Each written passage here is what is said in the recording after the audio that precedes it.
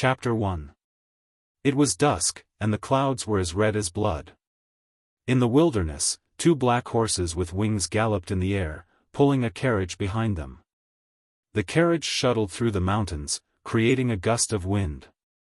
On the steps of the carriage sat a valiant-looking old man who wore armor.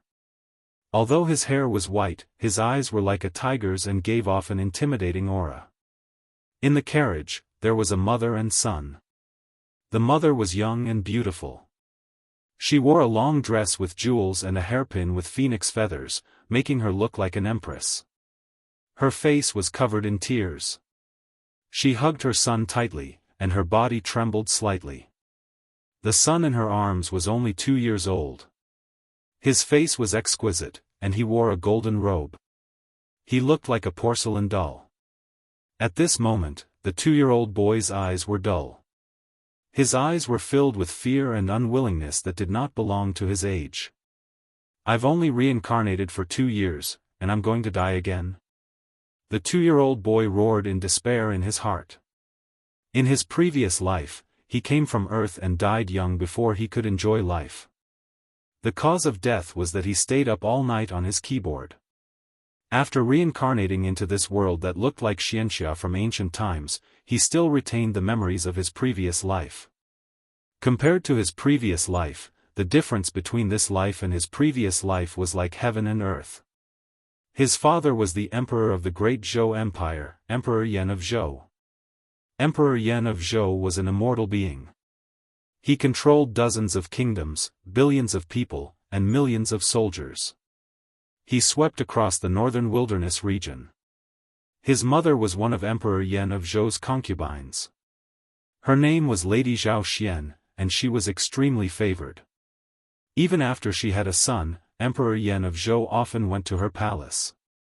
Until a month ago, when Lady Zhao Xian's father was accused of rebelling, which enraged Emperor Yan of Zhou. Lady Zhao Xian pleaded for her father, claiming that she was wronged. However, the evidence was irrefutable, and Emperor Yan of Zhou banished her to the cold palace in a rage. 5 days ago, Lady Zhao Xian found out that the empress was planning to poison her, so she sought help from her sisters and escaped from the great Zhou imperial palace. During this period of time, Emperor Yan of Zhou visited other empires and would not return for a few months. If Lady Zhao Xian did not escape, she and her son, Zhou Xuanji, would die. Zhou Xuanji saw that his mother in this life was crying so pitifully, and his heart ached. He raised his little hand and touched Lady Zhao Xian's face. And said, "Mother, don't cry." The physique of the people in this world was much stronger than that of the people on Earth.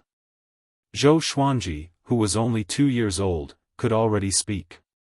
In order not to appear too shocking, Zhou Xuanji usually did not speak for too long. In the imperial palace, the tallest tree in the forest would be destroyed by the wind. Hearing Zhou Xuanji's words, Lady Zhao Xian choked with sobs. "Your Highness, there is a large river in front that can flow into the desolate river. If we throw the little prince in there, he might have a chance of survival." The old general outside the carriage suddenly said in a solemn tone. "Throw him down?" Zhou Xuanji's body trembled. This old man was really ruthless. When Lady Zhao Xian heard this, she immediately took off a necklace from her neck. The pendant was a wooden bead. The wooden bead was only the size of a thumb and looked ordinary. She tied the necklace around Zhou Xuanji's neck and kissed his little face. She said, "My child, this wooden bead was born with you. It is also the symbol of your identity as a prince of Great Zhou. In the future, when His Majesty finds out the truth, he will send someone to look for you." After that, she pressed her right hand lightly on Zhou Xuanji's body.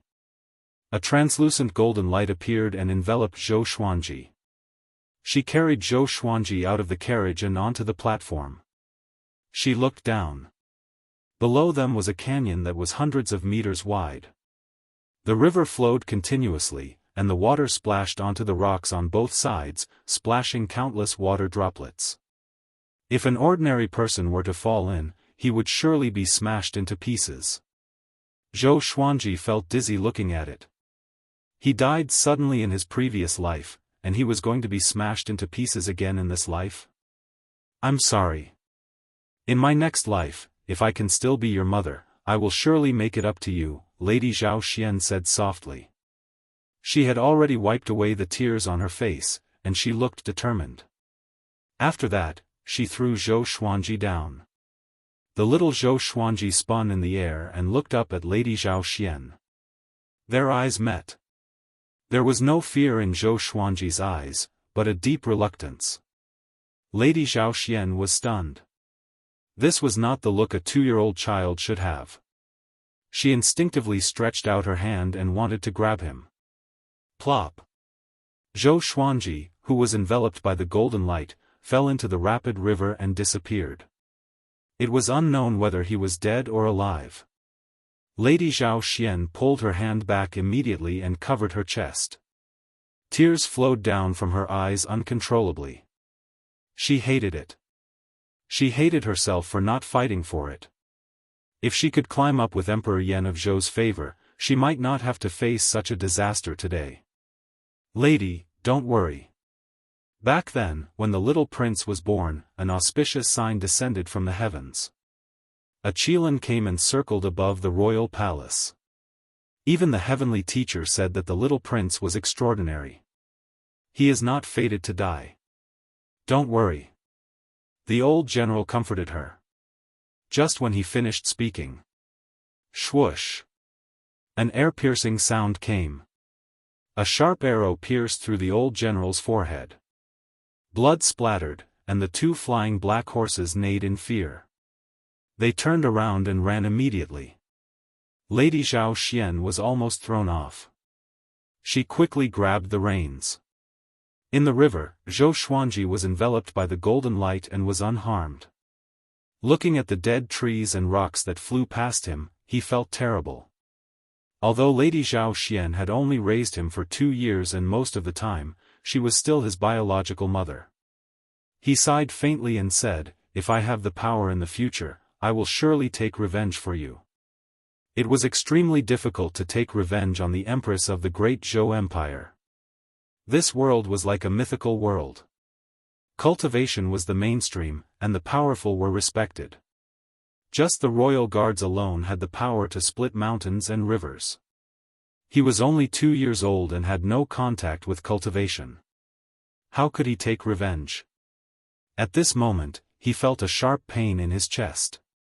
He looked down and saw that the necklace that Lady Zhao Xian gave him had disappeared. A red mark appeared on his fair chest. Ding! Supreme Legendary Sword System activated. Ding! Supreme Legendary Sword System successfully integrated with the sword owner's soul. Ding! Gacha for the new sword owner begins. Ding! Congratulations, the sword owner obtained, Silver, Crimson Dragon Sword, White Crane Sword Technique. For electronic-like voices resounded in Zhou Xuanji's mind, shaking him so much that his soul was knocked out. Before he could react, he felt an explosion in his mind, and he fainted immediately. Blue sky, white clouds, green mountains, and clear waters. Among the mountains, rivers weaved in and out. Beside one of the rivers, a little girl with a ponytail was washing clothes. She wore patched clothes. The little girl had fair skin and a cute face. She looked to be only 6 or 7 years old, and the washing board was even bigger than her. She rolled up her sleeves and wiped the water off her face with the back of her hand. At this moment, a golden ball of light floated over from the river and attracted the little girl's attention. She was a little stunned. She put down the clothes in her hands and walked over carefully. The golden ball of light quickly reached the riverbank. She walked closer and saw a child inside. He was only about 2 years old. He was very small, and his fists were tightly clenched. He was sleeping soundly. The golden light disappeared suddenly, and the 2-year-old child sank into the river. She was so frightened that she quickly ran over and picked him up. Chapter 2. After an unknown period of time, Zhou Xuanji's consciousness gradually recovered. He opened his eyes, and memories flooded into his mind like a tidal wave, giving him a splitting headache. He propped up his small body and found himself sitting on a wooden bed. There was a pile of clothes beside the bed. This was a small wooden hut that could only accommodate a wooden bed and a wooden table. On the wooden table, there was a kettle and 2 porcelain bowls with broken corners. Apart from that, there was nothing else. Outside the door was surrounded by green trees, and one could vaguely see the forest in the distance. Zhou Xuanji shook his head and asked in his heart, "Supreme Legendary Sword System?" He could still remember what happened before he fainted. Could it be that God had given him a golden finger? In his previous life, he had read many novels, so he naturally understood the system. It was like playing a single-player game. Meanwhile, he felt that the word Supreme God's Sword were somewhat familiar. I seem to have heard of it somewhere. "Sword Master, what's your order?" An electronic voice rang in his mind. Where did the Supreme Legendary Sword System come from? What functions does it have? Zhou Xuanji continued to ask in his heart, unable to suppress the anticipation on his face. The Supreme Legendary Sword System is a fortuitous encounter. At the beginning of the primordial world, there were already 3,000 rules. These 3,000 rules later became the Great Tao, and beyond the 3,000 rules, there is another variable, also known as a fortuitous encounter. The fortuitous opportunity of the primordial world is attached to the Sword Master's body, simulating the Supreme Legendary Sword program that the Sword Master created in his previous life. You can call me the Sword Spirit. I don't have an independent consciousness. I'm just a supporting program that you created to focus on nurturing the Sword Master. The electronic voice replied, which stunned Zhou Xuanji. F***ck me. So that was how it was. After coming back to his senses, Zhou Xuanji immediately became excited. In his previous life, he was a programmer. When he was playing a Xianxia standalone game, he felt that it was too difficult to level up and become stronger, so he created the Supreme Legendary Sword program. Well, this was the Goldfinger program. He could randomly draw all the swords in the game because he was playing as a blade master. Not only that, any sword art would be able to reach the maximum level as long as it was executed repeatedly according to the sword moves. There was no need for comprehension or special materials. Now that the Supreme Legendary Sword program had become real and had become a system, didn't that mean that he was going to soar into the sky? At this moment, lines of words that only he could see appeared in front of him. Sword Owner, Zhou Xuanji Race, Great Zhou Royal Bloodline Cultivation, Mediocre Martial Arts, None Sword Art, None, Supernatural Power, None, Sword, Silver, Crimson Dragon Sword, this is my attribute? Wait a minute. What was the silver in front of the Crimson Dragon Sword? Zhou Xuanji squinted his eyes in confusion. Although the Supreme Legendary Sword system is created from your Supreme Legendary Sword program, it has created countless legendary swords on its own, and they are divided into different grades. For now, the grades that can be announced to the sword owner are Ordinary Rock, Iron, Bronze, Silver, Gold, Amethyst, and Glorious Gold. The grades above cannot be announced for now because the sword owner is too weak. The Sword Spirit explained, which made Zhou Xuanji swallow his saliva. It sounded very powerful. What kind of artifact was the silver-ranked Crimson Dragon Sword? Wait a minute. Where is my Crimson Dragon Sword? Just when Zhou Xuanji was thinking, a sword appeared in front of him and levitated above the bed. It was the Crimson Dragon Sword. The Crimson Dragon Sword was 4 feet long, which was equivalent to about 1.3 meters. Its entire body was crimson red, and there was a long dragon engraved in the center of the blade, while the end of the sword hilt was in the shape of a dragon's tooth. With this sword, Zhou Xuanji's eyes brightened. So cool. Lines of words that only he could see appeared before his eyes. Sword name, Crimson Dragon Sword, level, silver, description, Silver Divine Sword contains the soul of a crimson dragon. When activated, its might will increase greatly. He could not remember if there was a Crimson Dragon sword in the Supreme Legendary Sword program in his previous life. After all, the game's information was vast. He realized that the Crimson Dragon sword was like one of his arms. With just a thought, the Crimson Dragon sword would fly to wherever he wanted. It was really magical. How do I hide it? Zhou Xuanji mumbled.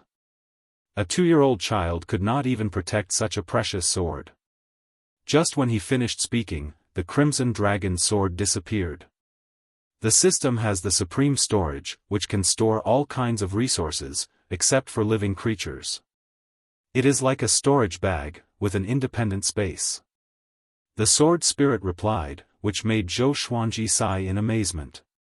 So convenient. Do you want to inherit the White Crane sword technique? Of course. Zhou Xuanji replied without hesitation.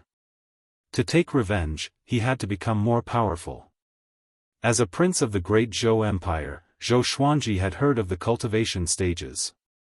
From low to high, they were qi nurturing, foundation building, enlightening, inner pellet, soul fountain, astral infant, astral projection, spirit refinement, and great realization.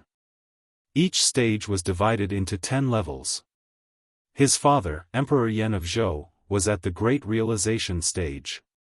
His lifespan was continuous, and he was almost immortal. The continent he was in was called the Northern Wilderness region. There were many sects and kingdoms, and above the kingdoms were the empires. There were 7 empires in the eastern domain, and Great Zhou was considered to be above average. During its peak, it was ranked first. Without the Supreme Legendary Sword system, unless Zhou Xuanji was extremely lucky, it would be difficult for him to threaten Emperor Yan of Zhou, let alone come into contact with him. The ruler of an empire was not someone he could meet just because he wanted to.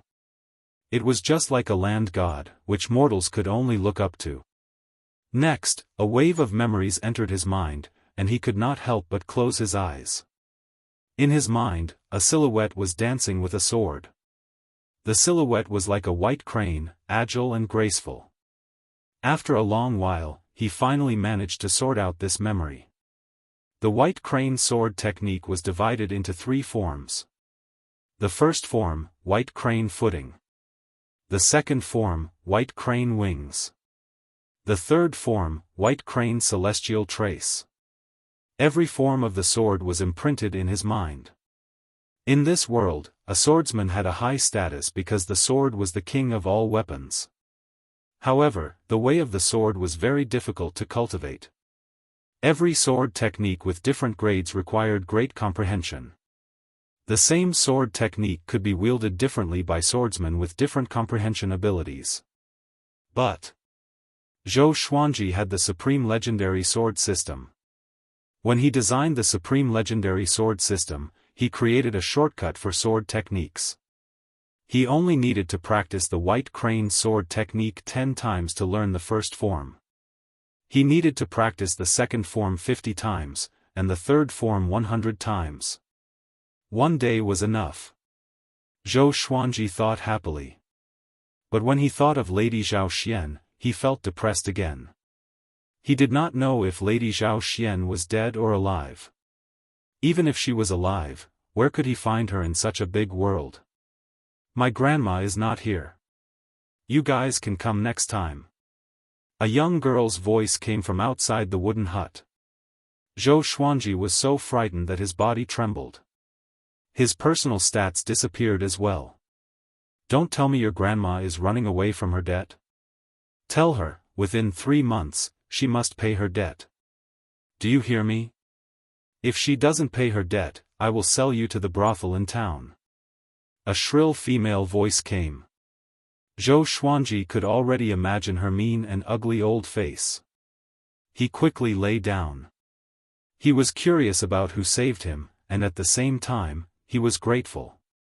If he were to stay in the wilderness and be eaten by demons, it would be tragic. In the eastern domain, other than the humans, the demons had a larger sphere of influence. Traces of demons could be found all over the human race. After a while, a little girl walked in. She lowered her head and rubbed her eyes. She was choking with sobs, and it was obvious that she was crying out of fear. She did not look at Zhou Xuanji but sat on the bench and cried loudly on the table. Chapter 3. Hearing Zhou Xuanji's voice, the little girl looked up at him. Zhou Xuanji was born in the royal family. His skin was white and tender, and his facial features were exquisite. Although he was only 2 years old, he could make most people like him. In the royal palace, he often acted cute and pitiful, which made the concubines in the harem fall in love with him. Of course, except for the empress. When that woman saw him, she did not hide her disgust at all. When the little girl saw his face, she immediately stopped crying. "You're awake?" She cried out in surprise and forgot about her grievances. She quickly poured water for Zhou Xuanji. Coming to the wooden bed, she held the bowl in her left hand and carried Zhou Xuanji with her right hand, feeding him water. Zhou Xuanji drank it all in one gulp, and his lips were covered with water. He giggled and said, "Big sister is so nice." The little girl giggled and asked, "What's your name?" "My name is Zhou Xuanji. I'm 2 years old this year." "What about you, sister?" Zhou Xuanji smiled. Facing a little girl, he was not worried that he would arouse her suspicions. "Zhou Xuanji? What a strange name." "I'm Jianghu, 6 years old." The little girl mumbled with her finger in her mouth. Zhou Xuanji sat on her lap, looked up, and asked, "Did you save me?" "Yes. Where are your parents? Do they not want you anymore?" Little Jianghu nodded and asked. Zhou Xuanji replied, "They were eaten by demons." Lady Zhao Xian was most likely dead, and as for Emperor Yan of Zhou, Zhou Xuanji already treated him as dead. After knowing that Zhou Xuanji's parents were eaten by demons, although little Jianghu sympathized, she was not surprised. From time to time, people in the village would be eaten by demons when they went out to hunt. To her, this was nothing out of the ordinary. The two brats began to converse. Zhou Xuanji learned that the village was called Green River Village and was located in a corner of the Southern Snow Kingdom. The Southern Snow Dynasty was one of the subsidiary dynasties of the Great Zhou Dynasty. Little Jianghu had never seen her parents since she was young. She lived with her grandmother who was in her 60s. No one knew her grandmother's name, so the villagers called her Crazy Old Lady. Ever since she was 5 years old, the crazy old lady often went out and left her alone at home. At first, she was afraid, but later, she got used to it. It had to be said that the children in this world matured much earlier than those on Earth. It was worth mentioning that the crazy old woman would borrow money from time to time. As for what she did, no one knew. She owed a huge debt, and just now, someone came to collect the debt. He even said that he would sell her to a brothel. "Sister, I will protect you in the future," Zhou Xuanji said. Little Jianghu saved his life after all. Little Jianghu hugged Zhou Xuanji and smiled. She did not reply but mumbled, "Grandma has already left for half a month, will she not want me anymore?" Hearing this, Zhou Xuanji felt heartache. He patted his chest and said with a smile, "Your grandma left, and I'm here. Isn't this the will of the heavens? I can accompany you." Anyway, he had nowhere to go. If he went to the city, he might be caught, so he might as well stay in the mountain village. Little Jianghu heard him and immediately smiled. She pinched Zhou Xuanji's cheeks and giggled, "Okay, you are my little brother from now on." She was so young that she did not have her guard up against Zhou Xuanji. After all, Zhou Xuanji was so young. "Sister." Zhou Xuanji called out sweetly. Seeing that his savior was so happy, he did not feel tired at all. What an adorable little girl. At this moment, Zhou Xuanji's stomach growled. "Sister, I'm a little hungry," Zhou Xuanji said with a bitter face. Little Jianghu heard him and covered her mouth as she laughed, "Big sister will go make porridge for you." After that, she let go of Zhou Xuanji and left the bed. Zhou Xuanji got off the bed as well. He wanted to test out the power of the Crimson Dragon Sword. When he arrived at the yard, he glanced around. The yard was not big, and there was a yellow dog and a group of chicks. There were a total of 3 wooden houses, one for living, one for the kitchen, and one for the toilet. After seeing little Jiang Shui walk into the kitchen, he quietly went to the back of the wooden house. Behind the wooden house was a small hill surrounded by woods. There was no one there. With a thought, the Crimson Dragon Sword appeared in his hand. The seemingly large Crimson Dragon Sword in his hand did not give him the slightest sense of weight, it was as light as a feather. He slashed at the mountain wall in front of him. Clang! The Crimson Dragon Sword easily cut into the mountain, making him feel as though he was cutting tofu.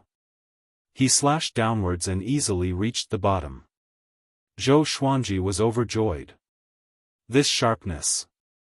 It was not an exaggeration to say that they could cut through iron like mud. He was only 2 years old, and his strength was pitifully small. After he thought about it, he sheathed his sword and left. When he came to the yard, he hesitated for a while and walked toward the kitchen. He wanted to see how a 6-year-old girl cooked porridge. Would she burn the kitchen down? As he stepped over the threshold of the kitchen, he looked inside and saw little Jiang Shui standing on a stool in front of the stove. In her hand was an iron ladle that was completely disproportionate to her body size. Looking at her, it was obvious that she was already proficient in cooking, so proficient that it made one's heart ache. She seemed to feel that someone was looking at her, so she turned around. When she saw Zhou Xuanji standing at the door, she was stunned. Then, she placed her left hand on her waist and scolded like an adult, "Little brother Xuanji, go back to bed and rest. The porridge will be ready soon." Zhou Xuanji giggled, "Sister, let me start the fire for you." As he spoke, he walked toward the stove. "Don't. Go away, don't burn the house down." Little Jiang Shui quickly stopped him. She put down the ladle and jumped down from the stool to stop him. "Sister, don't worry, I've started a fire before," Zhou Xuanji said. "Will I believe you? You are only 2 years old. I was still drooling when I was 2 years old." Little Jiang Shui snorted with her hands on her waist.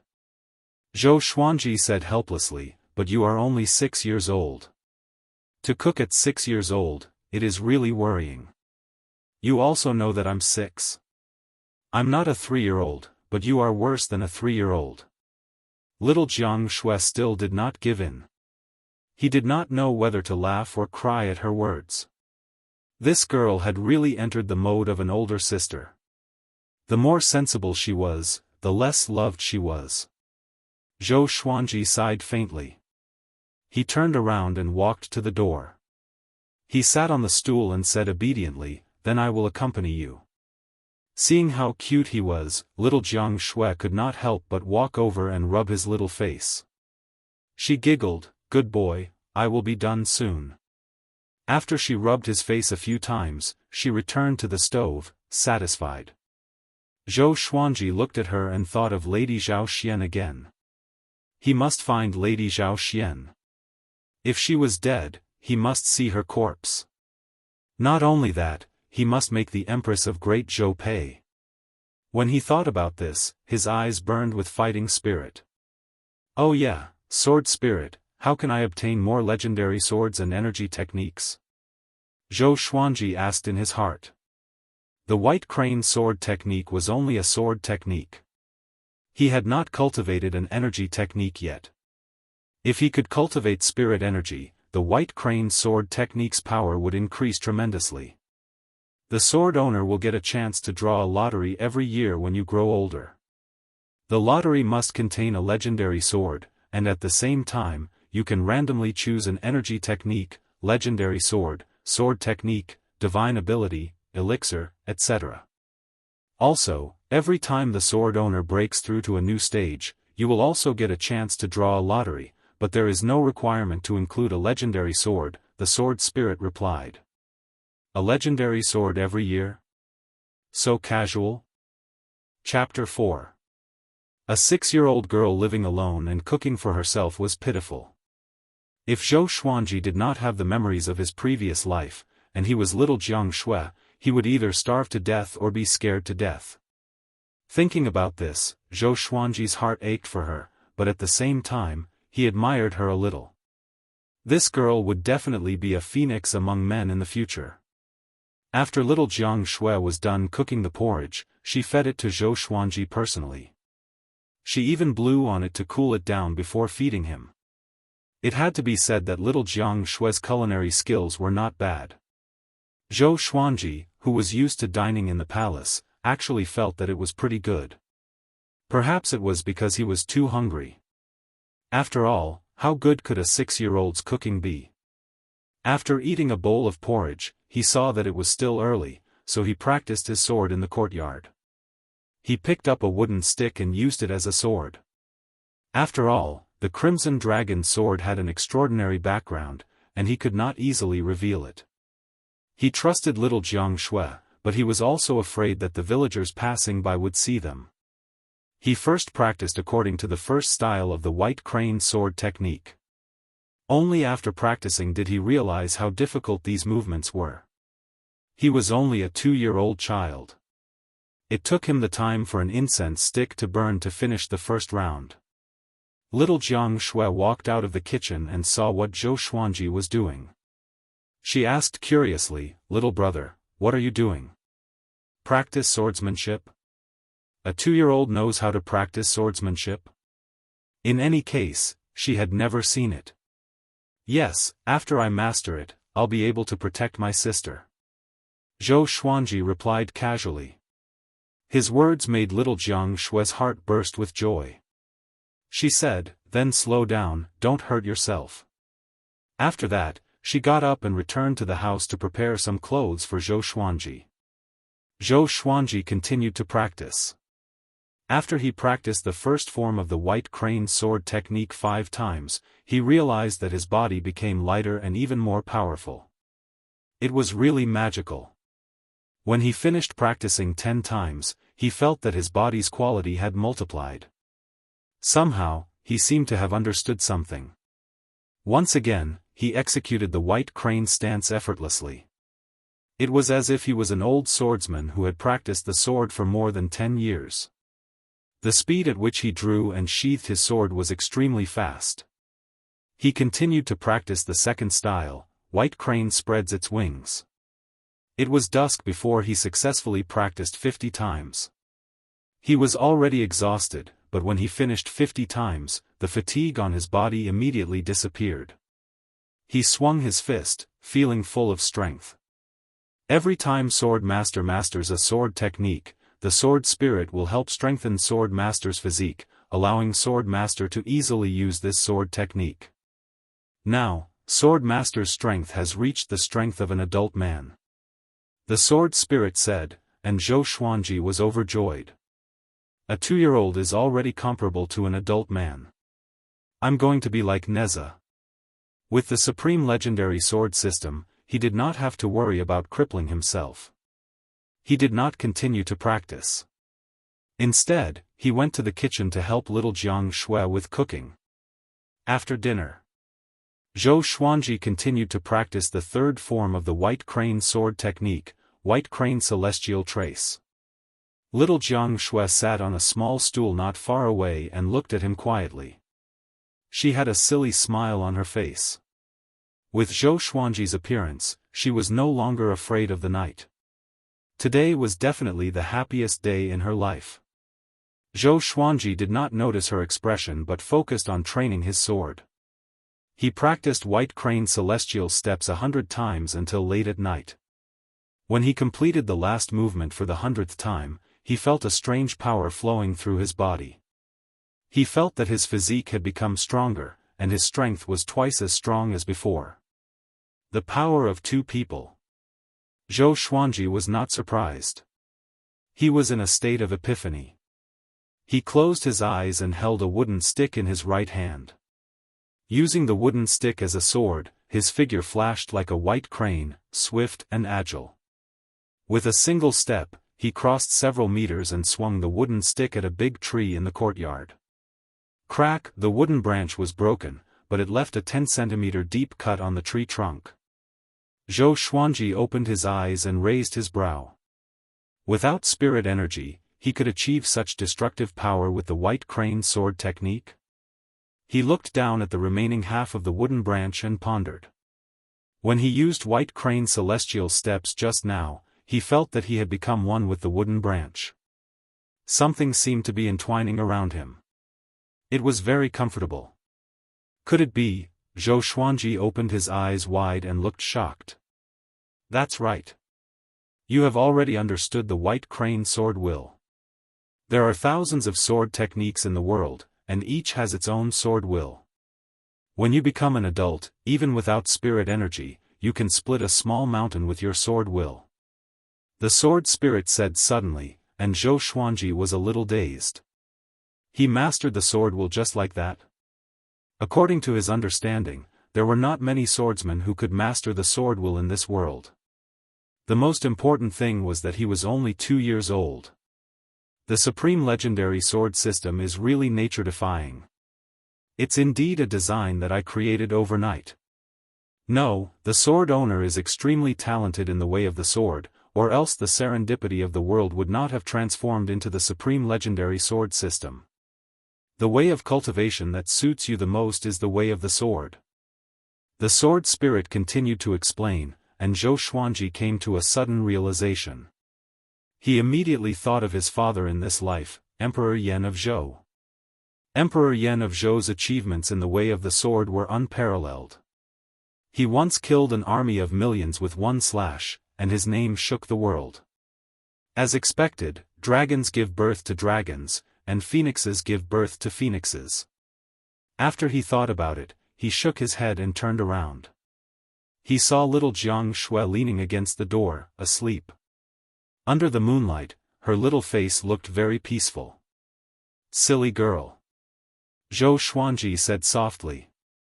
He walked to the door and carried little Jianghu into the house. With the strength of 2 people, it was easy for him to carry a 6-year-old girl. After practicing the sword for an entire day, Zhou Xuanji was tired. He fell asleep immediately after he laid on the bed. Little Jianghu seemed to be tired. She turned around and pressed on top of him. If not for his strong physique, he would have fainted from her weight. He was only a 2-year-old child after all. The next morning, Zhou Xuanji changed into little Jianghu's clothes. His golden clothes would attract unwanted attention after all. Little Jianghu brought him around the village, so that the villagers could get to know him. Green River Village had a little more than 20 households, and 23 strong men. Usually, 5 or 6 of them would stay in the village to guard against demons or bandits. He wore little Jianghu's clothes and almost tripped every now and then. He looked very cute, and the villagers quickly fell in love with him.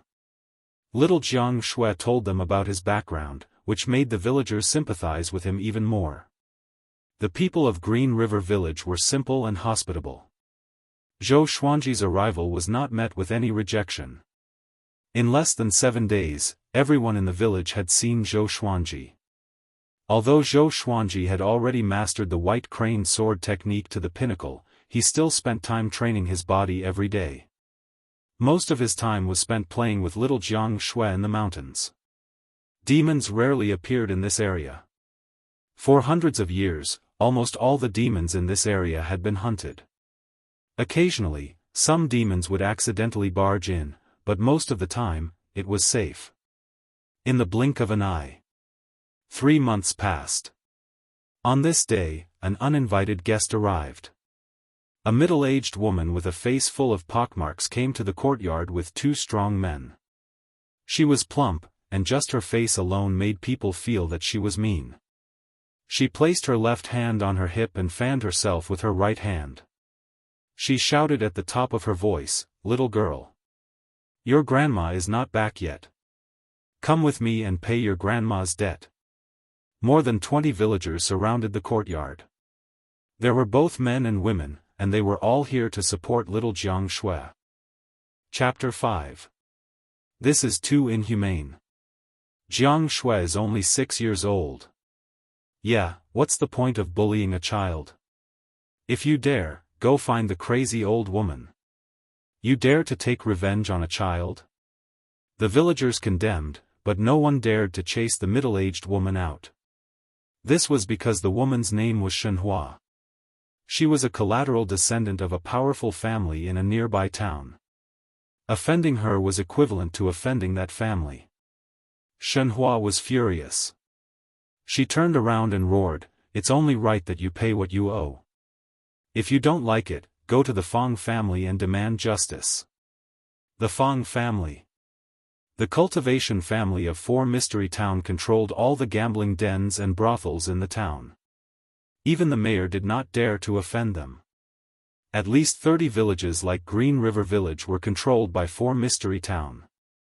If they offended 4 Mystery Town, the Fang family could isolate Green River Village from the outside world with just a word, and they would not be able to trade.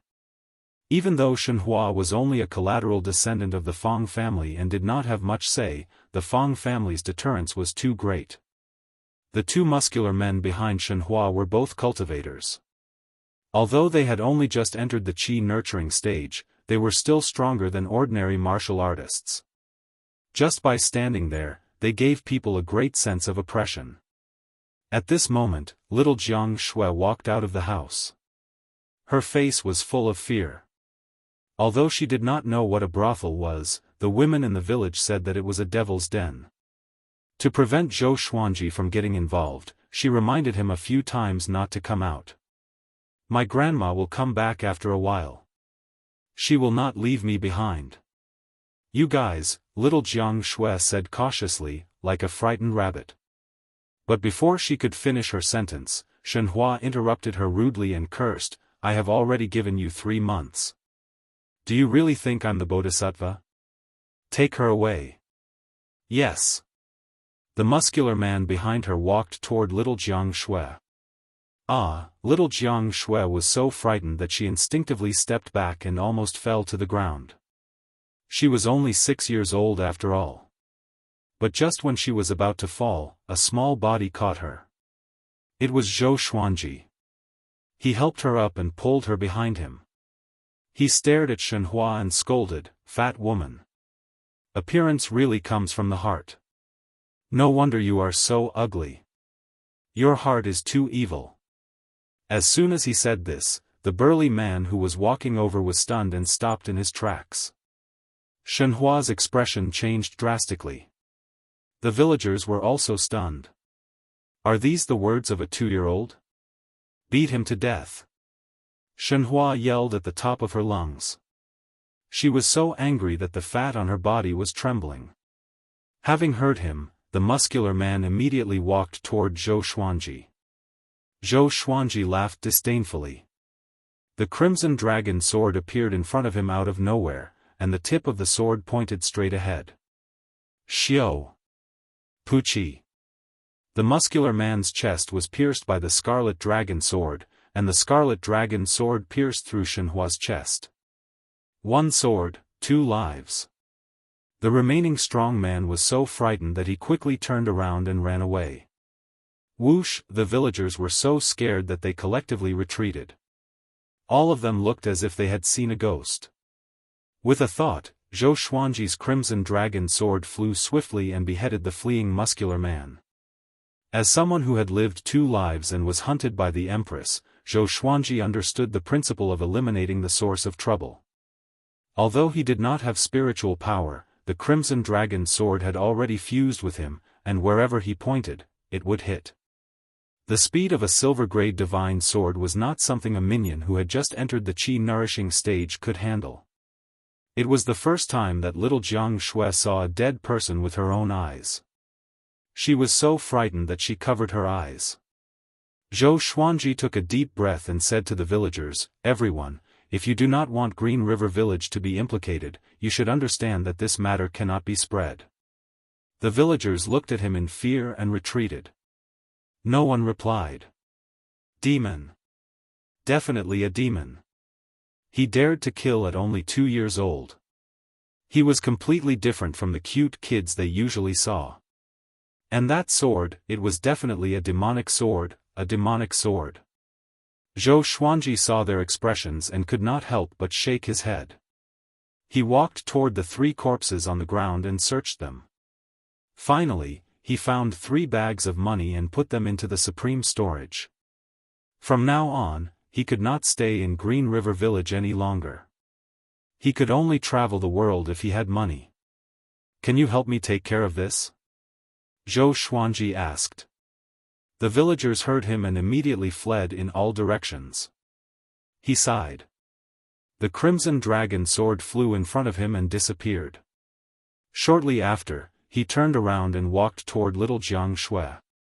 Little Jianghu opened her hands and looked through the gaps between her fingers. When she saw Zhou Xuanji walking toward her, she burst into tears and hugged him. Zhou Xuanji patted her back and comforted her, don't be afraid, I'm here."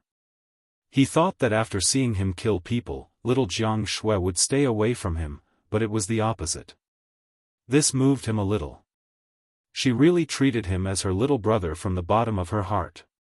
After comforting her for a while, little Jianghu finally calmed down. She asked anxiously, "Little brother, if you kill them, the soldiers will come and arrest you." "Soldiers?" Zhou Xuanji snorted and burst into laughter. Although the great Zhou Empire controlled dozens of kingdoms, and the kingdoms controlled many cities, and there were countless villages and towns under the cities, the soldiers did not exert much pressure. Especially in the borderlands. After all, this was a world of cultivation, where the strong ruled. As long as you were strong enough, no matter how many sins you committed, there would be countless factions trying to rope you in. Compared to Earth, this world was undoubtedly much crueler. Zhou Xuanji asked seriously, "Next, we need to escape. Are you coming with me?"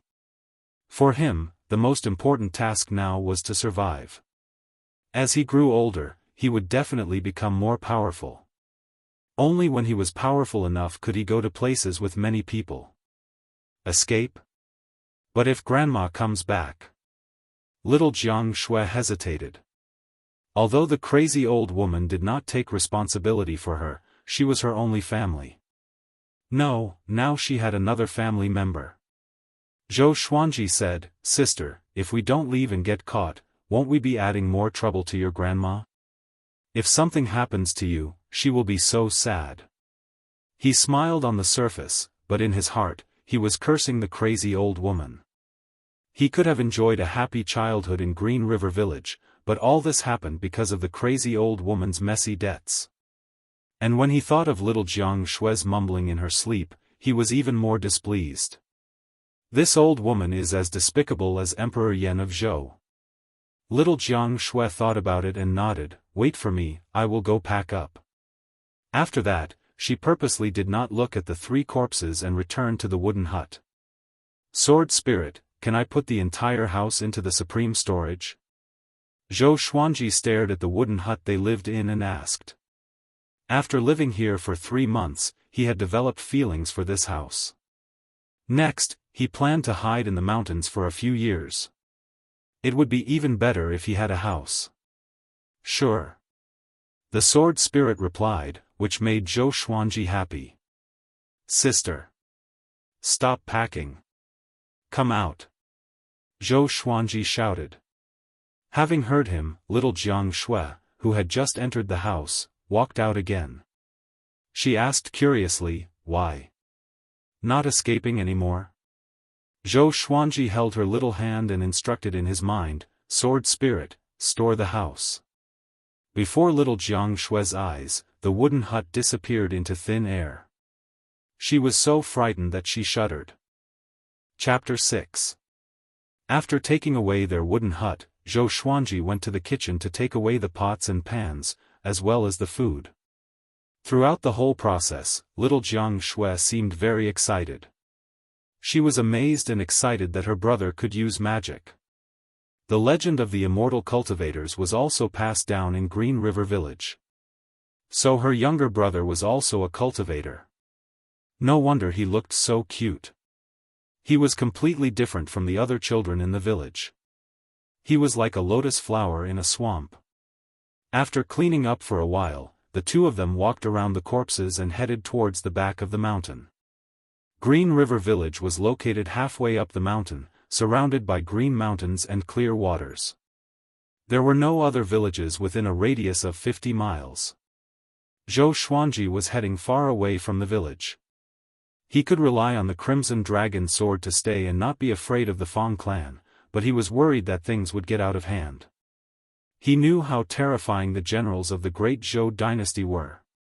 Overturning mountains and seas was nothing difficult for them. It would be bad if he was discovered by the minions of the great Zhou Empress. It wasn't easy for him to survive the calamity. He didn't want to capsize because of carelessness. When he came of age, no. If he was given 10 years, he might be able to rise to power.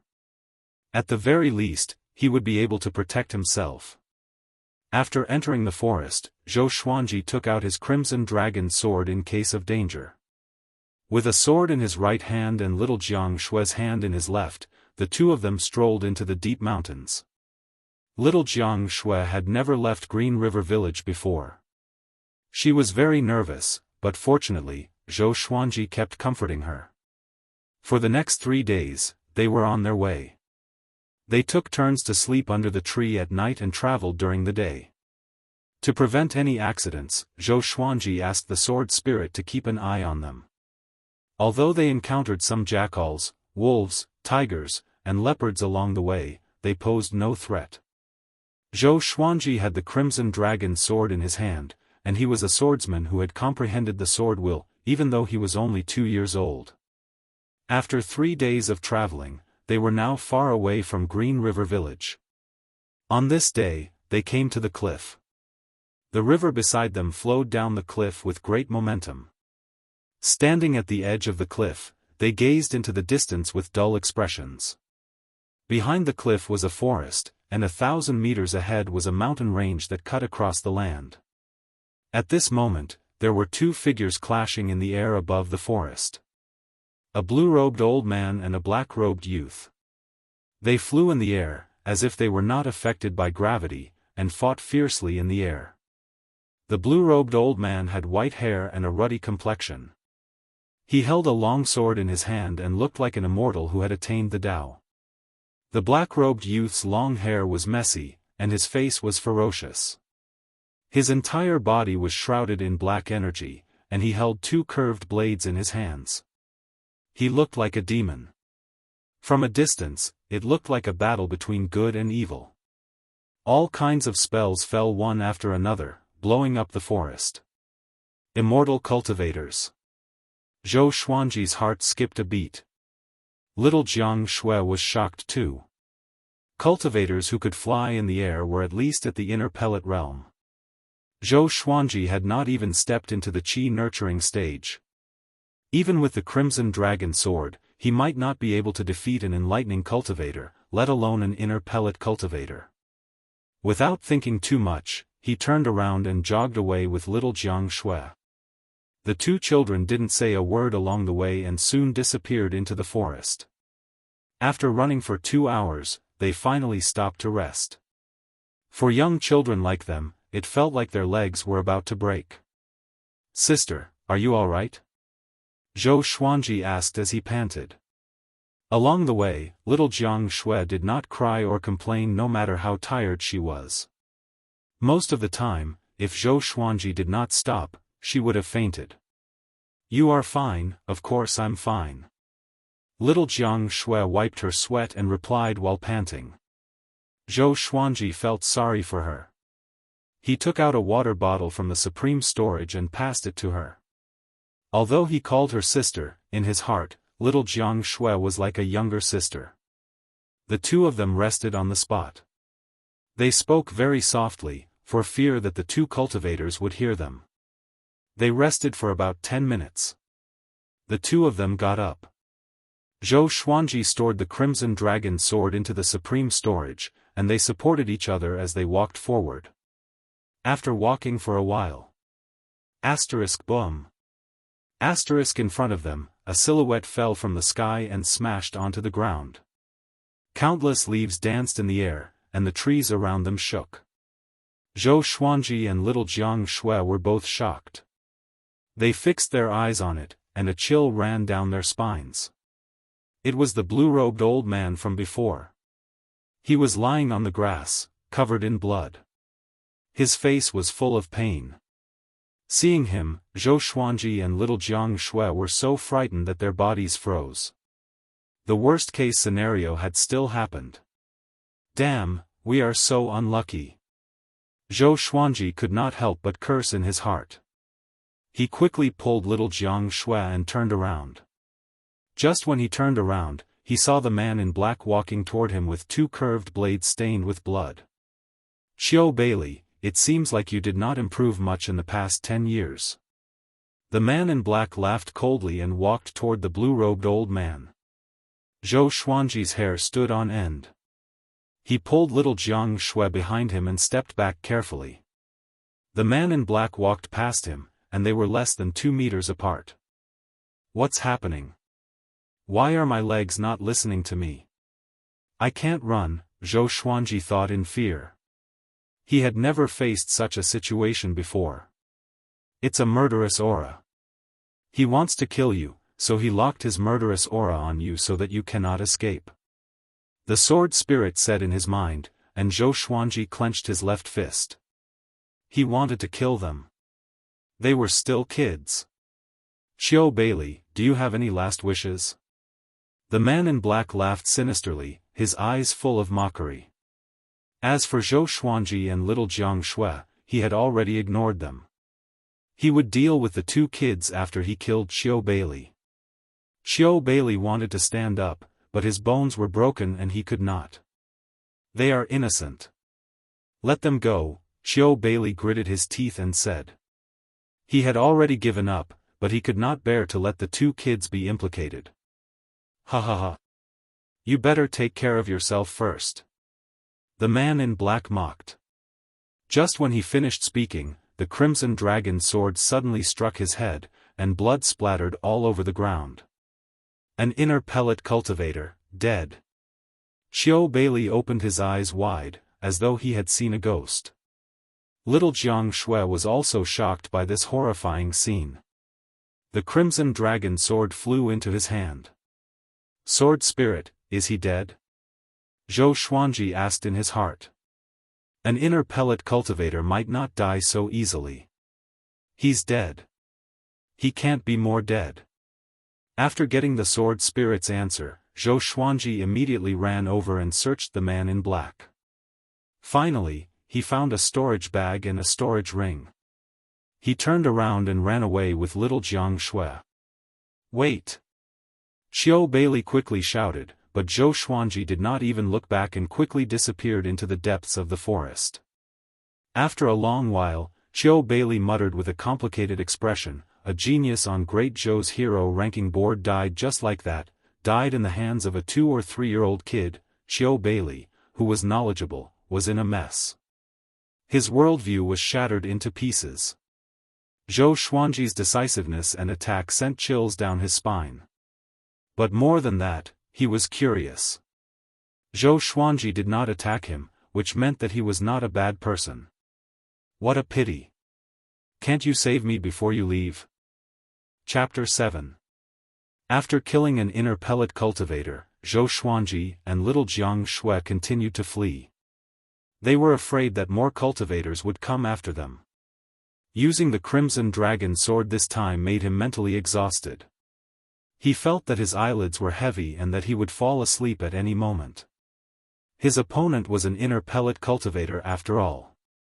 He was fully focused and flew on his sword at his fastest speed, which was a heavy burden on his mental energy. After traveling for less than 2 miles, Zhou Xuanji almost fell.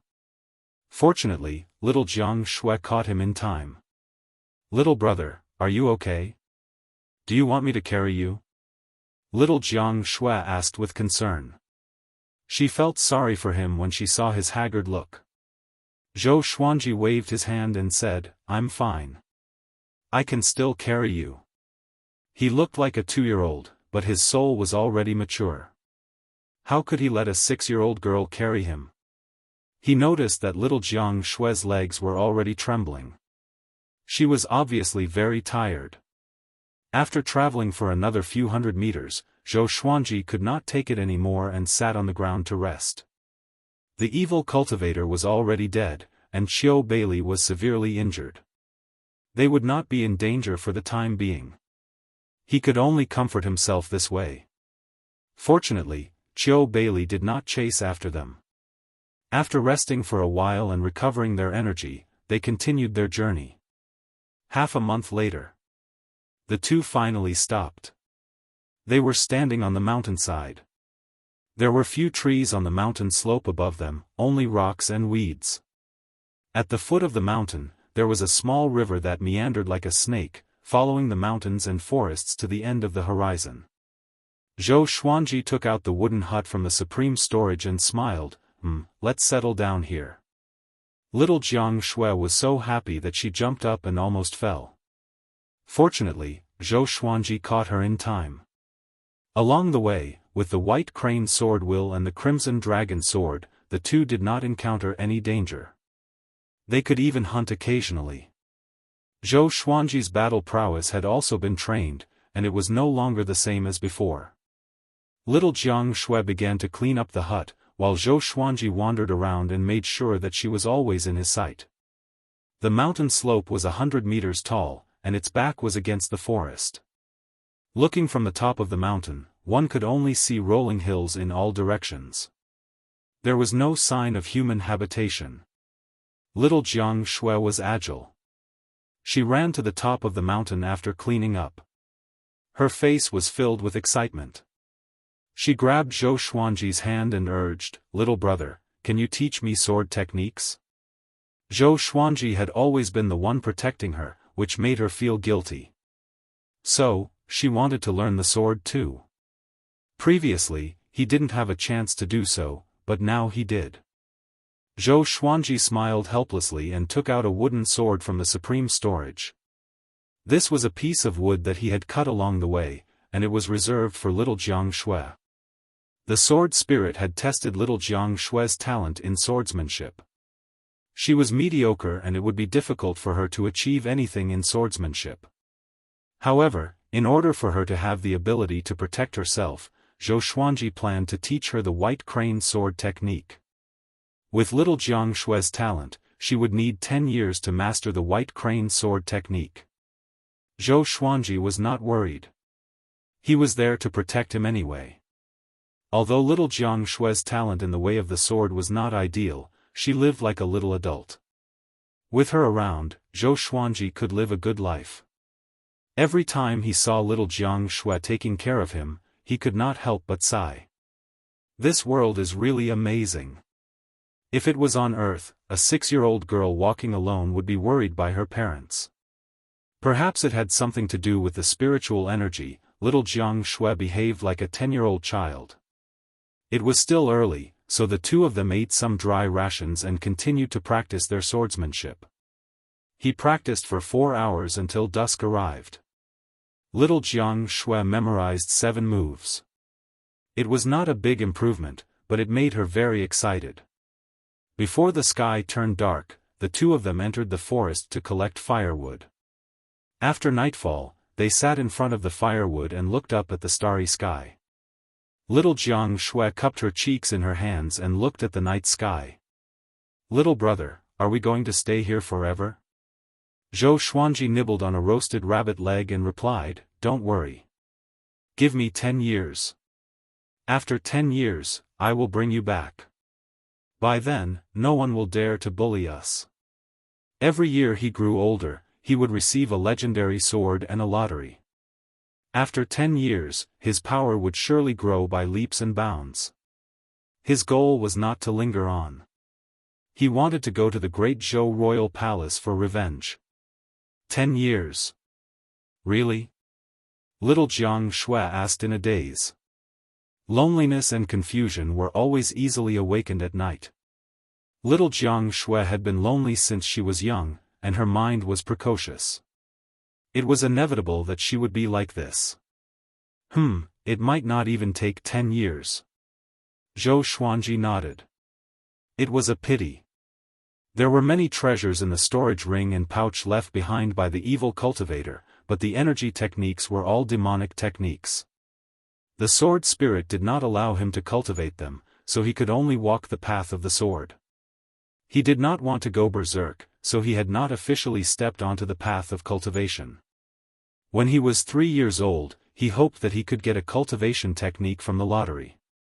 Seeing that little Jianghu was in low spirits, Zhou Xuanji began to tell her jokes to make her forget her worries quickly. Under the night sky, her bell-like laughter resounded. And so, the two of them began to settle down on this hill. To commemorate this place, Zhou Xuanji named it Sword Emperor Slope. The wild beasts in this area were ferocious, and there were even demons. Fortunately, their levels were very low, like cultivators at the Qi nurturing stage, which belonged to the first stage of cultivation. The two of them practiced their sword techniques every day and hunted all over the mountain. Their days were not dull at all. Time flew by just like that. During this period, there was a huge rainstorm that destroyed the wooden hut and scared little Jianghu to tears. Zhou Xuanji used his body to shield her from the rain and brought her to a cave to hide from the rain. He comforted her continuously. Since then, little Jianghu did not treat him as her little brother, but as someone she could rely on. After the wooden hut was destroyed, Zhou Xuanji built a new one. A rainstorm like that was rarely seen even once in a few years. Moreover, this place was the most spacious. If they were in the forest, who knew how many poisonous insects and ferocious beasts would be hiding in the dark, ready to deal them a fatal blow. Half a year later. The sky had just brightened, and the sun slowly rose from the horizon. The sunlight swept across the continuous mountain forest. Zhou Xuanji and little Jianghu were practicing their sword techniques on the mountain top. Zhou Xuanji's main purpose was to teach little Jianghu. After all, his white crane sword technique had already been perfected, and there was no need for him to practice it anymore. Analyze that the sword owner has reached 3 years old. Gotcha started. The sword spirit's voice suddenly resounded in his mind. His right hand trembled and stopped immediately. It's finally here. Day and night, he had been waiting for it. Finally. What's wrong? Little Jianghu asked, confused. She thought that he was not feeling well. Zhou Xuanji waved his hand and said, continue. I will think about how to teach you next. After that, he turned around. Buddha Tathagata, please bless me. I must get the cultivation technique. Zhou Xuanji prayed in his heart. Although the Crimson Dragon sword was powerful, it was difficult to unleash its true power without spirit energy. Ding! Congratulations, the sword owner obtained, Bronze, Frost Wave Sword, Golden Body Incantation, Baron Bull Strength Pill. The sword spirit's voice resounded again, which stunned Zhou Xuanji. He ignored the Frost Wave Sword and Baron Bull Strength Pill, which were one level lower than the Crimson Dragon Sword. He focused on the Golden Body Incantation. The name, what? Isn't this an energy technique for physical cultivation? Chapter 8. Although the Golden Body Incantation is a body-refining technique, it can be upgraded to the Sword Qi Golden Body Incantation. The sword master can cultivate it. Some powerful swordsmen use their bodies to forge divine swords. The sword spirit explained, and Zhou Xuanji's anger disappeared immediately, replaced by anticipation. That's more like it. Soon after, the cultivation method of the Golden Body Incantation turned into a memory that flowed into his mind. The Golden Body Incantation was divided into 4 stages: internalizing Qi to temper the body, Iron Bones, Vital Qi Impact, and Indestructible Diamond. Although it was a body cultivator technique, it could also be used to absorb Qi. Zhou Xuanji was very satisfied. He turned his attention to the Frost Wave Sword. With a thought, the Frost Wave Sword appeared in his hand. A chill drilled into his palm, causing his entire body to tremble. Even little Jianghu, who was practicing with her sword, suddenly felt a little cold. Zhou Xuanji's body blocked the hilt, so she could only see the blade. She thought it was the Crimson Dragon sword, so she did not take it to heart. The Frost Wave sword and the Crimson Dragon sword's blades were similar in length and width, but the blades were silver in color and emitted cold air. The hilt looked like it was made of ice crystals and was extremely gorgeous. Soon, 3 lines of words that only he could see appeared in front of him. Sword name, Frost Wave sword level, bronze, description, created from a land of extreme cold. It contains 1,000 years of cold energy. There was very little information, but the 1,000-year frost chi made Zhou Xuanji think about it. The bronze-ranked Frost Wave sword might not be as powerful as the silver-ranked Crimson Dragon sword, but its attributes were different. He then took out the Wild Ox strength pills and stored them in a wooden bottle. There were a total of 3 pills. The Wild Ox strength pill is an extreme pill. After consuming it, one can obtain the brute strength of a wild ox. However, it also has a huge side effect. It is best for the current sword owner not to use it, or else he will be bedridden for a month. The sword spirit introduced, and Zhou Xuanji's body trembled when he heard it. Wouldn't he be dead after lying in bed for a month? Little Jianghu could not protect him in the wilderness. After that, he sat cross-legged in front of the cliff and began to cultivate the golden body incantation. He began to breathe according to the breathing method of the golden body incantation. There was spiritual energy in the world, and it was the foundation for all living things to become stronger. According to Earth's explanation, it was some kind of energy. The basic breathing technique relied on the mouth and nose, while the advanced breathing technique required all the pores in the body to breathe in and out the spiritual energy of heaven and earth. It took him a full half an incense stick's time before he could feel the spiritual energy.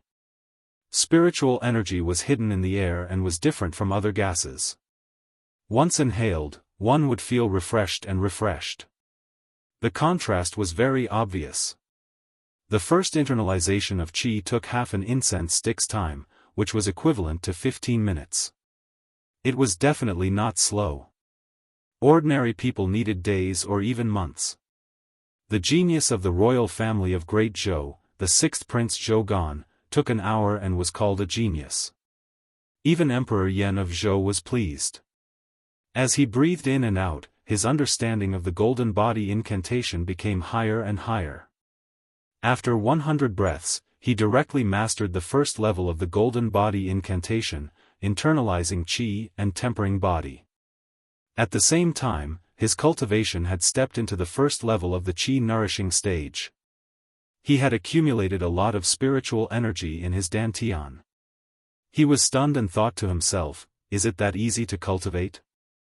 Your bloodline talent is very strong, your soul power is very strong, and with the help of the supreme legendary sword system, it's only natural for you to be like this.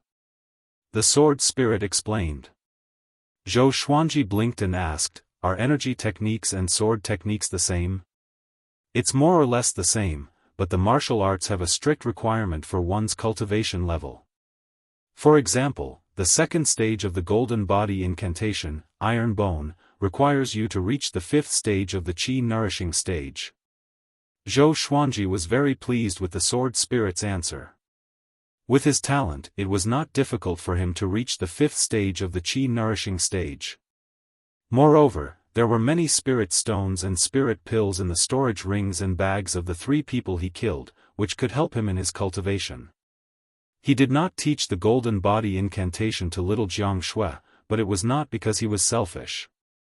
It was because the golden body incantation could only take 2 paths. One was physical cultivation, and the other was sword cultivation. Physical cultivation was too difficult, and he could not bear to see little Jianghu covered in scars. As for sword cultivation, this girl had no talent. She would surely obtain other energy techniques in the future. After some thought, he decided to ask little Jianghu. When little Jianghu knew that she could cultivate, she was very excited. Even in Green River Village, there were legends of cultivators. She knew that the golden body incantation required her to temper her body in the future, so she immediately gave up. There were thousands of ways to temper one's body. In summary, it was to use external forces to temper one's body, such as lightning, huge waves, mountains, and so on. The process was extremely arduous. The higher one's cultivation stage, the fewer physical cultivators there were. A cultivator's first energy technique was very important. It could lay a solid foundation, which would affect the future. It was a good thing that little Jianghu did not cultivate. Sister, don't be disappointed. I will help you find a suitable cultivation technique for you in the future. Zhou Xuanji comforted her. He had only grown to the height of little Jianghu's stomach, so the scene was a little comical. Yes, I believe you. Little Jianghu smiled sweetly and picked up the wooden sword to continue her training. Now, Zhou Xuanji had officially stepped onto the path of cultivation. He spent most of his time on cultivation and occasionally gave little Jianghu some pointers on her swordsmanship. Little Jianghu was also very hardworking and not playful. Zhou Xuanji did not want to dampen her enthusiasm, so he did not stop her. Half a month later, Zhou Xuanji reached Qi Nurturing Level 2. The Qi Nourishing stage was divided into 10 stages. It was the first stage of cultivation for humans. After that, there were still Foundation Establishment, Enlightening, Inner Pellet, Spirit Spring, Nascent Soul, Astral Projection, Spirit Refinement, and Mahayana. The Empress of the Great Zhou was an existence that far surpassed the Inner Pellet realm. To him, she had a long way to go. 1 month later, Zhou Xuanji reached Qi Nurturing Level 3. 3 months later, Zhou Xuanji reached Qi Nurturing Level 4. 5 months later, Zhou Xuanji reached Qi Nurturing Level 5. He could cultivate the second level of the Golden Body Incantation. A 3-year-old cultivator at Qi Nurturing Level 5. If word got out, he would definitely be beaten up like a monster. At the same time, his physical strength had already reached 3,000 pounds of force. It was all thanks to those pills that he could cultivate so quickly. At the same time, the Supreme Legendary Sword system was constantly nourishing his muscles and bones, or else he would not have been able to withstand the impact of spiritual qi at the age of 3. Zhou Xuanji did not cultivate the second level of the Golden Body Incantation. According to the Sword Spirit, he was still too young. It would be best for him to cultivate after he was 5 years old. That way, the effect would be greater. Zhou Xuanji did not rush for instant benefits but continued internalizing qi.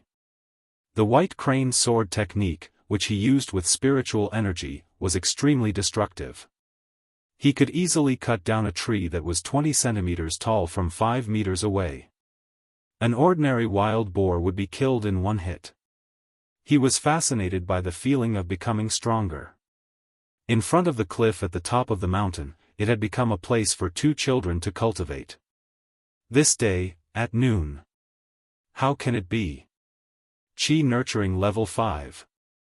Zhou Xuanji heard a cry of surprise. He opened his eyes and saw Qiu Bailey flying in the air on his sword. Qiu Bailey was trembling and looking at him in disbelief. When she saw him, little Jianghu became anxious immediately and ran to his side. Zhou Xuanji frowned and got up slowly. Facing a cultivator at the Inner Pellet stage, they could not escape. Qiu Bailey witnessed him killing the evil cultivator with a sneak attack last time, so he would not let his guard down. Qiu Bailey looked down at Zhou Xuanji, and his heart was in turmoil. Ever since he recovered from his injuries, he had been looking for Zhou Xuanji everywhere. The heavens did not disappoint those who waited. He finally found him.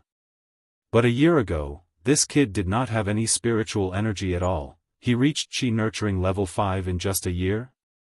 And that sword, what's with it? Chapter 9. What do you want to do? We are your saviors. Zhou Xuanji held little Jianghu's hand and asked loudly. The childish voice resounded through the clouds, pulling Chiu Bailey's thoughts back to reality. He tried his best to squeeze out a smile and said, "Don't worry, I'm not an evil cultivator. The one from last time was a demonic cultivator. I come from a famous righteous sect, the Hidden Sword Sect. Have you heard of it?" Zhou Xuanji and little Jiang Shui opened their eyes wide, looking lost. Chiu Bailey shook his head and laughed. "That's right, how could these two children have heard of the Hidden Sword Sect?" He slowly descended and asked with a smile, "Which sect or clan do you come from? Do you need me to send you back?" He was sure that Zhou Xuanji had an extraordinary background and wanted to form a good relationship with him. Zhou Xuanji held the Frost Wave sword tightly and replied decisively, "No need. He doesn't have any killing intent." The sword spirit reminded him timely, which made Zhou Xuanji heave a sigh of relief. He did not think that he could win against an inner pellet realm cultivator. Chiu Bailey stopped in midair and said helplessly, "Believe me, I really don't have any ill intentions. Do I look like a bad person to you? If I were a bad guy, I could have ambushed you just now, but I didn't." Zhou Xuanji stored his Frost Wave sword and said, "Okay, I believe you, but you cannot come into contact with us." Since she couldn't beat him, she might as well treat him as a good person. Chiu Bailey laughed and landed on the cliff. He waved at them and said, "Come here, be careful not to fall." Zhou Xuanji and little Jiang Shui were a golden couple. They were very lovable, and Chiu Bailey had a good impression of them. However, Zhou Xuanji was very ruthless last year, which made him keep an eye on him. He did not want to die in the hands of a 3-year-old child. Zhou Xuanji pretended to be vigilant. He held little Jiang Shui's hand and walked around carefully, which made Chiu Bailey burst into laughter. They only started chatting when they were halfway up the mountain. In order to lower the vigilance of the two children, Chiu Bailey first told them about his background. So, the evil cultivator that Zhou Xuanji killed was the genius of the demonic Inferno sect, Yi Fifan. Yi Fifan was ranked 92nd on the hero ranking board. The hero role was a ranking of geniuses under 100 years old. There were many cultivators in the Great Zhou dynasty. To be ranked 92nd under 100 years old, one could see how powerful he was. 10 years ago, Chiu Bailey became enemies with Yi Fifan. At that time, Yi Fifan was massacring a village. Chiu Bailey saw the injustice and pulled out his sword to help. This time, Chiu Bailey left the Hidden Sword sect and was preparing to go to a city under the Hidden Sword sect to recruit disciples. In the end, he encountered Yi Fifan, and the two of them inevitably had a fierce battle. Chiu Bailey could not defeat Yi Fifan, but he managed to injure Yi Fifan, which gave Zhou Xuanji an opportunity. Of course, the main reason why Zhou Xuanji could succeed was because of his 2-year-old appearance. Who would believe that a heavenly son of the devil's sect died in the hands of a 2-year-old child? Speaking up to this point, Chiu Bailey sighed and said, "The reason why I'm looking for you guys is to repay a debt of gratitude. Seeing that you guys are all alone, it's really dangerous to wander outside. Why don't I send you guys back? I don't want anything in return." He looked at Zhou Xuanji sincerely. The 3-year-old boy in front of him was too amazing. He could not treat Zhou Xuanji like a child. He even suspected that Zhou Xuanji had been possessed by an old senior and that his soul was very mature. Little did he know that he was half right. However, he had also heard of some legends. Some clans with powerful bloodlines had prodigies that were incomparable to ordinary people. Zhou Xuanji waved his hand and said, "Just send us home. Just leave behind some cultivation techniques, pills, and enchanted artifacts. It's up to you how much you want." He did not say that he and little Jiang Shui had no one to rely on, in case Chiu Bailey had evil intentions. Chiu Bailey heard him and immediately took out a storage bag from his waist. He took out 2 books, a dagger, and 3 small bottles made of white jade and placed them beside Zhou Xuanji and little Jiang Shui. "Here are 2 energy techniques. Pick one, I can teach you. I have not fully recovered from my injuries, so I can accompany you for 2 years. After 2 years, I have to leave, and I cannot delay any longer. Don't worry, really. If I have evil intentions towards you, I have hundreds and thousands of ways to make you surrender. Qiu Bailey said solemnly again. He sighed in his heart. Why is this 3-year-old so vigilant? Lacking love since young? Little Jiang Shui sucked on her finger and asked timidly, Old Grandpa, are you really not lying to us? We are very pitiful. I lost my parents when I was young, and my grandma did not want me. Xuanji's parents were eaten by demons. Don't lie to us. Zhou Xuanji almost fainted. You told us about our background just like that? Fortunately, it was not his real background. Qiu Bailey heard them and showed a loving expression. He said, How about this, you acknowledge me as your grandfather, and I will bring you back to the Hidden Sword sect. From now on, you will be my grandchildren. Putting aside his soft-heartedness, Zhou Xuanji's talent also moved him. However, such talent could also bring him trouble. Little Jiang Shui heard him and asked in surprise, Really? Zhou Xuanji rolled his eyes at her and said, We will not go to the Hidden Sword sect. We will stay here.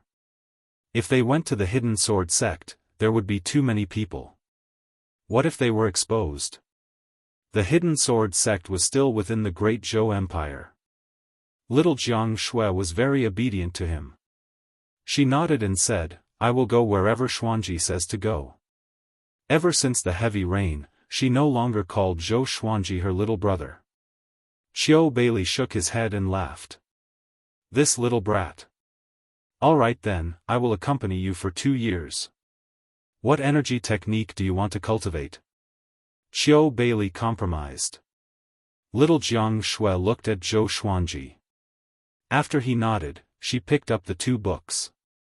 It must be said that although little Jiang Shui's grandmother was not responsible, she had already taught her how to read when she was 3 years old. There were less than 5 people in the village who could read, including little Jiang Shui. If it were on Earth, a 3-year-old who could read would be considered a prodigy. Seeing little Jiang Shui's hesitation, Qiu Bailey smiled warmly and said, You are a girl, so you should cultivate the spring snow technique. When you reach great accomplishment, you can form an inner pellet. You will not age, and your lifespan will be 500 years. Little Jiang Shui heard him and nodded immediately. She blinked and asked curiously, What is an inner pellet? Qiu Bailey explained patiently and taught little Jiang Shui about cultivation. Zhou Xuanji did not tell her about it before because he was afraid that she would not understand. It was useless even if he told her, so she might as well focus on training her sword. After little Jiang Shui understood, Qiu Bailey turned to him and asked, You want to cultivate the other book? Zhou Xuanji had already read the other energy technique. It was not suitable for sword cultivators, so he shook his head and said, No need, I have an energy technique passed down in my family. Qiu Bailey nodded. This kid was already at Qi nurturing level 5 after all. And so, Qiu Bailey settled down. Zhou Xuanji did not allow Qiu Bailey to stay in the same house as them. Qiu Bailey had no choice but to build a wooden house for himself. For the next month, Zhou Xuanji was on his guard. Qiu Bailey spent most of his time recuperating, but he occasionally taught little Jiang Shui how to cultivate. At first, he was interested in the white crane sword technique that little Jiang Shui was practicing. But after studying it for a long time, he could not figure it out, because little Jiang Shui's sword technique was too lousy. Life went on as usual. 3 months later. Heavy snow fell from the sky. Zhou Xuanji broke through to Qi nurturing level 6, and little Jiang Shui officially stepped into Qi nurturing level 1. Qiu Bailey sat on the peak of a mountain and looked at the horizon. Amidst the falling snow, the mountains were faintly discernible. What is that? Chapter 10. Just as Qiu Bailey was looking at the horizon, little Jiang Shui's voice came from behind, Grandpa, come here quickly. I'm in trouble with my cultivation. Qiu Bailey collected his thoughts, stood up and walked over. Until today, little Jianghu had already treated him as her grandfather. Zhou Xuanji also acknowledged him, and their relationship was considered close. Zhou Xuanji was internalizing qi at the waist of the mountain, keeping a distance from Qiu Beili. Because Qiu Beili's cultivation level was too high, he could not compete with the heaven and earth spiritual qi. I'm going to be 4 soon. Zhou Xuanji looked forward to it in his heart. He once took out the frost wave sword to practice his sword technique. Qiu Beili's expression changed drastically after he looked at it for a while. He pulled Zhou Xuanji and said earnestly, "Xuanji, in the future, unless you are in a life-threatening situation, don't ever take out your 2 swords, or else you will attract endless trouble." Just the bronze-ranked frost wave sword alone caused Qiu Beili's expression to change drastically. Zhou Xuanji was filled with anticipation for the gold, amethyst, and glorious gold-grade legendary swords. Time continued to fly. In the blink of an eye, another 3 months had passed. Analyze that the sword owner has reached 4 years old. Gotcha started. Ding! Congratulations, sword owner has obtained, silver, bloodbath sword, 8-step sword lunge, 100 level 3 spirit stones. Hearing the sword spirit's voice, Zhou Xuanji was pleasantly surprised. Another silver divine sword. With a thought, information about the bloodbath sword appeared before his eyes.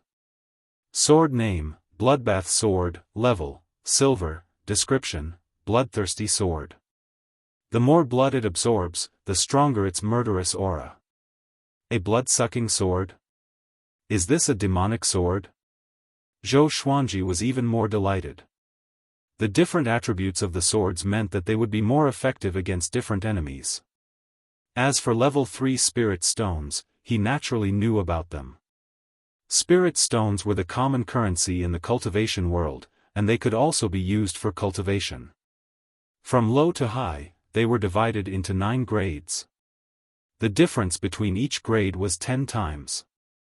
A level 2 spirit stone was equivalent to 10 level 1 spirit stones, and so on. This was equivalent to obtaining 10,000 level 1 spirit stones. In addition, he still had a lot of spirit stones in the supreme storage, which came from Yi Fifan and Shenhua of the Fong family. What is the 8-step sword lunge? Sword technique or equipment? Zhou Xuanji asked curiously. Next, a wave of memories entered his mind. The 8-step sword lunge was a kind of footwork that was driven by sword qi. A single step could allow one to travel up to 100 meters, and within 8 steps, one could kill all enemies. Of course, this was just an exaggeration. Once he integrated the 8-step sword lunge's memory, he immediately started practicing. The footwork of the 8-step sword lunge was extremely strange. Just the first movement alone caused Zhou Xuanji to fall flat on his face. Qiu Beili, who was at the top of the mountain, opened his eyes and looked at Zhou Xuanji's awkward movements with curiosity. What was this little brat doing again? After half an hour, Zhou Xuanji finally finished practicing the 8-step sword lunge. He continued to practice, sometimes tripping and falling, then getting up again. By the end of the day, he had barely practiced 18 times, and he was still persistent at night. By the next morning, Zhou Xuanji had practiced 50 times. The more he practiced, the easier it was for him. After practicing 100 times, his 8-step sword lunge had only reached the initial stage. It was obviously more difficult to practice than the white crane sword technique. The next day, his enthusiasm did not diminish and he continued to practice.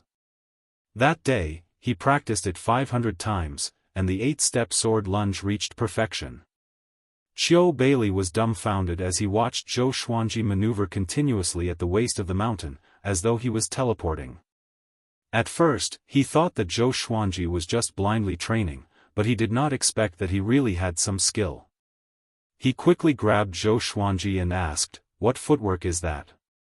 Zhou Xuanji said calmly, 8-step sword lunge.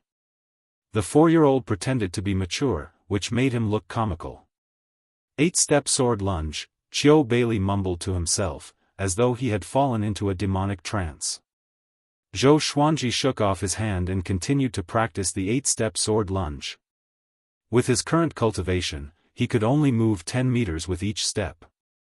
After 8 steps, his spirit energy would be depleted. Without spirit energy, the 8-step sword lunge could only be an ordinary footwork, and it did not have the effect of maneuvering. Qiu Bailey looked at him with a complicated expression. He could only feel pain in his liver. This brat is really devilish. Could he be the reincarnation of an immortal? With such talent, he might be able to challenge the supreme throne of the 9 great sword emperors in the future. Although Qiu Bailey was curious, he was not greedy. Instead, he wanted to take Zhou Xuanji as his disciple even more. After learning the 8-step sword lunge, Zhou Xuanji's power increased by leaps and bounds. To hone his battle techniques, he began to spar with Qiu Bailey. When he saw Zhou Xuanji's white crane sword will, Qiu Bailey was almost petrified. It was his first time seeing Zhou Xuanji use the white crane sword will. Mastering the sword will at the age of 4. There was no such person in the history of the hidden sword sect. Even in the entire Great Zhou Empire, he had never heard of such a person. After that, Qiu Bailey had even greater expectations for Zhou Xuanji. Every day, he would instill the concept of justice in Zhou Xuanji's mind, such as helping others in the face of injustice, and slaying demons and devils.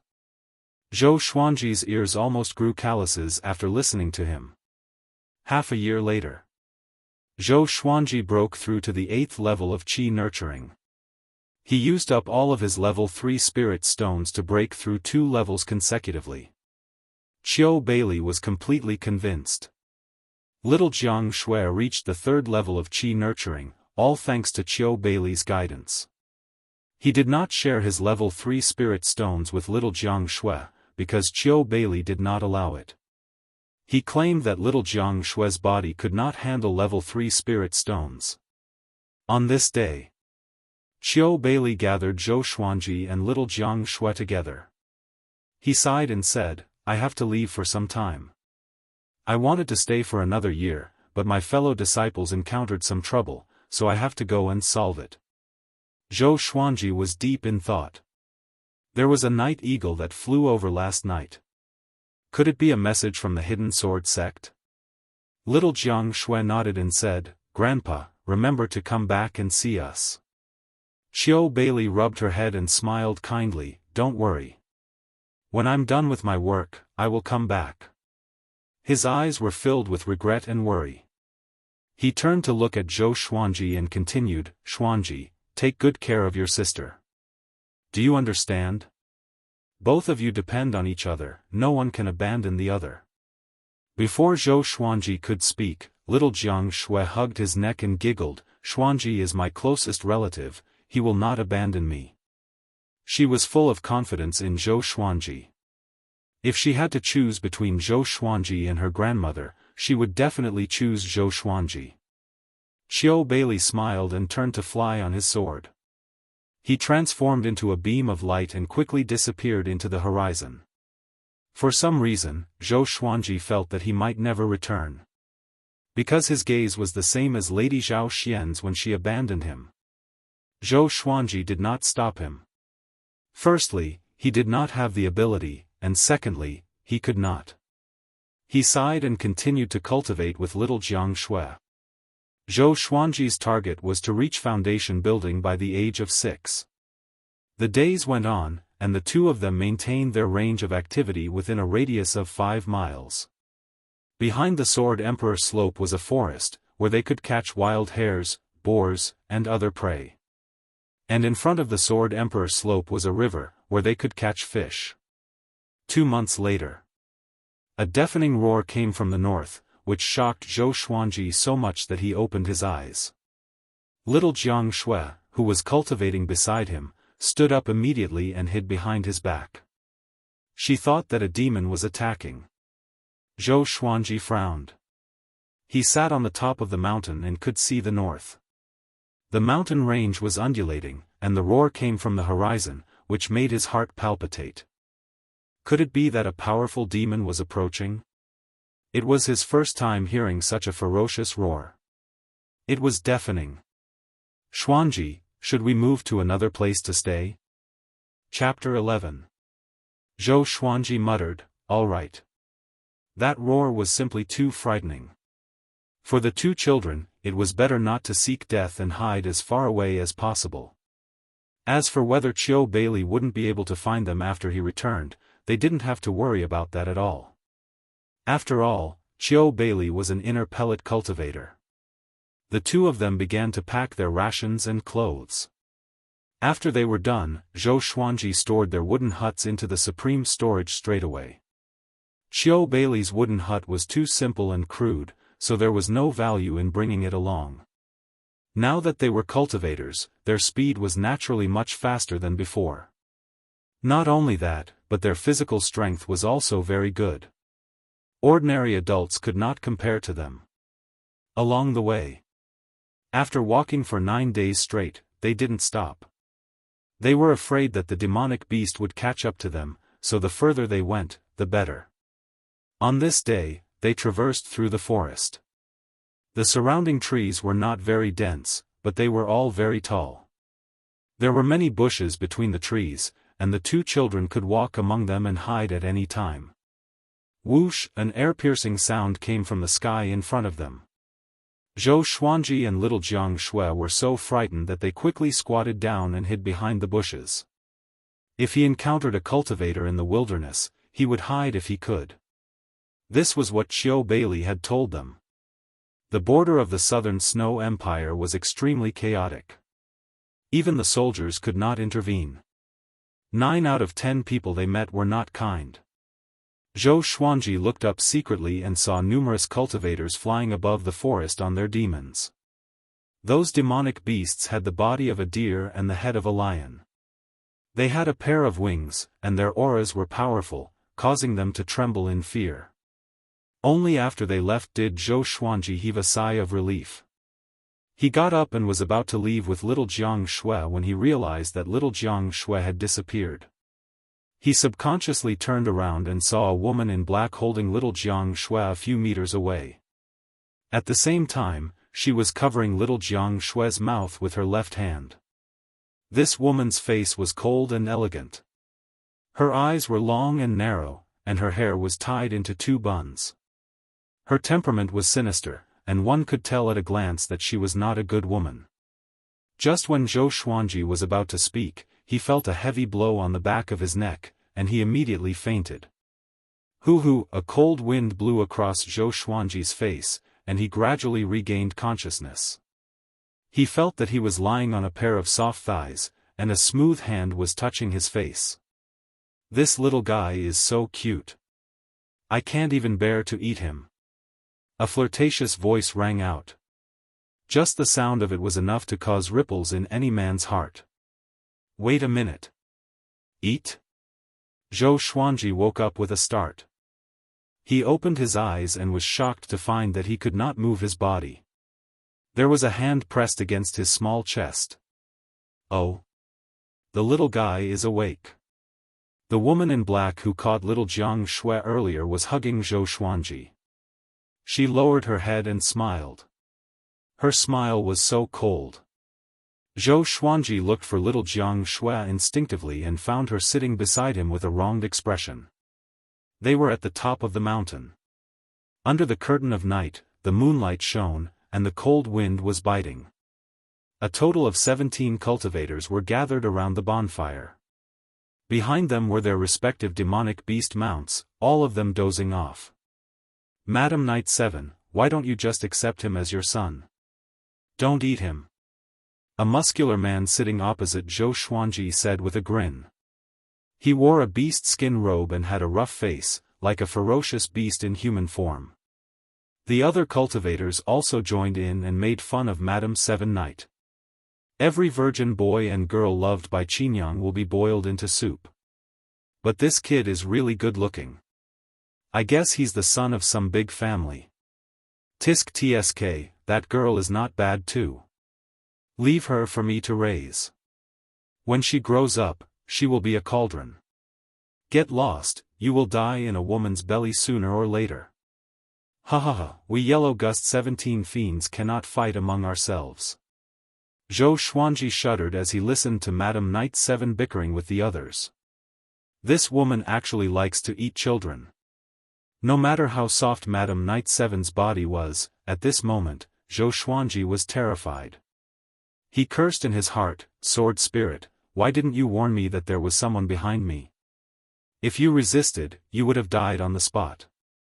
It was better to let you be knocked out.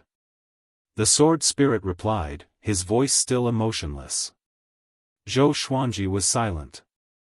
Little Jianghu came over and comforted him. Xuanji, don't be afraid, your sister is here. Her eyes were red and her voice was choked with sobs. She was obviously very afraid. Madame Knight 7 heard her and laughed softly. Little girl, you are really a good sister. Zhou Xuanji struggled and shouted, let me go, you are going to crush me to death. Madame Knight 7 heard him and immediately let go. Zhou Xuanji quickly got up and pulled little Jianghu aside. They did not run because the road was blocked, except for jumping off the cliff. Even if they did not fall to their deaths, it was impossible for them to escape. He had heard of the fiendish name of the Yellow Gust 17 fiends. In order to prevent little Jianghu from running around, Qiu Bailey often told her some terrifying legends to scare her. Among them was the Yellow Gust 17 fiends. They were ferocious devils at the border of the southern Snow Kingdom. They raped and pillaged, and committed all kinds of crimes. Qiu Bailey said that even he could not defeat the Yellow Gust 17 fiends. Which meant that the Yellow Gust 17 fiends were at least 17 powerful inner pellet cultivators. Madame Knight 7 looked at him with a smile and licked her lips, as though she was already fantasizing about boiling him into soup. Zhou Xuanji looked at her and got goosebumps. Right, have you heard about the Ming Hun arranged by Emperor Yan of Zhou? A skinny man grinned, and the other 16 fiends turned to look at him. He cleared his throat and continued, 2 years ago, Lady Zhao Xian left the palace with the little prince. I heard that the empress sent powerful cultivators to hunt them down, and both mother and son died. Emperor Yan of Zhou just returned and heard about this. He was furious and ordered the 5-year-old Princess Ling Ling to marry the little prince when she comes of age. The little prince is dead. If this is not a Ming Hun, then what is it? Zhou Xuanji was stunned. He remembered Princess Ling Ling. She was a year older than him. The two of them met a few times under his mother's guidance. Every time she saw him, the girl would cry non-stop, which annoyed him. He was not moved. Instead, he was confused. Princess Ling Ling was conferred the title of princess. She was Lady Zhao Xian's good friend, Lady Chen, as her adoptive mother. She was the daughter of a general who died on the battlefield in the Great Zhou Empire. After the general's death, his residence was wiped out by a mysterious enemy, and only Princess Ling Ling was left. Consort Chen really liked Princess Ling Ling. Why did she want to marry her to Zhou Xuanji? Could it be that Emperor Yan of Zhou hated Lady Zhao Xian, so he implicated Lady Chen and her daughter? Zhou Xuanji thought of many things. He felt that the Empress was most likely behind this. Madame Knight 7 shook her head and said, Lady Zhao Xian was once favored, but it was a pity that she could not be compared to the Empress, who was Emperor Yan of Zhou's childhood sweetheart. Rumors spread throughout the Great Zhou Empire and all the kingdoms under it. Everyone knew that the death of Lady Zhao Xian and her son had something to do with the Empress. But Emperor Yan of Zhou did not blame the Empress. Chapter 12. The second prince of Great Britain, Zhou Xianlong, had unparalleled talent. He started cultivating at the age of 6, built his foundation at the age of 9, and reached the inner pellet stage at the age of 20. He was ranked first on the Great Zhou Hero ranking board before he was even 50 years old. Later, his name disappeared from the Great Zhou Hero ranking board due to his age exceeding the limit. Zhou Xuanji snorted coldly. One day, he would surpass Zhou Xianlong. He had never seen his elder brother before, but the Empress was so arrogant because of Zhou Xianlong. In his memory, the Empress would mention Zhou Xianlong every 10 sentences, as if she was afraid that others did not know that she had such a talented son. Yo, that little brat is listening very seriously. Do you know what we are talking about? Do you want some milk? A half-naked fat man pointed at Zhou Xuanji and said with a smile. His face was oily and looked like a mountain of meat. As he spoke, he even jiggled the flesh on his chest. Zhou Xuanji's mouth twitched. He suddenly wanted to kill someone. This fat pig was asking for a beating. Little Jianghu stood in front of Zhou Xuanji like a mother hen protecting her chicks. Madam Knight 7 coldly snorted and said, "Fierce tiger, he is mine. Don't have any ideas about him." Tiger? This is obviously Pigsy, alright? Zhou Xuanji rolled his eyes and began to think about how to escape from the Yellow Gust 17 murderers.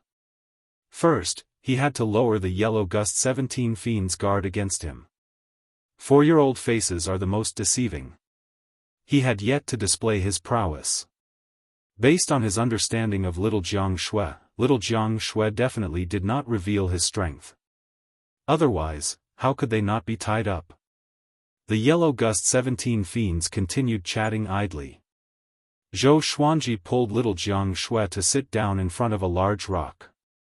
Little Jianghu looked at Zhou Xuanji and stared at him, asking him with her eyes what to do. Zhou Xuanji was someone who could sense danger. After all, he had already died once. For the past 2 years, every night, he and Little Jianghu would simulate a dangerous situation. The two little kids had developed a deep understanding of each other, and they even had countless secret signals.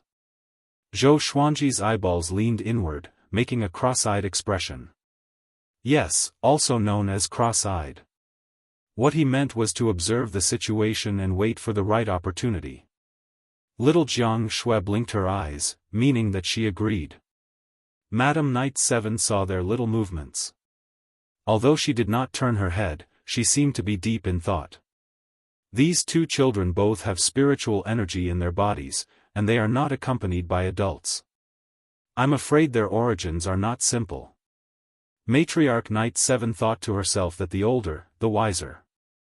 Although Zhou Xuanji had lived 2 lives, he was still younger than Madam Knight 7. Naturally, he could not divine Madam Knight 7's thoughts.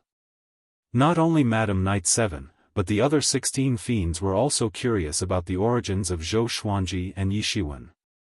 This was also the reason why Zhou Xuanji and Yi Shiwen were still alive. The absolute difference in power made it so that they did not pay special attention to Zhou Xuanji and Little Jianghu. As they chatted, Zhou Xuanji finally found out their goal. Dragon Eagle. It was a kind of demon eagle that contained the bloodline of the real dragon. It was very powerful and had already refined the demon elixir, which was equivalent to the inner elixir in the human cultivation realm. However, among the same realm, the strength of the demon beasts was usually stronger, not to mention the dragon eagle that contained the bloodline of the real dragon. The whereabouts of the dragon eagles were secretive and they were rare. Every part of their body was a priceless treasure. Recently, the appearance of the dragon eagles at the border of the southern Snow Kingdom had caused quite a commotion. Many people wanted to get their hands on the dragon eagles, including the Yellow Gust 17 fiends. Zhou Xuanji thought to himself, it seems that if I want to escape, I have to wait until they surround the dragon eagles. But he was also worried. What if he was turned into soup before then? He shuddered at the thought of it. After chatting for 2 hours, the Yellow Gust 17 fiends finally stopped. Some began to sleep, while others began to cultivate. The cliff fell into silence. Zhou Xuanji lay in Little Jianghu's arms and pretended to sleep. He could feel that Little Jianghu was very nervous. Her body was stiff, and she was trembling slightly. In her eyes, the Yellow Gust 17 fiends were more horrifying than demons. Previously, the Yellow Gust 17 fiends had told her about their methods of torturing people, which scared her so much that her face turned pale. Zhou Xuanji did not comfort her. At this moment, he could not appear too mature. The night passed uneventfully. The next morning, when the first ray of sunlight streaked across the horizon, the yellow gust 17 fiends set off. Madam Knight 7 lifted Zhou Xuanji up like a little chick and threw him onto the demon mount, followed by little Jianghu. The yellow gust 17 fiends did not seem to be harmonious. Madam Knight 7 was afraid that her companions would snatch Zhou Xuanji and little Jianghu away. She sat behind little Jianghu, while Zhou Xuanji sat in front of her. Little Jianghu hugged his waist with one hand and grabbed Madam Knight 7's thigh with the other. She was afraid that Zhou Xuanji would fall. Zhou Xuanji noticed that the yellow gust 17 fiends were heading toward the Sword Emperor slope, where they stayed previously. Could it be that the roar that scared them away came from the dragon eagles? Zhou Xuanji felt complicated. After so many twists and turns, he had to return to the same place again. It was close to noon, and they finally arrived at the dragon eagle's territory. In front of them was a mountain that reached into the clouds. At the foot of the mountain was a forest that stretched as far as the eye could see. Many cultivators were scattered in the forest. Some were cultivating under the trees, while others were looking at the peak from the branches. Zhou Xuanji alone saw more than 10 people. All of them were attracted by the dragon eagles. The yellow gust 17 fiends landed in the forest. Madam Knight 7 carried Zhou Xuanji with her left hand and little Jianghu with her right. She brought them to a large tree. She took out a red rope that was as thick as a baby's arm and tied Zhou Xuanji and little Jianghu to the tree trunk. Being tied up by the red rope, Zhou Xuanji felt that the spirit energy in his body was not listening to him. An enchanted artifact. Zhou Xuanji opened his watery eyes and looked at Madam Knight 7 pitifully, hoping that she would soften her heart. "Sister, it hurts. Can you loosen it a little?" he asked with a sobbing tone. Little Jianghu heard him and looked like she was about to cry. Madam Knight 7 pinched Zhou Xuanji's little face and smiled charmingly. "Little brother, don't cry. It will hurt even more later." The red rope suddenly shrunk and tightened even more than before. "Zhou Xuanji."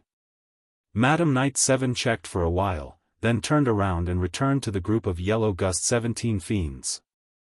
They leaped up and came to the top of the forest, looking toward the peak. Roar! The dragon eagle's roar came from above the clouds.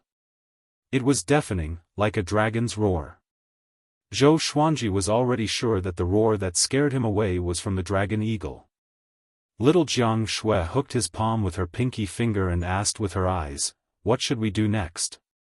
Although she was afraid, she kept her composure and did not give him any more trouble. Zhou Xuanji gave her the cross-eye signal again. "Wait and see." With the sharpness of the crimson dragon sword, it would not be difficult to cut the red rope. Now, they had to wait for the yellow gust 17 fiends to fight with the dragon eagle, or else they would not be able to escape. Time ticked by. The dragon eagle's roar became more frequent. More than 30 cultivators appeared above the forest. The cultivators were chatting in groups of 2s and 3s. "It's laying eggs? Such a powerful dragon's might. Its muscles must be very nourishing. Be careful, the yellow gust 17 fiends are over there." The yellow gust 17 fiends are nothing. The most threatening person is him, Zhang Tianjian. Chapter 13. Zhang Tianjian was a general of the southern Snow Kingdom. His cultivation had reached inner pellet stage level 5. He had high attainments in the sword Dao and was in command of 300,000 cavalry. He was dressed in a blue brocade robe, with a white cloth made of silk tied around his forehead. His black hair was loose, and his posture was tall and straight. His expression was cold and arrogant. His arms were crossed in front of his chest, and his left hand was still holding onto the scabbard. He glanced at the yellow gust 17 fiends and snorted coldly. The yellow gust 17 fiends were demons that were being hunted down by various dynasties. If it wasn't for the sake of snatching the dragon eagle, he would have made his move long ago. At the thought of the dragon eagle, his heart was burning with passion. If they could tame the dragon eagles, the southern Snow Kingdom's combat power would definitely be stronger. If this kind of demonic beast was thrown into the battlefield, it would definitely be a weapon of war. The Yellow Gust 17 fiends also noticed Zhang Tianjian. They sneered and deliberately spoke loudly to mock Zhang Tianjian. Who would have thought that a great general of the dynasty would fight with us over these things? Shu, lower your voice. He is Zhang Tianjian, an expert in the way of the sword. Although he was rejected by the Sword Emperor, he is still very powerful. Ha ha ha, he thought that he had great talent in the way of the sword, but he was looked down upon by the Sword Monarch, saying that he had no talent in the way of the sword. Do you want to die? Don't hit my face. I wonder if the meat of a sword cultivator tastes good. Zhang Tianjian's expression became more and more unsightly as he listened, and he seemed to be on the verge of drawing his sword. Being refused by the Sword Emperor was the most humiliating thing in his life. 15 years ago, he comprehended the will of the sword and defeated the enemy states. His fame spread far and wide, which boosted his confidence. Therefore, he went to learn from the Sword Monarch of Great Zhou. However, the Sword Monarch rejected him in front of everyone. He even said that his talent in the way of the sword was not enough, and that it would be difficult for him to become someone great. After that, he returned to the southern Snow Kingdom dejectedly and became a general.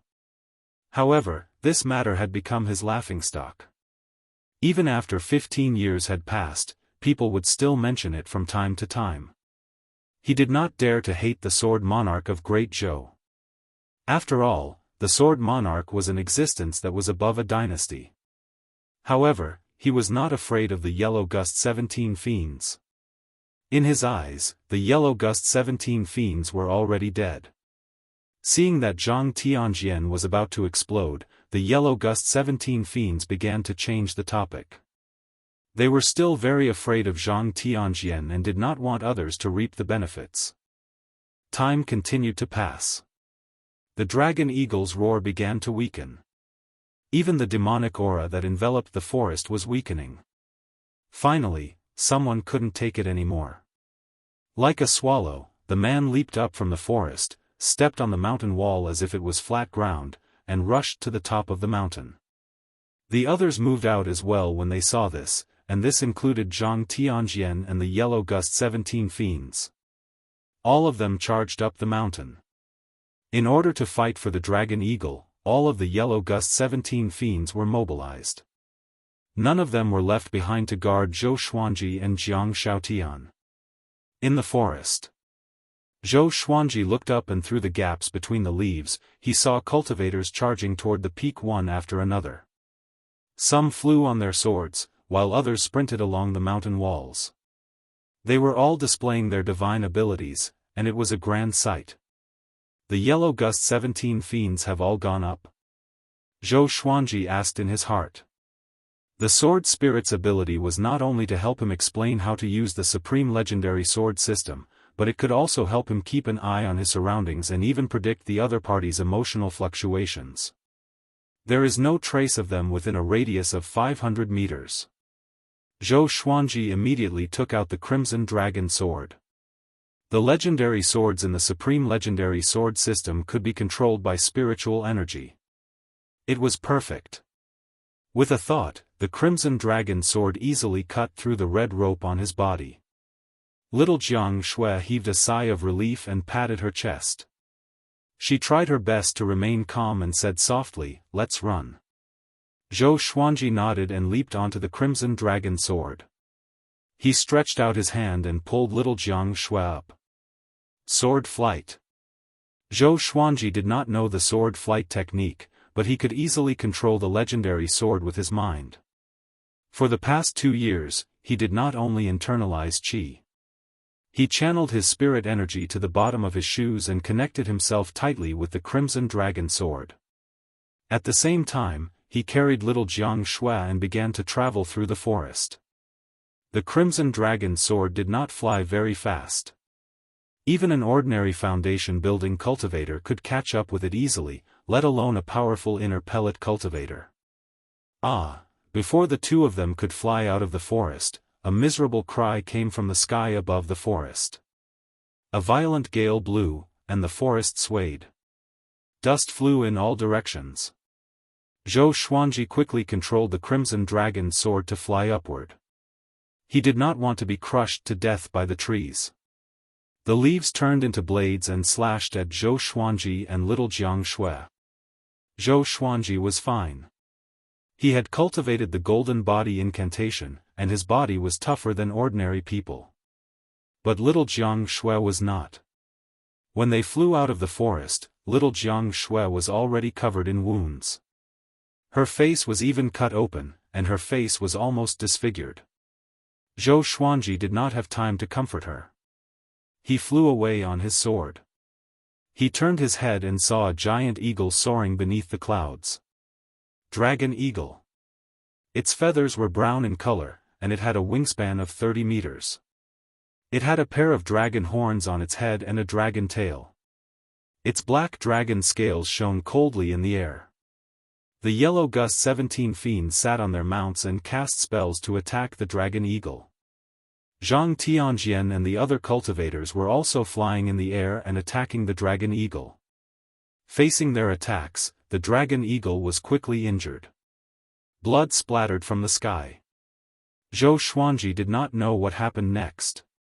He was trying his best to fly away from this place. The cold wind was bone-chilling. Little Jianghu hugged Zhou Xuanji tightly. Even though her entire body was in pain, she did not make a sound.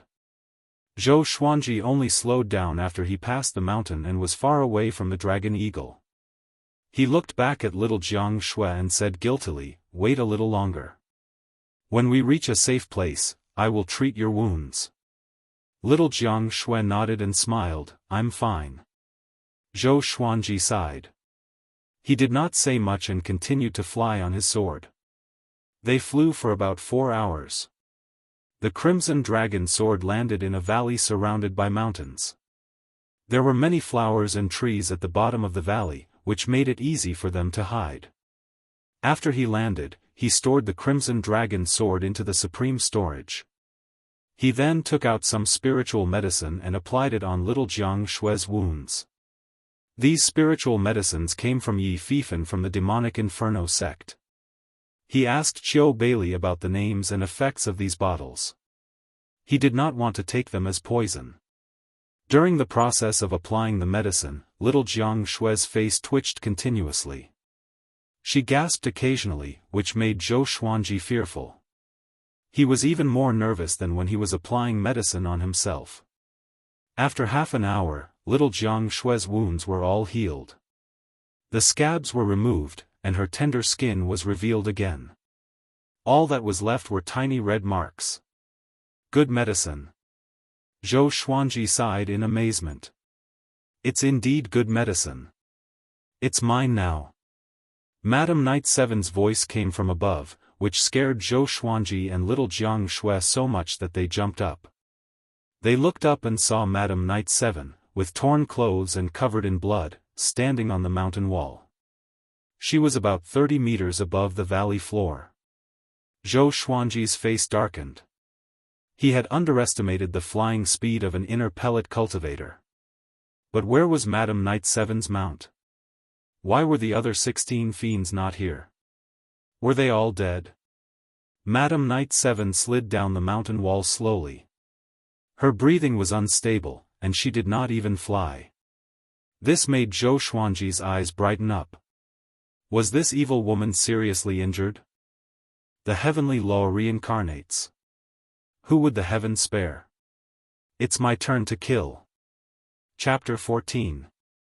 Zhou Xuanji pulled little Jianghu to a corner of the valley. Little Jianghu was very afraid and held his hand tightly. At this moment, Madame Knight Seven landed on the ground. She let out a long sigh and clutched her abdomen with her right hand. Blood flowed continuously through the gaps between her fingers, causing a pained expression to appear on her face. Zhou Xuanji turned to look at little Jianghu. His eyes turned left, then right. What it meant was, "I'm going to fight, and you hide." Little Jianghu frowned and pouted. Are you confident? Zhou Xuanji nodded, then turned around and walked toward Madame Knight 7. Madame Knight 7 wanted to heal her injuries first before capturing Zhou Xuanji and Zhou Xuanji. But when she saw Zhou Xuanji's posture, she laughed. His laughter was filled with killing intent and mockery. Brat, do you think you can deal with me just because I'm injured? Madame Knight 7 laughed coldly. She had never seen Zhou Xuanji as an ordinary child. Which ordinary child could reach the 8th level of the qi-nourishing stage at the age of 4? However, no matter how bizarre his background was, he had to die here today. She flipped her hand and took out a long black whip. There were countless spikes attached to the whip, like the stinger of a scorpion's tail. Zhou Xuanji was expressionless, but he felt uneasy in his heart. Apart from those low-level demonic beasts and ferocious beasts, this was his first time fighting them head-on. The frost wave sword appeared in his right hand. Cold air flowed along the blade, causing Madame Knight 7's eyes to brighten. Good sword. Kid, I didn't expect you to have a spatial artifact and a treasured sword like this. However, they're all mine now. Madame Knight 7 laughed viciously. In her heart, Zhou Xuanji was definitely a descendant of a great clan. Otherwise, he would not have such great talent and a treasured sword. Killing and robbing. This was something that the Yellow Gust 17 fiends often did. Zhou Xuanji walked toward her as he asked, "Where are your companions?" Matriarch Knight 7 smiled and replied, "They will catch up very soon." Her smile was thought-provoking. Was this brat trying to get information out of her? Just when she finished speaking, Zhou Xuanji moved. 8-step sword lunge. His figure swayed as if he was teleporting. Every time he moved, he would move 10 meters. In less than 3 steps, he was already in front of Madame Knight 7. Holding the sword in his right hand, he kicked off with his left foot, like a white crane catching fish, stabbing towards Madame Knight 7.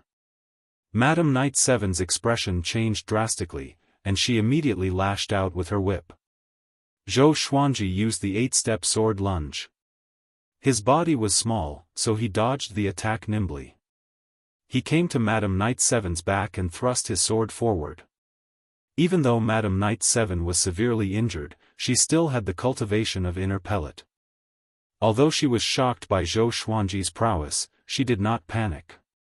She leaped up and easily dodged the sword. Then, she lashed out with her whip, which contained the sound of wind and thunder.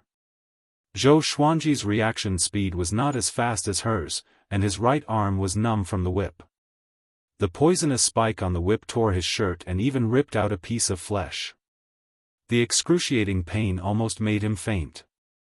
The frost wave sword flew out of his hand and fell to the ground with a clang. Zhou Xuanji rolled away from Madame Knight 7. Matriarch Knight 7 teased, "Little fellow, a swordsman's sword cannot be let go." This time, Zhou Xuanji raised his left hand, and the crimson dragon sword appeared.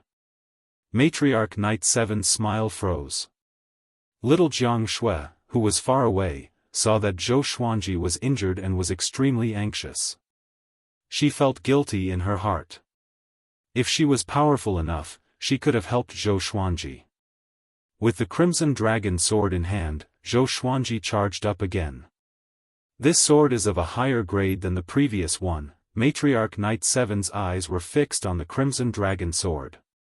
Her eyes were filled with possessiveness. Zhou Xuanji activated the white crane sword will and transformed into a white crane. He began to move around and attack with the 8-step sword lunge. His body moved continuously around Matriarch Knight 7. Matriarch Knight 7 was shocked in her heart, such an amazing movement technique.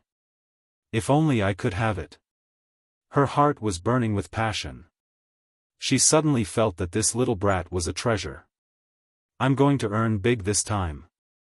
She dodged another sword and lashed out with her whip, hitting Zhou Xuanji's left arm. Zhou Xuanji cried out in pain, and the crimson dragon sword fell to the ground. He quickly stepped back. His arms were limp and dripping with blood. He looked very pitiful. "Little fellow, you dropped your sword again." Matriarch Knight 7 twisted her waist and walked toward Zhou Xuanji slowly. She had a playful smile on her face. "You can still wield a sword when both your hands are crippled? 2 swords are enough. Don't tell me you have a third one." At this moment, the bloodbath sword appeared out of thin air in front of Zhou Xuanji, its blade pointed straight at Matriarch Knight 7. Matriarch Knight 7 stopped in her tracks. Her pupils contracted as she was locked on by the bloodbath sword. A chill ran down her spine. "What sword is this?"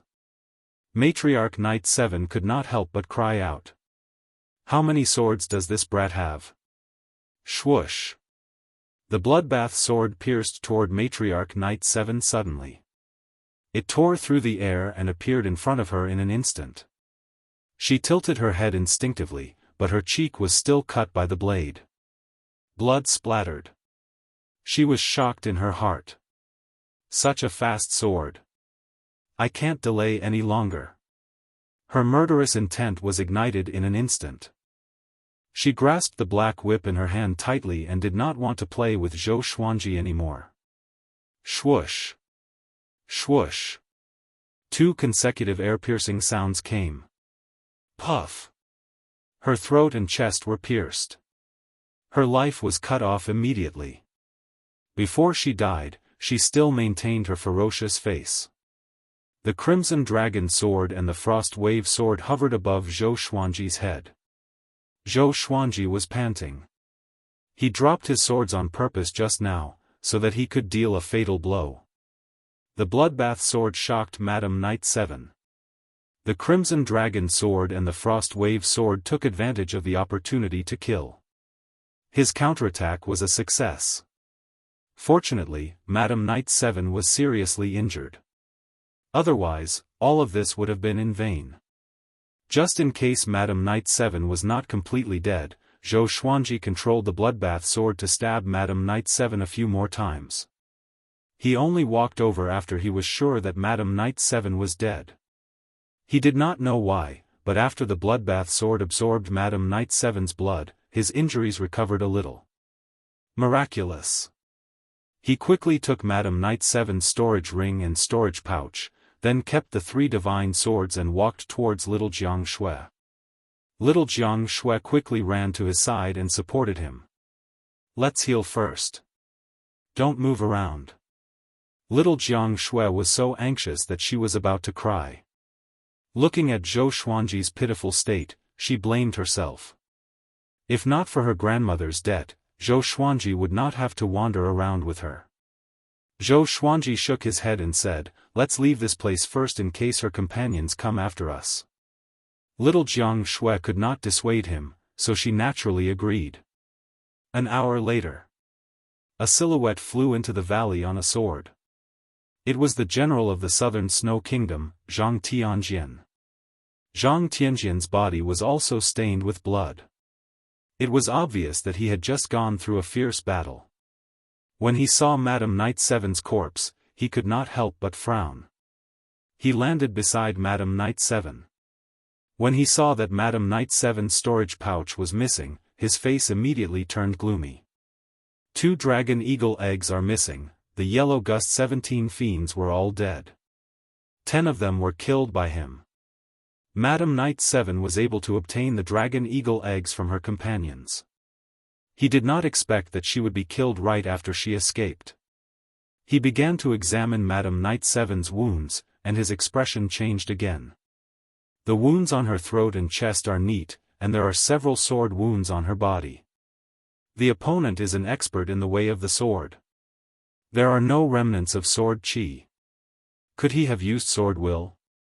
He did not rely on sword chi to kill an inner pellet cultivator. Even if it was a heavily injured inner pellet cultivator. His mastery in the way of the sword is probably above mine, Zhang Tianjian mumbled to himself with an ugly expression. Such an expert had stolen the dragon eagle eggs, and he dared to snatch them? Chapter 15. Zhang Tianjian's fear helped Zhou Xuanji. Along the way, no one chased after him and little Jianghu. At night, they hid in a cave. The space inside was not big, and the light from the fire could illuminate the entire cave. Zhou Xuanji sat on the ground, and little Jianghu helped him apply medicine.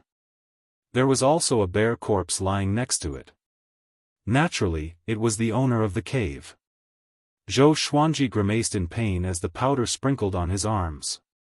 He suddenly admired little Jianghu. When he applied the medicine on her earlier, she did not even make a sound. "Xuanji, why don't we find a village to stay in? It's too dangerous in the wilderness," little Jianghu said with reddened eyes. The yellow gust 17 fiends this time had traumatized her. This was the first time she felt that humans were scarier than demonic beasts. Zhou Xuanji thought about it and said, "Let's wait for another 2 years. If we don't have the power to protect ourselves, we will be bullied even if we go to the village. Children like us who have no parents will not end up well." The northern wilderness region was not Earth. There were no orphanages here. Little Jianghu nodded and bandaged his wound with a piece of cloth. Looking at her pitiful look, Zhou Xuanji sighed in his heart. Although he had saved little Jianghu, he had also sent her into a more dangerous situation. He had already treated little Jianghu as his family, so naturally, he could not abandon her. It must be said that without little Jianghu, Zhou Xuanji might really become a savage. This girl was so young, but her ability to survive was very strong. It didn't take long before the medicine took effect. Zhou Xuanji felt that his arms were cool and comfortable. He immediately took out Madame Knight 7's storage bag and storage ring. Since the owner was dead, the 2 storage artifacts became ownerless. Zhou Xuanji could use his mental energy to look inside. He almost drooled. So many pills, spirit stones, Dharma artifacts. Sure enough, bandits were the richest. Wait a minute. What is this? With a thought, 2 white eggs, which were as big as his head, appeared in Zhou Xuanji's bosom. Little Jianghu's eyes lit up. She moved her face closer and said, "What a big egg. It will definitely taste good if you roast it." Zhou Xuanji was speechless and said unpleasantly, "These 2 eggs must not be simple. How can you roast them directly?" He suddenly thought of a possibility, and his heart began to beat faster. He remembered that the yellow gust 17 fiends once said that the dragon eagle was at its weakest when it was laying eggs. Could it be? He quickly picked up a white egg and observed it carefully. Little Jianghu sucked on her finger and said, "Why don't we roast one and keep the other?" Zhou Xuanji tapped her forehead with his finger and said helplessly, "Do you want to eat so much?" As though it knew that it did not have long to live, the dragon eagle egg in Zhou Xuanji's bosom began to shake. It moved. Little Jianghu cried out and quickly pulled Zhou Xuanji away from the dragon eagle egg. The terror of the dragon eagles was still fresh in her memory. Even though it was a newborn dragon eagle, she was still a little afraid of it. Ka! The egg cracked open, and a sparkling and translucent pink dragon horn popped out. The dragon's horn continued to move, causing more and more cracks to appear on the eggshell. With a grunt, the egg rolled on the ground, and soon, a featherless eagle came out. The body of an eagle, the horns of a dragon, and the tail of a dragon. Zhou Xuanji stared at it and asked, "Do you still want to roast it?" Little Jianghu nodded, then shook her head and said, "It looks so cute. Let's not eat it." After that, she walked toward the dragon eagle. The newborn dragon eagle looked harmless, which made her forget her fear in an instant.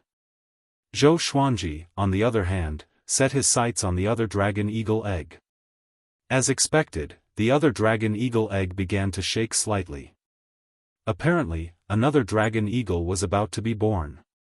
Zhou Xuanji had already thought of the majestic posture of standing on the back of a dragon eagle. But how could Madame Knight 7 obtain 2 dragon eagle eggs? Zhou Xuanji felt inexplicably uneasy. He felt that there would be endless troubles ahead. After that, the 2 of them circled around the 2 dragon eagle hatchlings.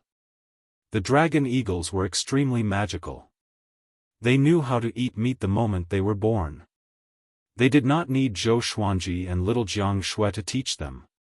They began to chew on the bear carcasses immediately, which disgusted them.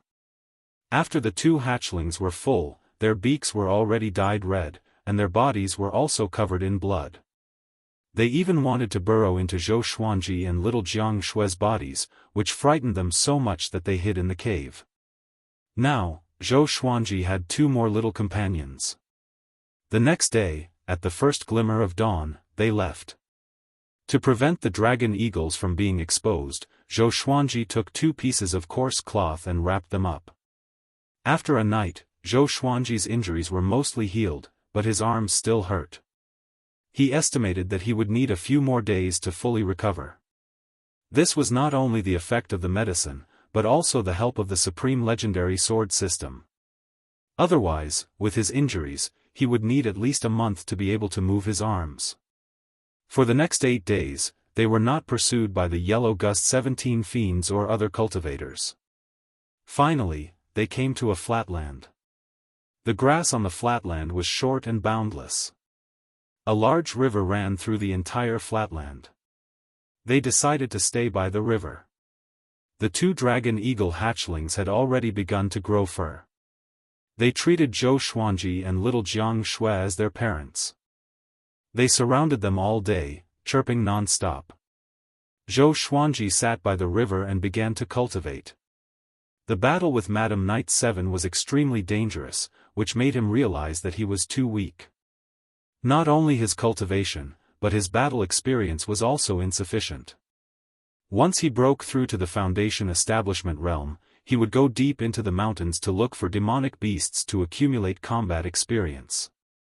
Since the Yellow Gust 17 fiends were dead and Zhang Tianjian had returned to the southern Snow Kingdom, there was naturally no one to disturb them. In the blink of an eye, 100 days had passed. Zhou Xuanji broke through to Qi Nurturing level 9 and celebrated his 5th birthday at the same time. Analyze that the sword owner has reached 5 years old.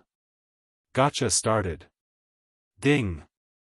Congratulations, the sword owner has obtained bronze, tiger roar sword, green colt cloud riding boots. Zhou Xuanji sighed in amazement. Unknowingly, 3 years had passed. He immediately checked the tiger roar sword's information.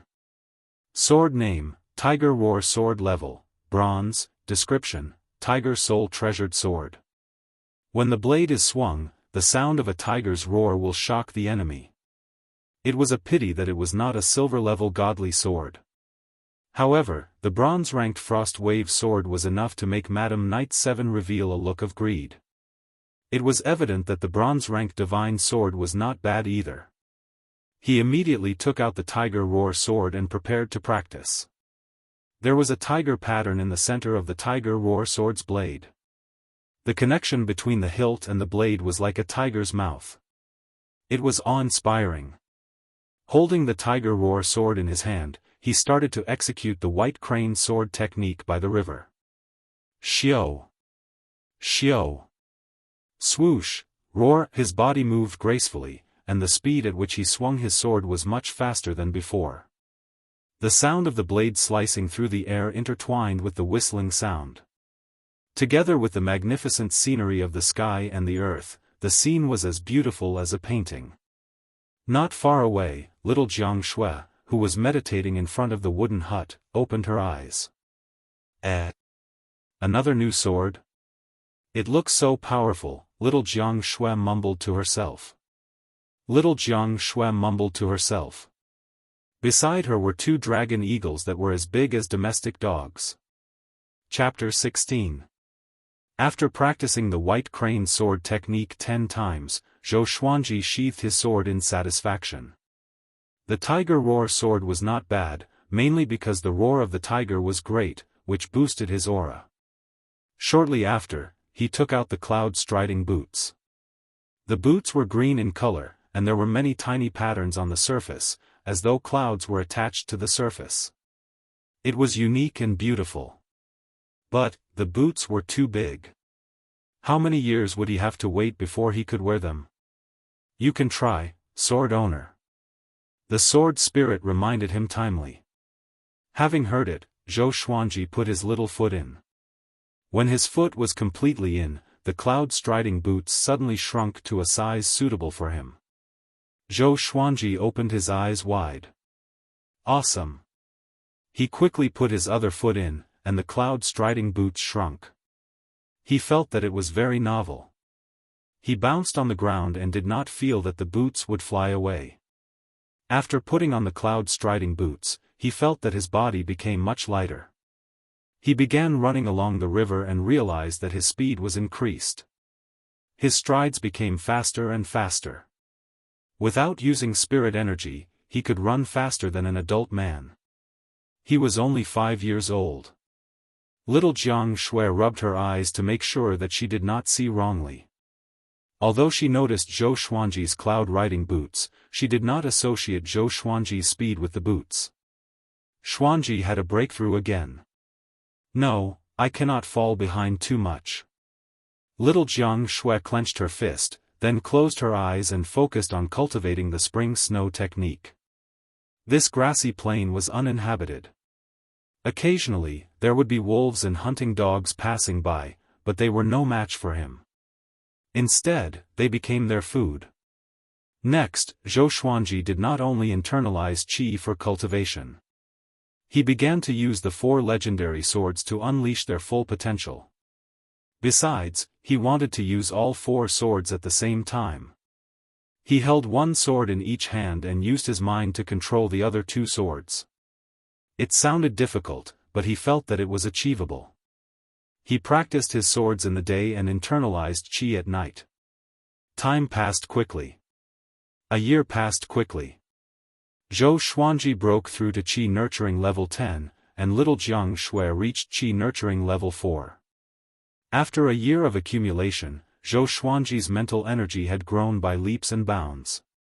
He could already control 4 legendary swords at the same time, but he could only maintain it for 10 breaths of time. After 10 breaths of time, he would faint. The 2 dragon eagle hatchlings were already as big as water buffaloes and could fly half a year ago.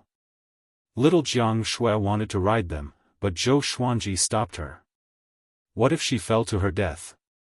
Little Jianghu was his cook, he could not do without her. Zhou Xuanji's golden body incantation 2nd level, iron bar, was still not completed, but his physical strength had already surpassed the force of 10,000 kilograms. He was likely Yuanba from China's unofficial history. Analyze that the sword owner has reached 6 years old. Gotcha started. Ding! Congratulations, the sword owner has obtained, bronze, wind cutter sword, jade phoenix evil destroyer hairpin, fiery sword technique. The 6-year-old's lucky draw was not bad. Other than the godly sword, there was also an artifact and a sword technique manual. Zhou Xuanji had been looking forward to sword techniques for a long time. The white crane sword technique could not satisfy him at all. Very quickly, Windcutter's information appeared before his eyes. Sword name, Windbreaker sword level, bronze, description, the blade of the sword can cut through the wind. When using this sword, you will not feel any wind resistance. No wind resistance? Not bad. Zhou Xuanji took out the Windcutter sword. It was a thin sword with a narrow and thin blade. It was extremely soft and could be used as a belt. A belt. Zhou Xuanji immediately wrapped the Windcutter sword around his waist. It was not bad, so he pulled it out. PFFTT, blood spurted from his waist, and his face twisted in pain. Damn! This sword is too sharp. The blade only touched his clothes lightly, so painful.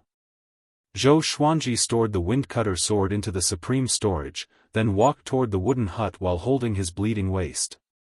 This position must not be injured. Sister! I'm bleeding! Zhou Xuanji shouted at the top of his lungs. Little Jianghu, who was playing with the dragon eagles, heard him and immediately ran over. The 10-year-old little Jianghu was still a head taller than Zhou Xuanji.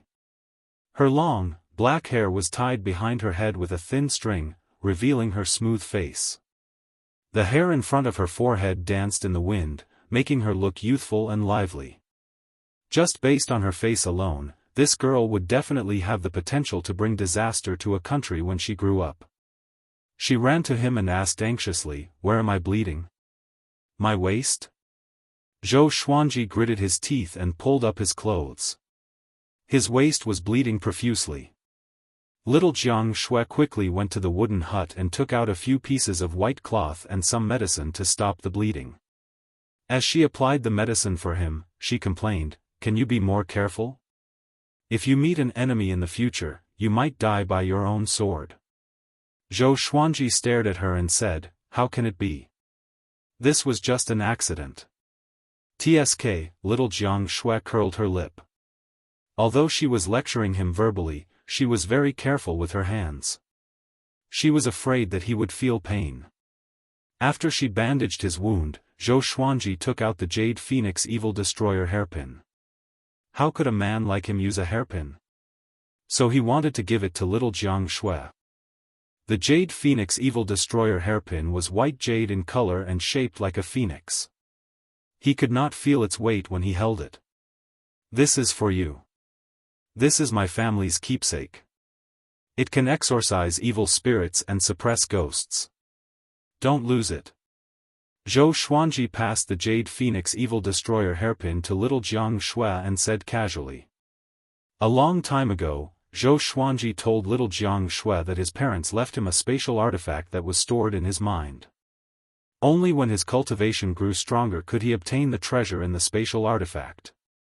When little Jianghu heard that it was her family's keepsake, she opened her eyes wide and blushed. She quickly rejected, "You can use it to find your family in the future. It's not good to give it to me. It's okay. You are my family too. Even if I find my family in the future, I will bring you along." Zhou Xuanji waved his hand and said. After that, he turned around and walked toward the river. Little Jianghu was a little stunned.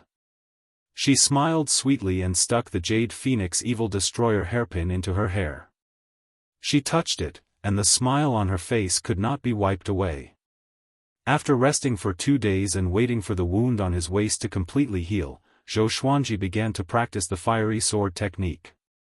When the fiery sword technique reached great accomplishment, the sword chi would be surrounded by flames. It was extremely destructive, even more powerful than the white crane sword technique. Just when he finished one round, an ear-piercing sound came from the horizon. Enemy attack? Zhou Xuanji's body trembled and became nervous. "Ha ha ha. I've finally found you." Qiu Bei's laughter resounded across the horizon. Zhou Xuanji heaved a sigh of relief when he heard his voice. So it was this old man. From what he said, it seemed like he spent a lot of time looking for Zhou Xuanji and little Jianghu. Soon, Qiu Bei flew to Zhou Xuanji's side on his sword. He laughed, "Kid, you have grown a lot taller. Your cultivation is not bad either. You have reached Qi Nurturing level 10. Hiss, when he reached the latter half of his sentence, his expression turned into one of shock. A 6-year-old child at Qi Nurturing level 10? Chapter 17. Zhou Xuanji's face was calm. He crossed his arms in front of his chest and asked, "Is it very rare?" Seeing the old man's expression, as though he had seen a ghost, he felt good in his heart. Is it good to be a genius? Indeed. Qiu Bei grabbed his shoulders and began to observe him, as though he was looking at a treasure. Grandpa Qiu. At this moment, little Jianghu's voice came. She ran over with 2 dragon eagles. Qiu Bei looked back, and when he saw the dragon eagles, he was stunned again. These 2 demons are unusual. I seem to have seen them somewhere before. Qiu Bei thought. He did not expect that after he left for more than a year, these 2 little guys had tamed demonic beasts. Only when little Jianghu brought the 2 dragon eagles closer did he reveal a shocked expression. Dragon eagles? How did you manage to obtain such a demonic beast cub? Xiao Bailey was knowledgeable, and he quickly identified the origin of the two demons. Little Jianghu pointed at the two dragon eagles and smiled. This one is called Big, and this one is called Small Air. They are a pair of brother and sister. Big, Small Air, Xiao Bailey shook his head and laughed. They were still children after all. Their names were really laughable. He seemed to have thought of something and solemnly said, "You must not act recklessly in the future. This kind of rare demonic beast will attract many demonic beasts to fight over it." A year ago, there was a group of cultivators fighting over an adult dragon eagle. There were casualties, and the infamous Yellow Gust 17 fiends were all killed in that battle. Zhou Xuanji raised his brow and asked, "The Yellow Gust 17 fiends are all dead? Didn't you say that these evil people were very powerful, not even weaker than you?" Xiao Bailey rubbed his head and smiled. It was all because of greed. There was also an important person in that battle. His name was Zhang Tianjian. He was a general of the Southern Snow Kingdom. He claimed that the dragon eagle cub was taken away by a powerful cultivator in the way of the sword. That powerful cultivator killed Madam Knight 7 of the Yellow Gust 17 fiends in an instant. His power was unfathomable. This is the power of a sword cultivator. The sword monarch of Great Zhou even defeated 7 empires with one strike. Xuanji, you must cultivate well. Do not let your talent in the way of the sword go to waste. At this point, Xiao Bailey stopped. Reaching Qi nurturing level 10 at the age of 6, it was obvious that Zhou Xuanji was not a lazy person. But then again, could it be that these two dragon eagles were left behind by that swordsman? Wait a minute. He suddenly remembered the traumatic memory of Zhou Xuanji killing Yi Fifan with a sneak attack. Zhou Xuanji was only 2 years old then. Hiss. Xiao Bailey took in a deep breath again and withdrew his hand instinctively. He did not dare to touch Zhou Xuanji's head anymore. Little Jianghu blinked her eyes, wanting to say something but hesitating. Zhou Xuanji rubbed his chin and asked after some thought, "Grandpa Zhou, has the news spread?" "That's only natural. After all, the Yellow Gust 17 fiends are infamous. They are all ranked in the top 200 of the Great Zhou evil ranking." Xiao Bailey nodded and stared at him with a complicated gaze. "Xianji, tell me, is there another soul hidden in your body, and it's even older than me?" Zhou Xuanji rolled his eyes at him and said, "That's right. There's a peerless demon sovereign hiding there that eats people." After saying that, he made a face at Xiao Bailey. Little Jianghu stood in front of Zhou Xuanji and snorted at Xiao Bailey. "Xuanji is not an old demon. If Zhou Xuanji was really an old demon, would he still be in such a sorry state when facing Madam Knight 7? Looking at the girl, Xiao Bailey shook his head with a bitter smile. What a silly girl. Big and Small Air also came over and were ready to attack Xiao Bailey. Xiao Bailey shrugged and sighed, "Even if I tell others about you, I don't think anyone will believe me. With your talent, you will definitely be able to participate in Great Zhou's heaven selection." He was simply too monstrous. Zhou Xuanji grasped the key word and asked, "What is Great Zhou's heaven selection?" Although he was born in the Great Zhou royal palace, he did not receive much information. After all, it was inconvenient for him to move around, and there were people watching over him. Great Zhou's heaven selection is held once every 10 years. It selects the most elite geniuses from the Great Zhou Empire and its subordinate kingdoms. It is different from the imperial examinations. Other than testing writing skills, it also tests one's actual battle prowess.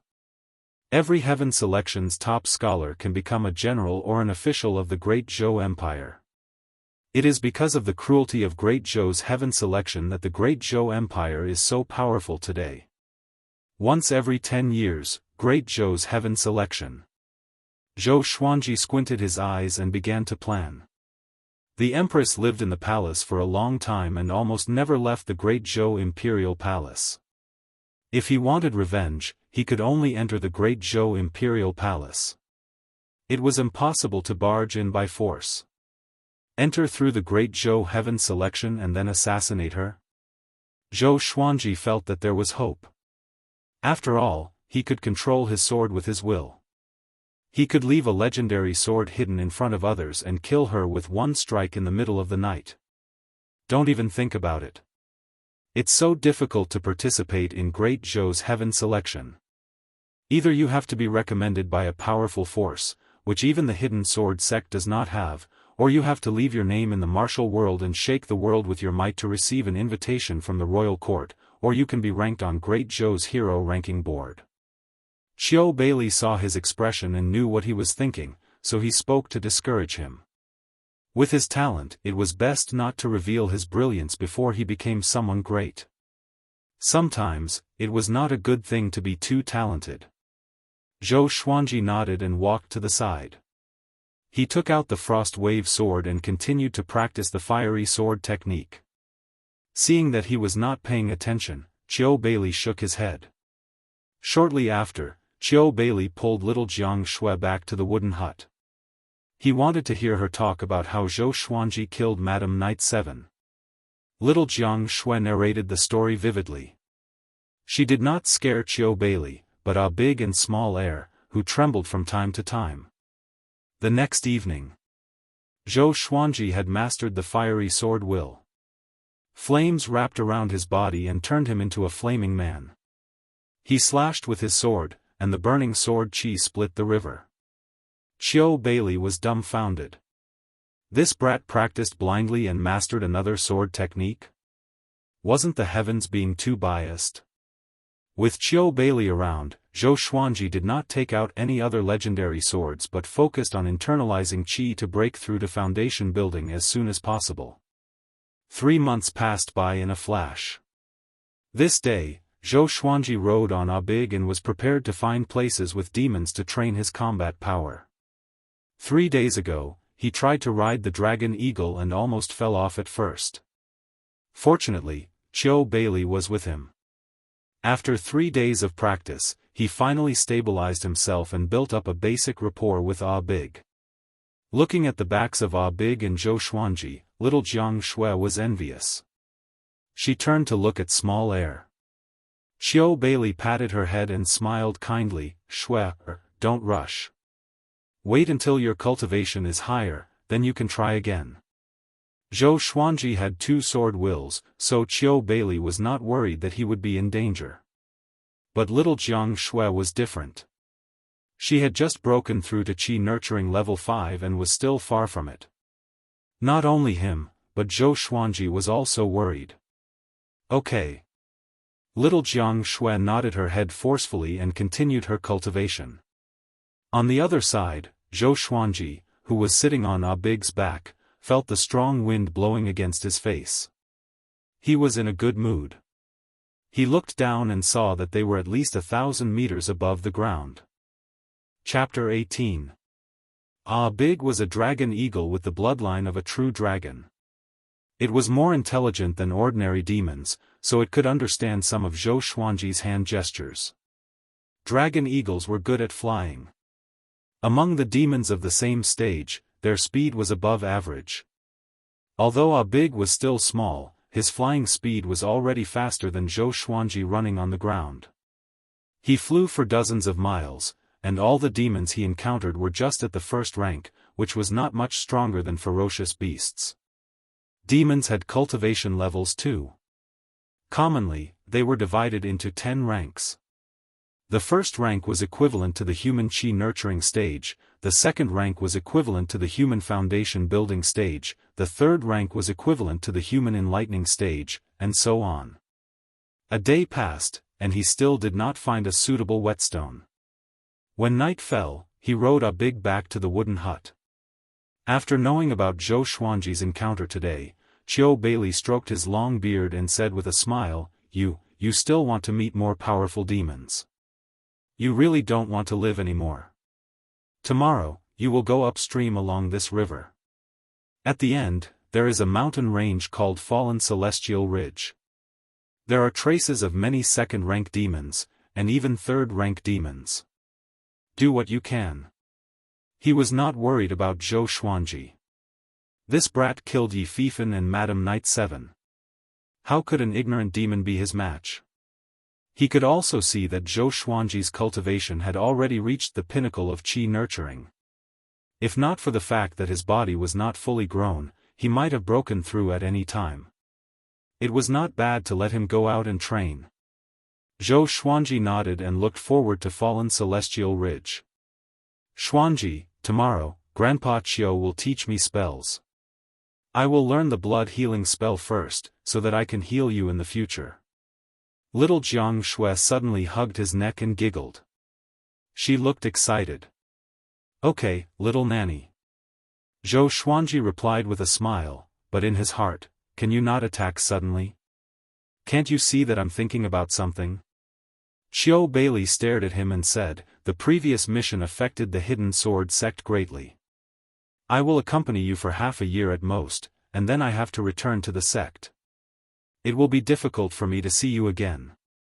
Are you really not willing to go with me?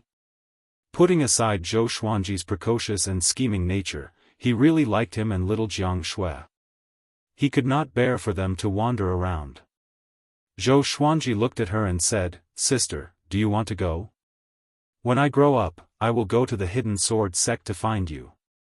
He actually wanted to go to the hidden sword sect, but he was afraid of being discovered. There were countless capable people in the great Zhou dynasty. Even the slightest movement could be known by the empress. After all, this was not ancient Wuxia, but a mythical world. Zhou Xuanji had to be careful. He did not know if he had the main character's halo, so it was always good to be cautious. Hearing this, little Jianghu immediately shook her head and said, if I leave, who's going to wash, sew and cook for you? If you're injured and can't move your hand, I can help you. Zhou Xuanji patted her head with a smile. Qiu Bailey couldn't help but laugh when he saw a 6-year-old touching a 10-year-old's head. Little devil, although I don't know what your background is, judging from your attitude, it's probably not a good thing. Let me give you a word of advice. Qiu Bailey chuckled as he stroked his beard, looking like an old man trying to reason with him. He knew Zhou Xuanji's name, but he did not associate him with the young prince of Great Zhou, because he did not know the prince's name. The difference in status was too great. Endure for a moment and you can fight for 1,000 years. Take a step back and you'll see the world. You have extraordinary talent, so you need to know how to endure. Qiu Bailey said seriously. He could see that Zhou Xuanji had a vicious aura in his bones. He was afraid that after killing Madam Knight 7, this brat's ego would become inflated and he would fail miserably. Zhou Xuanji curled his lip and said, I feel that the more I endure, the angrier I get. The more I take a step back, the more I lose. My life principle is to take revenge on the spot, not to be a gentleman. Qiu Bailey heard him and could not help but feel angry. He glared at him and snorted, what nonsense are you talking about? Little Jianghu could not help but cover her mouth and laugh. Zhou Xuanji changed the topic and asked, is the hidden sword sect in trouble? Qiu Bailey sighed and said, it's because the Southern Snow Kingdom and the Ocean Kingdom are about to go to war. Yi Fifan came to the Southern Snow Kingdom to gather information, but unfortunately, he died in your hands. Zhou Xuanji was confused and asked, the Great Zhou Empire doesn't care? There was no reason for the Great Zhou Empire to sit back and do nothing when 2 of its followers were fighting. The empire rarely participates in wars between kingdoms. As long as the people are not plunged into misery and suffering, they will turn a blind eye to it. Only by competing with each other can the kingdoms grow stronger. Qiu Bailey replied, his face full of worry. If the hidden sword sect joined the war, many disciples would die. As an elder, he could not stay out of it. Zhou Xuanji did not ask further. The war between kingdoms had nothing to do with him. The 3 of them chatted for a while and went to rest. The next morning, Zhou Xuanji rode on a big and flew toward fallen celestial ridge. The river that ran through the plain looked neither wide nor deep, but it was very long. He only saw the mountain forest after flying for an hour and a half. The fallen celestial ridge was huge, blocking the plain here. As the weather entered winter, some of the mountains were already covered in ice and snow. Before he entered the fallen celestial ridge, Zhou Xuanji could already smell the demonic qi. Now that he had reached the 10th level of qi nurturing, his senses were extremely sensitive, and he could easily identify the demonic qi. After he entered the fallen celestial ridge, he asked Abig to land. He took out the frost wave sword and walked forward slowly. He had 5 swords now, and the one he was most familiar with was the frost wave sword. The other 4 swords were his trump cards. Soon, he set his eyes on his first target. It was a wild boar that was as strong as a buffalo. Its tusks were long and sharp, like those of an elephant. Very good, you will be the first wild beast. Zhou Xuanji smiled and walked forward with his sword. Deep in the fallen celestial ridge, there were 5 connected mountains. The mountains were dyed white by the snow, and a group of young cultivators was walking forward. The one walking at the front was a handsome young man. He was dressed in white and held a folding fan in his hand. He did not feel cold in the heavy snow and still looked elegant. Behind him were 16 disciples from the same sect. They were all dressed in white with the word "wind" printed on their backs. "Senior brother Luli, how much longer do we have to walk?" a female disciple asked with a trembling voice as she crossed her arms. The handsome young man, who was addressed as Senior Brother Luli, turned around and smiled warmly, "Soon. Junior brothers and sisters, stay alert.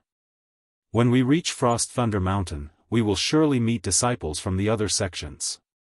We must obtain the Frost Thunder crystals and not bring shame to the Wind Xian sect's name.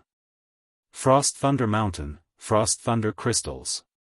The group of Wind Xian sect disciples perked up, slapped their faces, and continued forward. At the same time, on the other mountains nearby, many disciples were also moving forward. They were all heading in the same direction. Boom! Bolts of lightning flashed in the sea of clouds. The heavy snow that filled the sky could not block the might of the lightning. Right below them was a mountain that was 600 meters tall. It was covered in white snow, and lightning could be vaguely seen flashing on the top of the mountain. Many skeletal birds perched around it. These skeletal birds were as white as their names, and their bodies were like adult geese. This was Frost Thunder Mountain. Chapter 19. It's been a long time since I last visited the Ice Thunder Mountain. The man in black raised his head and muttered to himself, letting the snowflakes fall on his face. 22 years ago, he followed his master to Frost Thunder Mountain. In the end, his master was eaten by a demon. He relied on his master's sword to hide in a cave and survived. For the next 10 years, he taught himself swordsmanship and finally mastered it. After he exited the cave, he slaughtered all the demon beasts on Frost Thunder Mountain before he left to vent his hatred. In the blink of an eye, 12 years had passed, and he had already made a name for himself in the southern Snow Kingdom. Frost Swordsman Cheng Yefei. The blade of the sword was unsheathed, and frost appeared everywhere. "This time, I want the Frost Thunder Crystal." After saying this, Cheng Yefei stepped up the mountain. 2 hours later. More than 300 cultivators gathered on the mountainside of the Ice Thunder Mountain. Luli and the disciples of the Wind Xian school stood together, Cheng Yefei stood alone in a corner, and so did the disciples of the other sections. There was no communication between them, and the atmosphere was a little heavy. They looked up as if they were looking at something. A female disciple of the Wind Xian school asked Luli in a low voice, "Brother Luli, will the Frost Thunder spheres really appear? What if the time is wrong? Won't we have to wait forever?" It was her first time going out on a mission, so she was very nervous. It was not only him. It was the first time for the other disciples to go out as well. Luli's task was to protect them. Luli smiled and said, "Patience is the biggest thing you can rely on in the future. Whether it's doing quests or fighting, you must have patience. However, these people look like they are not to be trifled with." Some are clearly not the young disciples of the various sections. A male disciple of the Wind Xian Gate said carefully. His voice was very soft, afraid that others would hear him. On hearing this, Luli burst into laughter, which attracted the attention of all the cultivators around, including Cheng Yefei. Luli smiled lightly and said, "With me around, no one can compete with the Wind Xian Gate." How arrogant! The expressions of the cultivators instantly turned cold. The disciples of the Wind Xian school, on the other hand, were impressed by Lu Li's heroic spirit. He was indeed the eldest brother, so domineering. Humph!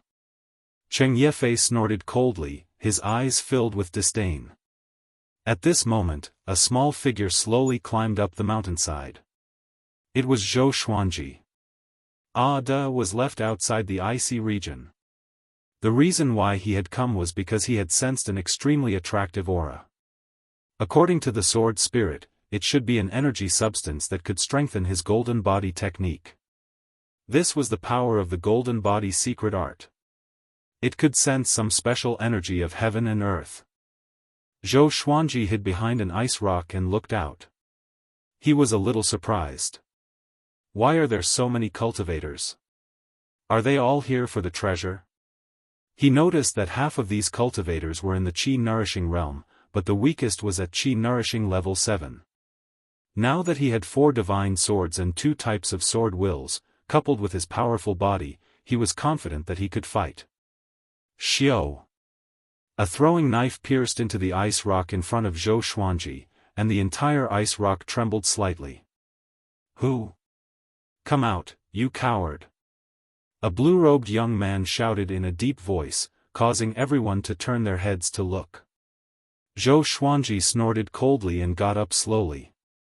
He raised his hands and walked around the ice boulder. He looked terrified and said with a trembling voice, "Don't kill me, I'm only 6 years old." "I don't want to die." The 6-year-old child looked harmless. In addition to the ice and snow, his little face was red from the cold. Some of the female disciples' hearts melted at the sight of him. Such an adorable child. This child looks so delicate. Why is he here? Maybe he got lost with his parents. Wah, I really want to pinch his face. Let's be careful. Maybe he's a demon in disguise? The young cultivators discussed among themselves, while the leaders of each sect stared at Zhou Xuanji cautiously. This was the fallen celestial ridge. It was so far away from human villages that an ordinary 6-year-old child could not even reach this place. However, they did not sense any demonic qi from Zhou Xuanji, which meant that he was not a demon in disguise. The blue-robed young man who swung the knife earlier continued to interrogate him. "Kid, where are your parents?" Zhou Xuanji swallowed his saliva, and tears flowed down his face instantly. He raised his trembling right hand and pointed at a flock of corpse birds on the peak of Frost Thunder Mountain. "They ate them!" he cried. Seeing the tearful Zhou Xuanji, many cultivators dispelled their worries. Their highest cultivation was only at foundation building. They had not mastered their mind, so they could not see through Zhou Xuanji's cultivation. Moreover, they were in a world of ice and snow, so they could not sense Zhou Xuanji's spirit energy at all. "Kid, come here. I will bring you back to the Wind Xian sect." Lu Li waved his hand and smiled warmly. His smile was like a spring breeze, and in the hearts of the Wind Xian sect's female disciples, his image became even more lofty. Just when Zhou Xuanji was about to speak, thunder came from the top of the mountain. Compared to the previous thunder, this time, it was louder and more deafening, like an explosion. Everyone looked up and saw a powerful blue beam of light at the top of Frost Thunder Mountain, surrounded by countless lightning bolts. The distance between the middle of the mountain and the top was more than a kilometer. Cheng Yefei was the first to move. His body was as agile as a rabbit as he treaded on the snow. "The Frost Thunder Sphere has appeared. Let's go up." A cultivator shouted loudly, and the rest of the cultivators rushed up the mountain. Lu Li and a group of male disciples from the Wind Xian sect also rushed up the mountain, leaving a few female disciples to wait. Zhou Xuanji jogged over. Frost Thunder Sphere? It sounded very powerful. At this moment, a petite and cute female disciple stopped him. She squatted in front of him and hugged him. "Little brother, don't be afraid. I will protect you. Are you cold?" She comforted him. Zhou Xuanji's face was covered by a layer of softness, and he almost suffocated. He quickly broke free.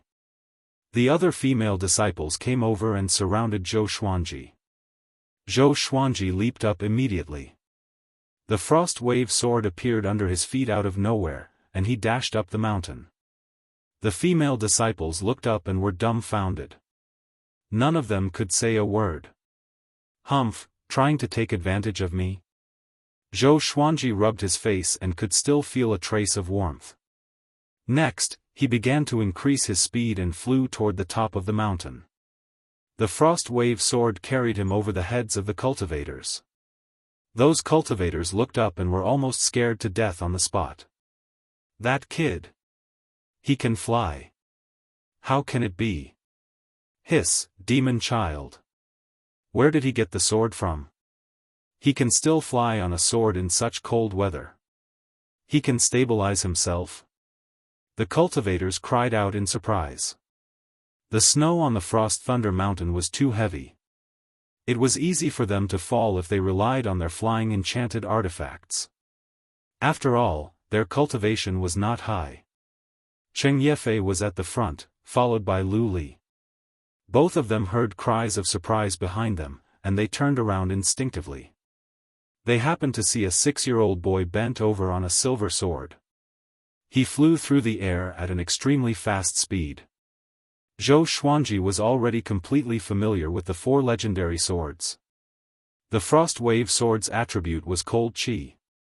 The heavier the snowstorm, the more powerful the Frost Wave Sword. Demon? Chapter 20. What was I doing when I was 6? A scene appeared in Cheng Yefei's mind. At that time, he was flying a kite happily. For some reason, Lu Li thought back to when he was 6 years old.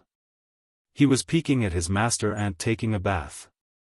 Although both of them were frightened by Zhou Xuanji, they did not slow down at all. They were very close to the top of the mountain. The two of them were less than 3 body lengths apart, and Cheng Yefei was still in front. Zhou Xuanji could only see Cheng Yefei and Lu Li.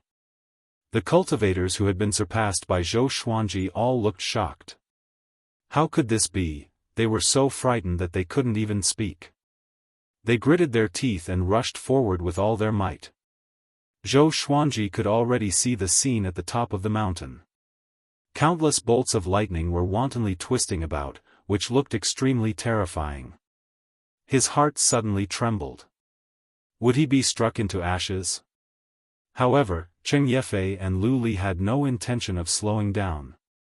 How could they not be afraid? Those lightning bolts are not dangerous.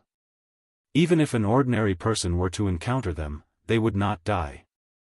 The sword spirit's voice resounded in Zhou Xuanji's mind, which made him heave a sigh of relief. He immediately sped up. The frost wave sword absorbed the cold air in the wind and snow and sped up. It flew over Lu Li's head directly. Lu Li's pupils contracted and his expression froze. Cheng Yefei was next. His speed was about the same as Lu Li's, but he had the advantage. Naturally, he could not outrun Zhou Xuanji. This monster, Cheng Yefei gritted his teeth, his eyes bloodshot. When the frost wave sword flew over the top of the mountain, Zhou Xuanji leaped, somersaulted, and landed elegantly. He turned his head and saw the frost thunder seed. The peak of the mountain was a flat land with rocks piled up on the edge. It was about the size of a basketball court. The frost thunder orb was in the center, looking like 3 blue crystals, each as big as an adult's fist. They floated in the air, flashing a dazzling blue light. Countless lightning bolts interweaved on the surface of the blue light. Without a word, Zhou Xuanji came to the frost thunder crystals with the 8-step sword lunge. He waved his right hand and stored the 3 crystals into the supreme storage. Thud. Thud. Cheng Yefei and Lu Li reached the top one after another. Lu Li ran to the other side and flanked Zhou Xuanji with Cheng Yefei. The ice and thunder seeds disappeared, and the blue light and lightning also retreated, leaving only wind and snow dancing freely. Hand over the frost thunder crystals, or I'll bury you in this world of ice and snow. Cheng Yefei said in a low voice, his eyes filled with rage. Zhou Xuanji pretended to be an ignorant child, which was really hateful. With a long sword in his hand, Lu Li narrowed his eyes and threatened, "Who are you? To actually possess the body of a 6-year-old child, how cruel. Today, I will enforce justice on behalf of the heavens." Zhou Xuanji raised his right hand, and the frost wave sword fell from the sky into his hand. He smiled and said, "I'm not taking over your body. I'm just too talented. What do you mortals know?" Lu Li's face twitched. He was a genius of the Wind Xian sect. This was the first time he was called immortal. Cheng Yefei unsheathed his sword. The sword light shone on his face, causing his expression to become even colder. He said, "Since you are not willing to hand it over, then we shall use our swords to determine who is better." Just to my liking. Zhou Xuanji was excited in his heart. He had already reached Qi nurturing level 10 and was half a step into foundation building. Moreover, he was proficient in 2 sword wills, so he could use these 2 foundation building cultivators to test his strength. He took the lead and stepped out, using the 8-sword lunge. Each step was 30 feet. His right hand shook the sword, and the cold air was like a knife, scraping Cheng Yefei's face. Cheng Yefei raised his sword instinctively to block, but he could only feel a white crane flying toward his face. With his quick reflexes, he managed to block the slash. Zhou Xuanji moved his body and came behind Cheng Yefei, slashing horizontally. He was short and only reached Cheng Yefei's waist, which made it difficult for Cheng Yefei. He had to bend down to block the attack. Lu Li charged forward with his sword and joined the battle. Clang! Clang! Clang! The 3 of them crossed each other.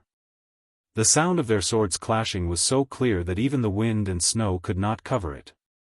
With his small body, Zhou Xuanji was extremely agile. He weaved back and forth between the 2 of them, like a white crane, very light. Cheng Yefei and Lu Li were complaining in their hearts. For some reason, their sword hilts were extremely cold. They could only use their spirit energy to resist the bone-piercing chill. Even so, the speed at which they swung their swords was greatly reduced. This was the power of the frost wave sword. Zhou Xuanji, on the other hand, was very happy. The feeling of giving it his all was really satisfying. He relied on the white crane sword technique and the frost wave sword to take on the 2 foundation building cultivators. Wait.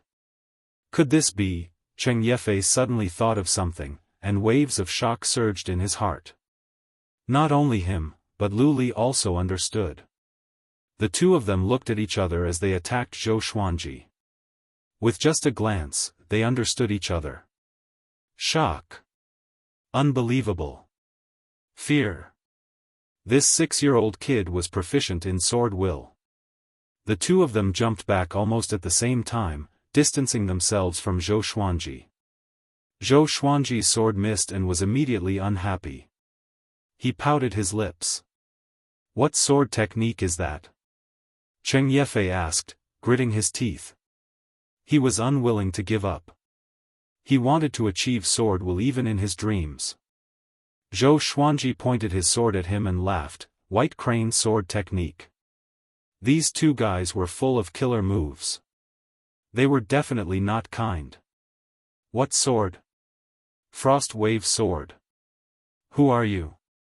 "None of your business." Cheng Yefei took a deep breath and tried to calm himself down. Lu Li could not hold it in anymore. He stared at Zhou Xuanji and said, "I am Lu Li from the Wind Xian sect. I hope my little friend can give me some face. Just 1 frost thunder crystal, and I will owe you one. Zhou Xuanji glanced at him and asked casually, "Who do you think you are? You seem to be fearless. Which sect are you from?" "Ancestral sect." "You, shut up." Lu Li almost vomited blood. Why does this kid have no EQ at all? Is he not afraid of offending the Wind Xian sect? At this moment, Zhou Xuanji leaped up and threw out the Frost Wave Sword. The Frost Wave Sword spun in the air and landed under his feet. It carried him up into the sky. The entire process was fast and elegant. Lu Li slashed with his sword, but his sword chi could not catch up to the Frost Wave Sword. Cheng Yefei chased him to the edge of the cliff. He looked at Zhou Xuanji's back and roared furiously, "Who are you?" "I'm your father." Zhou Xuanji's voice came from the horizon and got further and further away. Cheng Yefei's expression was gloomy. He slammed the ground with his palm and shattered the rocks beside his feet. The cultivators on the slope looked at each other in dismay. They all knew how powerful Cheng Yefei and Lu Li were. One was the Frost Swordsman, and the other was the eldest disciple of the Wind Xian sect. They could not deal with a 6-year-old kid? No. This guy was definitely not a 6-year-old kid, but a demon. The cold wind howled. Zhou Xuanji sat on the Frost Wave Sword and played with the Frost Thunder Crystal in his hand. He could feel the violent energy contained in the Frost Thunder Crystal. If he absorbed it, he would definitely break through to the foundation building stage and master the second level of the Golden Body incantation, Iron Body. Now that his strength had exceeded 10,000 pounds, he should be invincible in the Qi nurturing stage. One must know that at the 5th or 6th level of the Qi nurturing stage, one could dominate the martial arts world. This is not a loss. Zhou Xuanji thought happily. Once he broke through to the foundation building stage, his power would increase tremendously. Chapter 21. In a city in the southern Snow Kingdom. Inside the inn, the aroma of wine permeated the air. That day, the Frost Thunder Mountain was filled with heavy snow, and the sound of it hitting people's faces made it impossible to see the road in front of them. The heroes of various sects gathered here to fight for the legendary treasure, the Frost Thunder Seed. Even the Frost Sword Master Cheng Yefei came. A storyteller waved his fan and smiled. Around him sat rows of diners, listening to him talk about the Jianghu. The Frost Thunder Seed had not appeared yet, so the cultivators could only wait. But a 6-year-old child sneaked up to them. A disciple of the Iron Fist faction noticed him in time and used a flying knife to force the child to show himself. When the disciples saw him, they saw that he was a handsome child. He didn't look like a threat at all. The diners listened attentively while eating melon seeds. In the corner of the first floor of the inn, a man and a woman sat facing each other. There was only a plate of sliced beef on the table. The man was handsome and wore a beautiful blue robe. He obviously came from a wealthy family. The woman wore a white dress and a veil. Her skin was fair, and her eyes were mesmerizing. She made people's imaginations run wild. It seems that Zhao Xian's son is indeed dead. The man said with a look of pity. The woman in the white dress looked up at him and said, "Xiao Qingfeng, you don't want him to die." Xiao Qingfeng shrugged and said, "Her Majesty the Empress has instructed me to not care about what I think. I am just a knife." The woman in the white dress did not speak again. The two were silent, each thinking about their own things. The storyteller was still talking. When he talked about the battle at the Frost Thunder Mountain, his tone was sometimes low and sometimes excited. The diners around him were nervous. When he finished, the diners still wanted to continue. A greasy middle-aged man snorted, "Bullsh**T. How can a 6-year-old be so powerful?" As soon as he said that, the others joined in. "Yeah, I couldn't even read when I was 6. Oldly, storytellers nowadays are getting better and better. Are you getting cocky or is the wine cheap?" The Frost Swordsman is a foundation establishment cultivator. No matter how talented a 6-year-old is, he can't beat him. Yeah, do you know what a foundation establishment cultivator means? His strength alone is more than 10,000 pounds. He can easily knock down a mud wall. Faced with the crowd's jeering, the storyteller's face turned red. He snorted coldly and put away the folding fan in his hand. He said righteously, "When did I lie? Go out and ask around." The news about the Ice Thunder Mountain's demon child has already spread everywhere. There are even many sects that have specially sent people to search for his traces. Hearing this, Xiao Qingfeng pondered and murmured, if Zhao Xian's son was still alive, he would be 6 years old now. The woman's eyelashes fluttered as she calmly asked, "What do you mean?" Xiao Qingfeng smiled and said, "Even if this matter is exaggerated, if my son is really 6 years old, he is not someone the dynasty can raise. Lady Zhishui, you must understand that it's best for Zhao Xian's son to die. Otherwise, it will implicate Consort Chen and Princess Ling Ling." Lady Zhao Xian's matter had enraged Emperor Yan of Zhou, and it was a serious matter. Not only was the Empress investigating this matter, but other important figures in the Great Zhou Empire were also investigating this matter. They all knew how powerful vengeance was. Prince Xuanji must die. Lady Zhishui took a deep breath, got up and said, "Let's go to the fallen Celestial Ridge." 10 days had passed since the battle on Frost Thunder Mountain. Zhou Xuanji did not go out again but hid in the plain. When Qiu Bailey knew that he took the Frost Thunder crystal from the 2 foundation building cultivators, his eyes almost popped out. This time, it was not a sneak attack, nor was it a precarious situation. It was a fair and square battle. Is this brat already so powerful? That day, Qiu Bailey was shocked by Zhou Xuanji again. Until today, Zhou Xuanji had already absorbed 1 Frost Thunder crystal and was about to break through to foundation building. The way to use the Frost Thunder crystal was the same as spirit stones. Hold it in one's hand and activate the energy technique, and it will automatically absorb the energy contained in one's body. Whoosh! Spiritual qi flowed into Zhou Xuanji's body from all directions, forming a whirlwind above his head.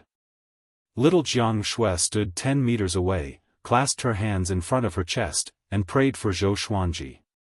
According to Qiu Bailey, the path of cultivation was intertwined with fortune and misfortune. Every time one broke through to a new stage, one would encounter all sorts of difficulties. Many cultivators died during their breakthroughs. Don't worry, this brat is very lucky. Qiu Bailey stroked his long beard and said with a smile. Seeing that Zhou Xuanji was getting stronger day by day, he was amazed and relieved at the same time.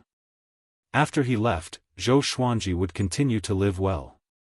Maybe the next time they met, this 6-year-old child would already be famous all over the world. Pak pak ka, Zhou Xuanji's body suddenly produced a clear explosive sound, which made little Jianghu nervous immediately. Qiu Bailey squinted his eyes and mumbled, "Iron bones." This brat was indeed a dual cultivator of energy and physique. While cultivating the physique, one's cultivation could also increase rapidly. People were really different. Soon, Zhou Xuanji's spirit energy suddenly increased tremendously. A wave of aura exploded, stirring up the grass on the ground and creating green waves. Foundation Building Level 1. Zhou Xuanji finally broke through. He could feel that the spirit energy in his body had turned from a small stream into a big river. His body was filled with energy. This feeling made him want to roar. 6 years old, foundation building. He had finally achieved the goal he set for himself.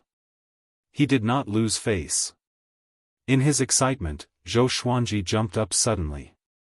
The frost wave sword appeared in his left hand, and the crimson dragon sword in his right.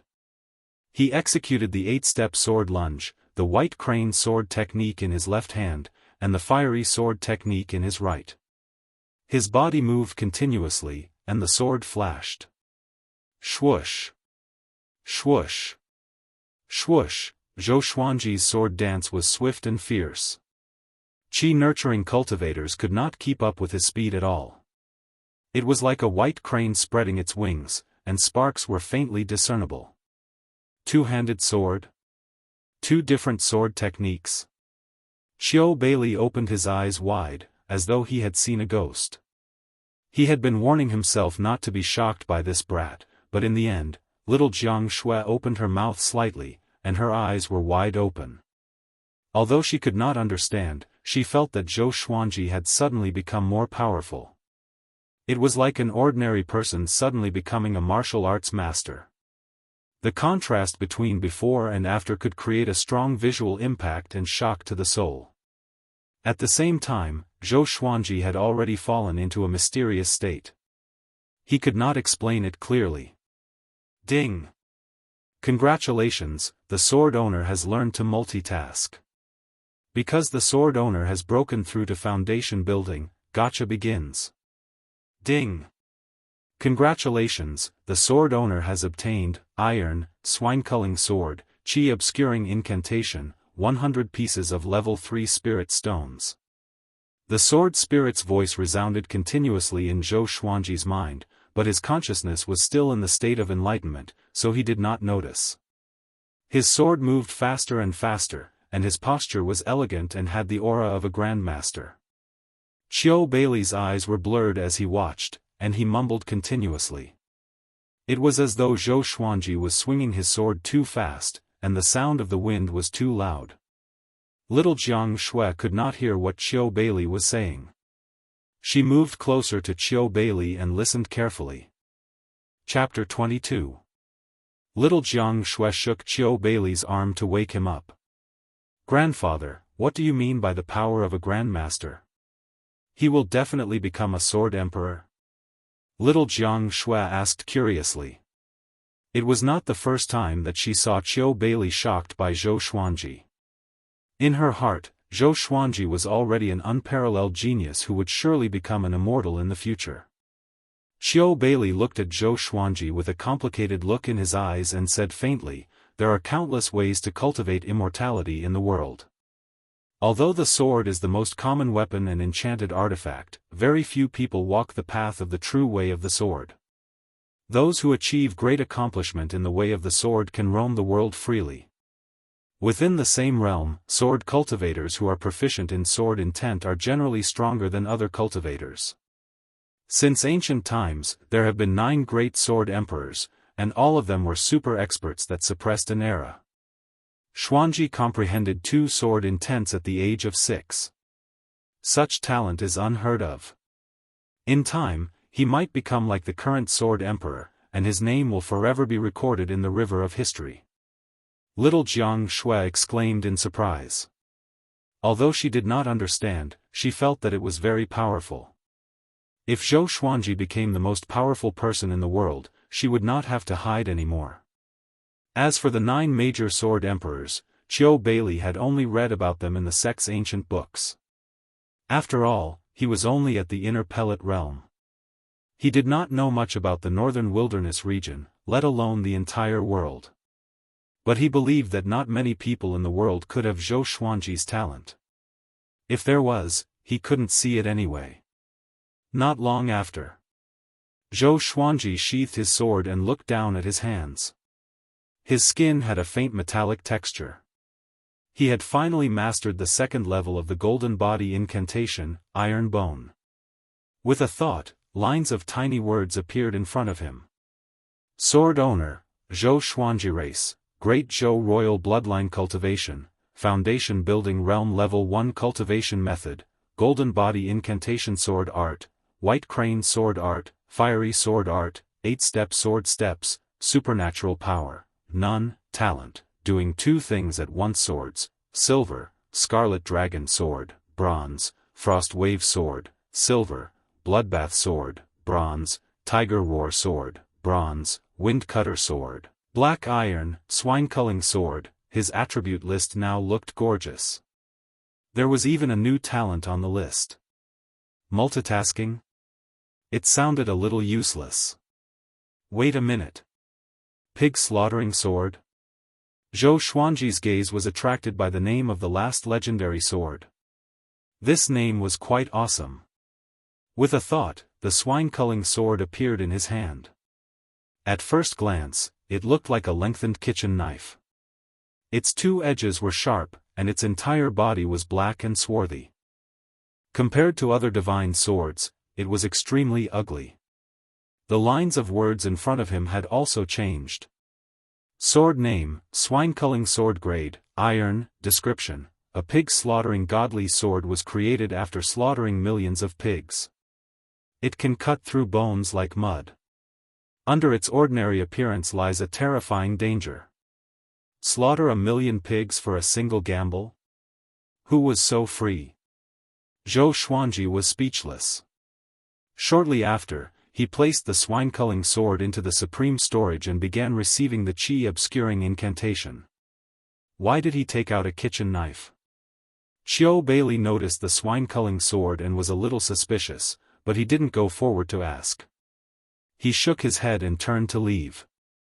Ever since Zhou Xuanji obtained the Frost Thunder crystals, he had been feeling uneasy.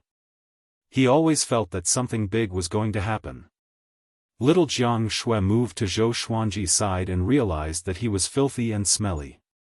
After he broke through to the foundation building stage, his spiritual qi flushed his meridians and expelled all the impurities in his body through his pores.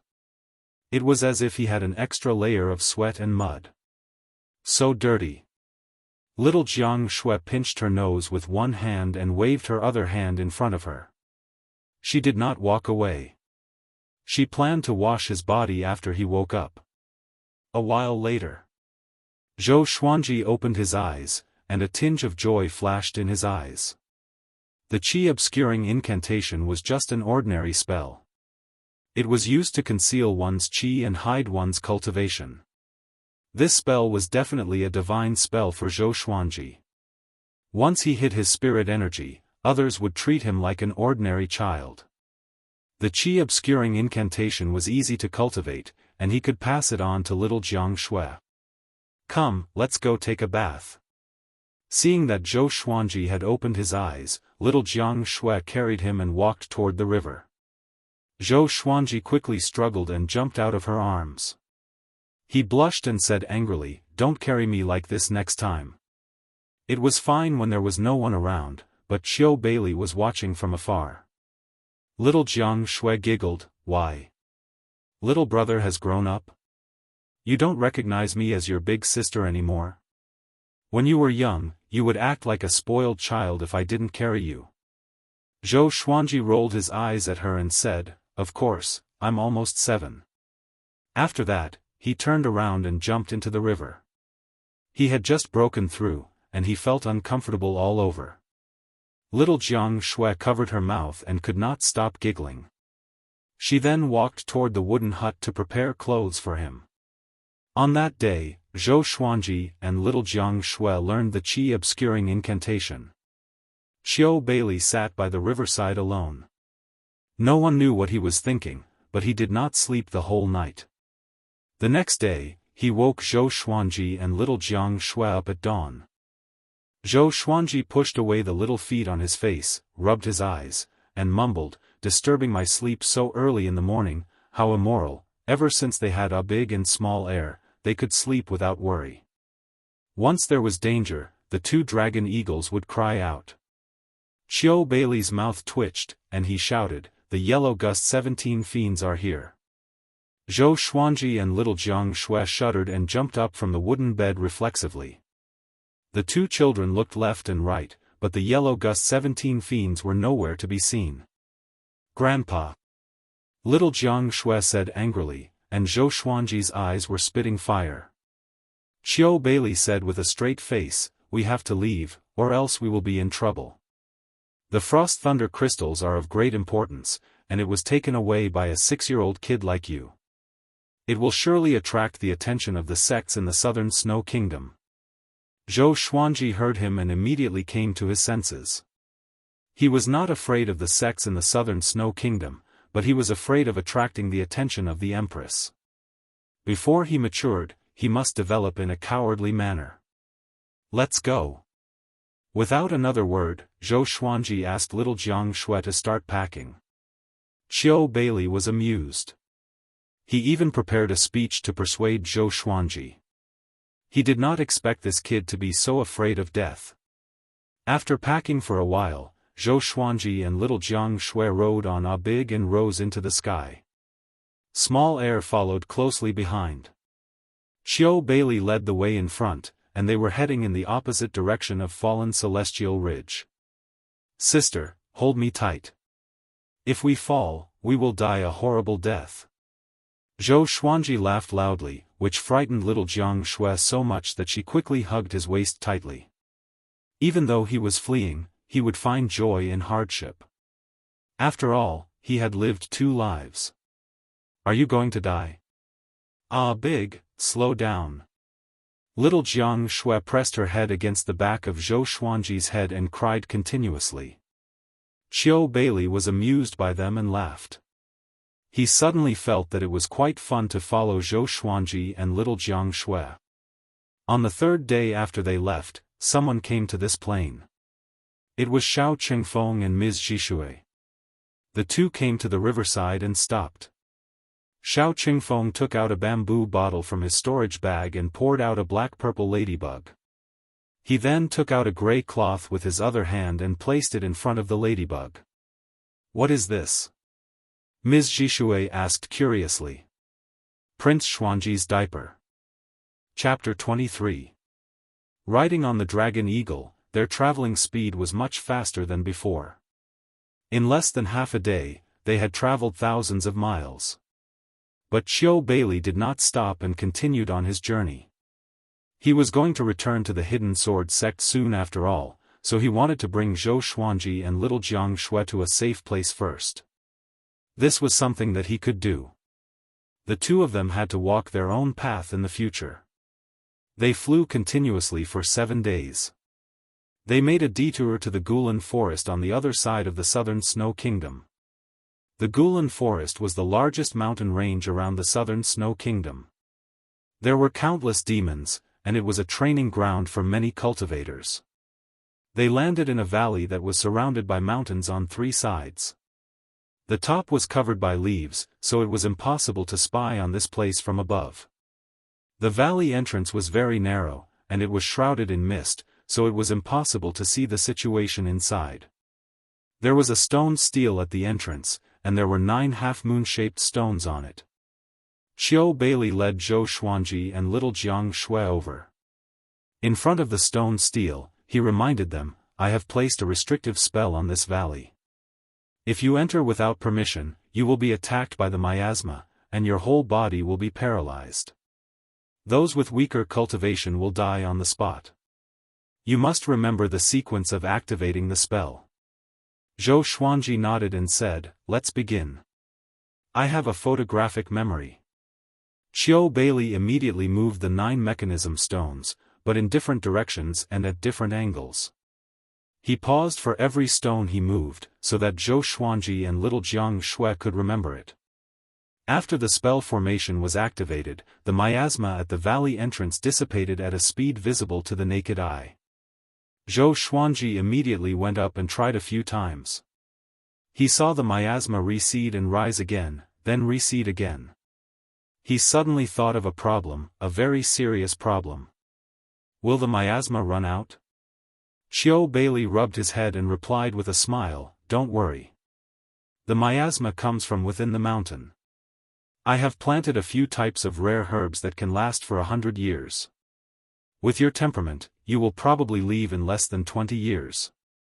Zhou Xuanji heard him and was immediately relieved. He activated the mechanism again and walked in with little Jiang Shui. After going around the small path, they saw the mechanism again.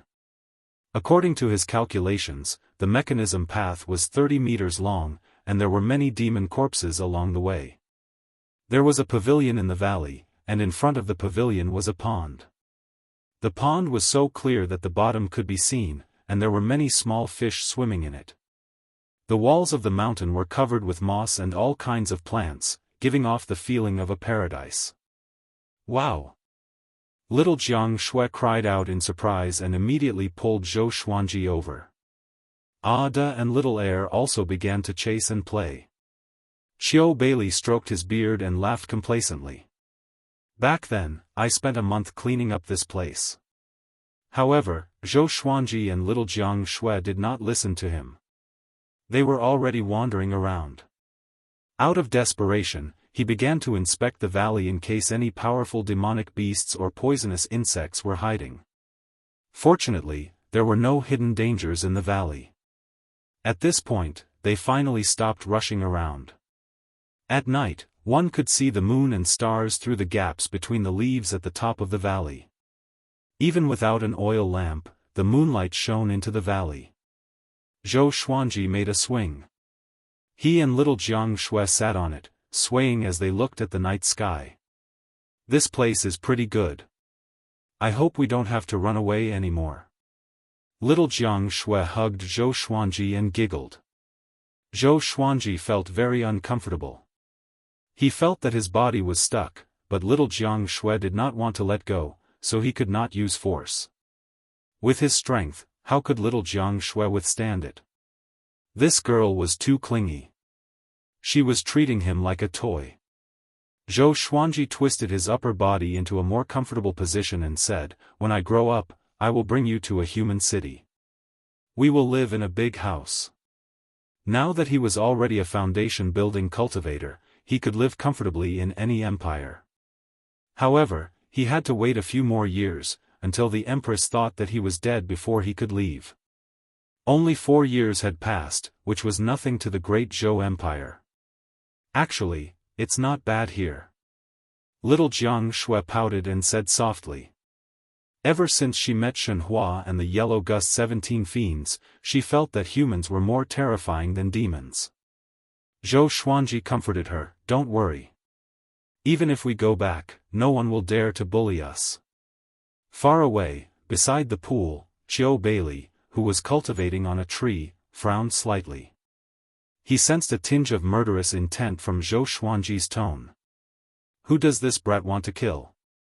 He had the intention to take revenge at such a young age. He did not know if it was a blessing or a curse. Qiu Beili was a little worried. He even had a premonition that the world would change because of Zhou Xuanji. In the next 2 months, Zhou Xuanji would bring little Jiang Shui out for adventures every day, so that she could practice fighting. At night, Qiu Beili would teach little Jiang Shui some basic spells, such as the fireball spell, water-repelling spell, and wind-summoning spell. In the blink of an eye, little Jiang Shui broke through to the 5th level of qi nurturing. Zhou Xuanji's cultivation did not break through, but his strength increased significantly. According to Qiu Beili's estimation, this little monster's physical strength had already reached 17,000 pounds. If he used the golden body incantation, his strength would increase even more. This day, Qiu Beili prepared to leave.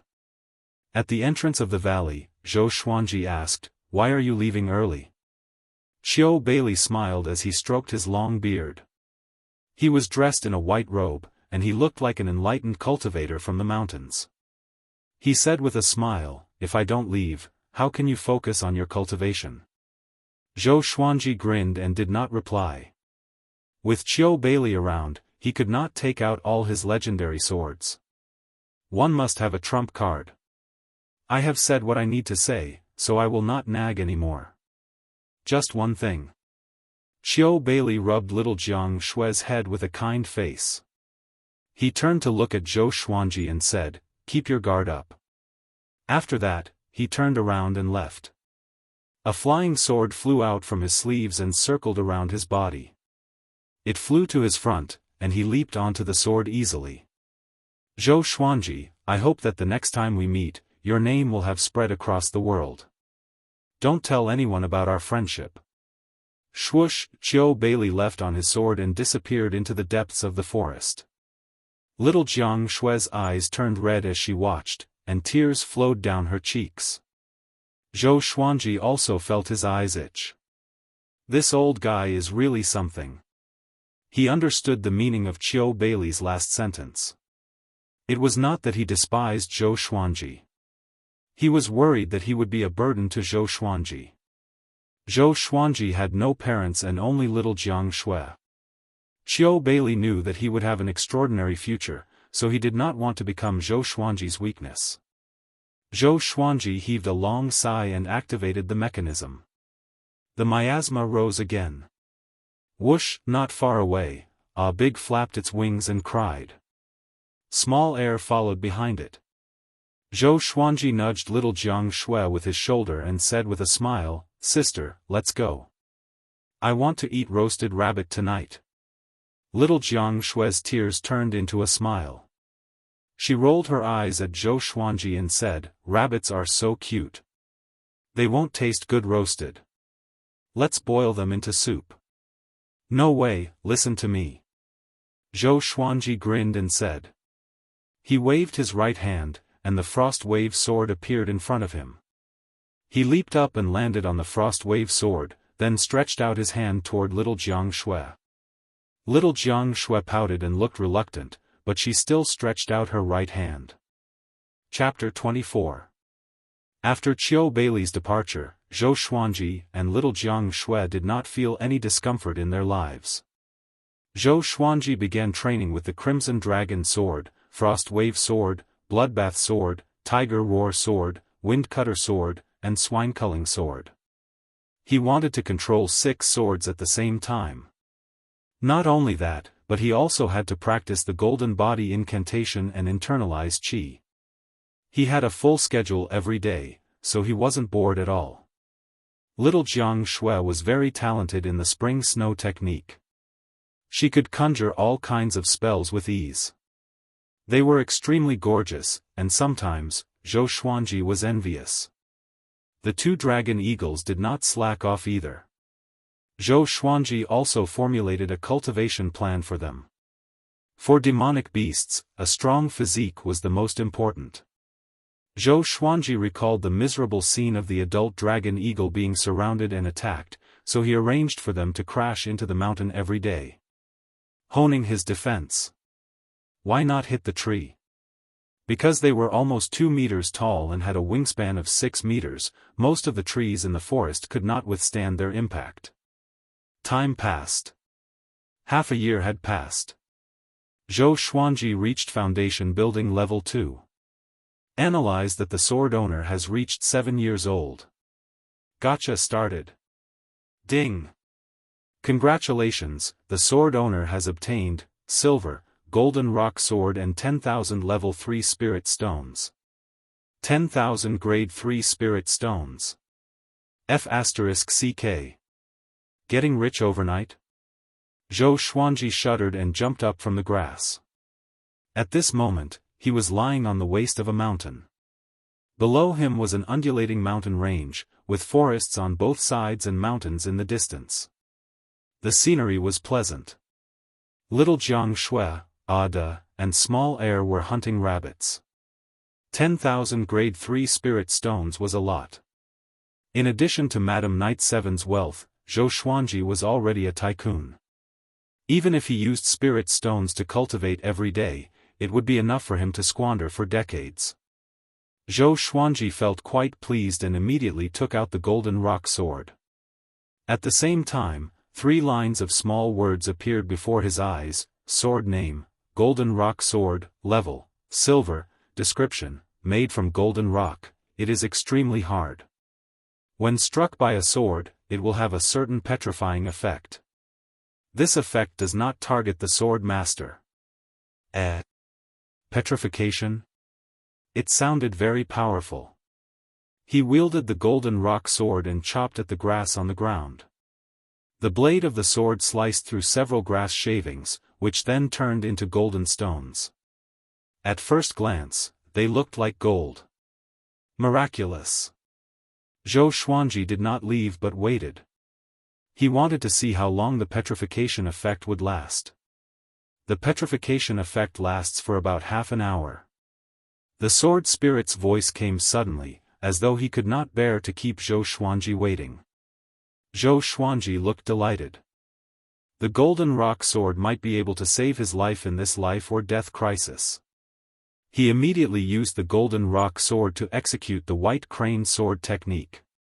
His body was like a crane, agile and graceful. He was like a banished immortal halfway up the mountain, and the sound of his sword cutting through the air was incessant. After practicing the white crane sword technique 10 times, he got used to the golden rock sword. Compared to other divine swords, the golden rock sword was heavier. Fortunately, he was strong enough to easily swing it. Zhou Xuanji stopped and was about to sheath his sword. "Hey, little wimp, what sword technique are you practicing?" An arrogant voice came, and Zhou Xuanji turned around in shock. He saw a man in black standing at the edge of the forest at the foot of the mountain. His face was handsome, and his black hair was long and straight, casually draped over his shoulders. At his waist was a long sword inlaid with jewels, and his hands hung naturally by his side. Just by standing still, he exuded a faint pressure. Zhou Xuanji's expression changed slightly and asked, "How long have you been watching?" The man in black snorted coldly, "Not long. I saw you practice it 3 times. His tone was slightly mocking, and Zhou Xuanji could hear the mockery in it.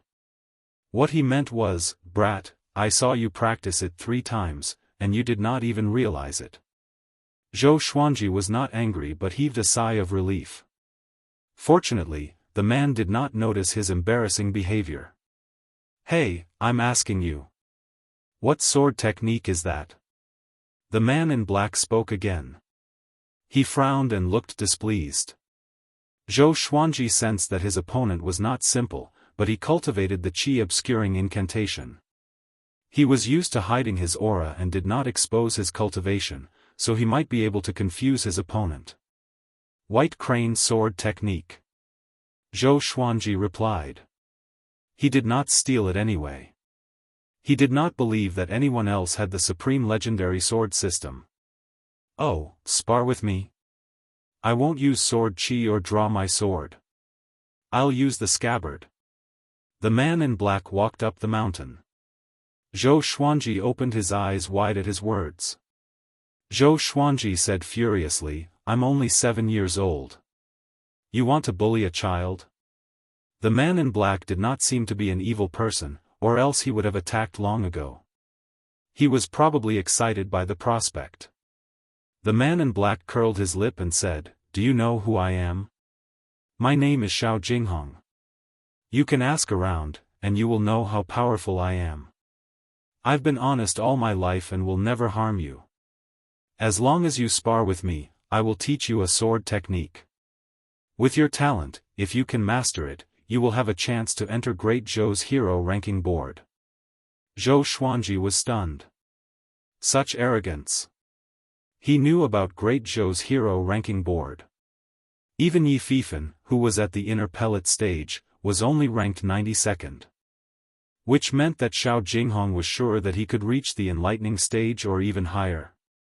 That's right. A 7-year-old child who could master a sword technique was naturally a genius. Zhou Xuanji raised his brow and asked, "What if I defeat you? Will you attack me out of anger?" Xiao Jinghong shook his head as he walked, "I will not lose." He had never lost to a sword cultivator in the same stage as him. Moreover, his opponent was only a 7-year-old child. He was a sword maniac and was interested in any sword technique that he did not understand. He had even asked a mortal elder to spar with him. "What if I really lose?" Zhou Xuanji asked condescendingly. He looked so serious that Xiao Jinghong wanted to laugh. The ignorant were fearless indeed. "If you can defeat me, I will take you as my teacher. How about that?" Xiao Jinghong walked up to him and said as he looked down at him. Zhou Xuanji was only 7 years old, and his height only reached his waist. Having heard him, Zhou Xuanji put away his golden rock sword and took out his wind cutter sword. He had a storage bag at his waist, which could confuse his opponent. The wind cutter sword was 1 level lower than the golden rock sword, but it looked extraordinary as well. Zhou Xuanji did not want to expose the petrifying ability of the golden rock sword, in case Xiao Jinghong became greedy. "Take a weaker sword?" Xiao Jinghong shook his head and laughed. This kid had the character of a sword cultivator. He used the scabbard, and Zhou Xuanji used a sword of a lower grade. This kid has a bright future. The two of them were less than a meter apart. At this distance, Xiao Jinghong had a million ways to kill him. You first. Xiao Jinghong did not waste time and instructed him directly. Zhou Xuanji sighed. Of all the things, you had to compete in sword techniques. Aren't you looking for trouble? Xiao Jinghong thought that he was afraid, so he comforted him, don't worry. I will not use more strength than you. Say no more. Watch my sword. Zhou Xuanji raised his sword and pierced toward Xiao Jinghong's jaw. The wind cutter sword, which had no wind resistance, was extremely fast. Xiao Jinghong's pupils contracted. Oh no! Such a fast sword. Chapter 25. Xiao Jinghong was still Xiao Jinghong after all. Even though he was so close to Zhou Xuanji, he still reacted quickly by leaning his body and head back. Whoosh! The wind cutter sword sliced off a strand of Xiao Jinghong's black hair. Xiao Jinghong raised his right knee instinctively and wanted to send Zhou Xuanji flying. Zhou Xuanji reacted quickly as well. He pulled down with his right hand and used the bottom of the wind cutter sword's hilt to hit his right knee. Bang! Both of them took 2 steps back. Xiao Jinghong did not lie. He did not use more strength than Zhou Xuanji. This strength is not right. Is he really only 7 years old? Xiao Jinghong thought to himself in shock. He couldn't help but think of a freak from the great Zhou Empire who had immense strength since he was young. But that guy was gigantic and did not look like a human, while Zhou Xuanji looked no different from an ordinary child. Before he could think further, Zhou Xuanji attacked again. Zhou Xuanji was already a foundation-building cultivator and had already developed sword qi. But since Xiao Jinghong did not use sword qi or spirit energy, he would not use either. Let's use pure swordsmanship to determine who's better. Thud. Zhou Xuanji stomped on the ground with his right foot. His body spun as he thrust his sword with his right hand. Tilting his body, the wind cutter sword could only reach Xiao Jinghong's chest. Clang! Clang! Clang! Xiao Jinghong placed his left hand behind his back and held his scabbard with his right hand. His hands were so fast that they left afterimages as he blocked each of Zhou Xuanji's slashes. Zhou Xuanji was not discouraged, and the speed of his sword continued to increase. What a fast sword! I was only able to achieve such a speed when I was 16. Xiao Jinghong was secretly shocked. He didn't expect to meet such a rare genius. His competitive heart was stimulated. He suddenly clasped the scabbard and took the opportunity to stop the wind cutter sword.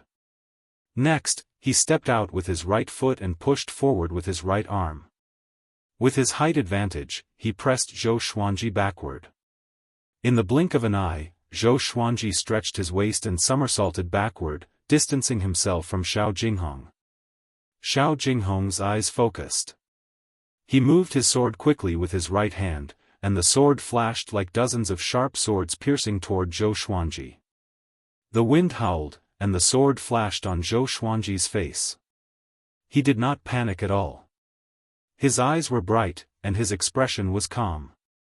The moment he landed, Xiao Jinghong's sword was less than 20 centimeters away from his face.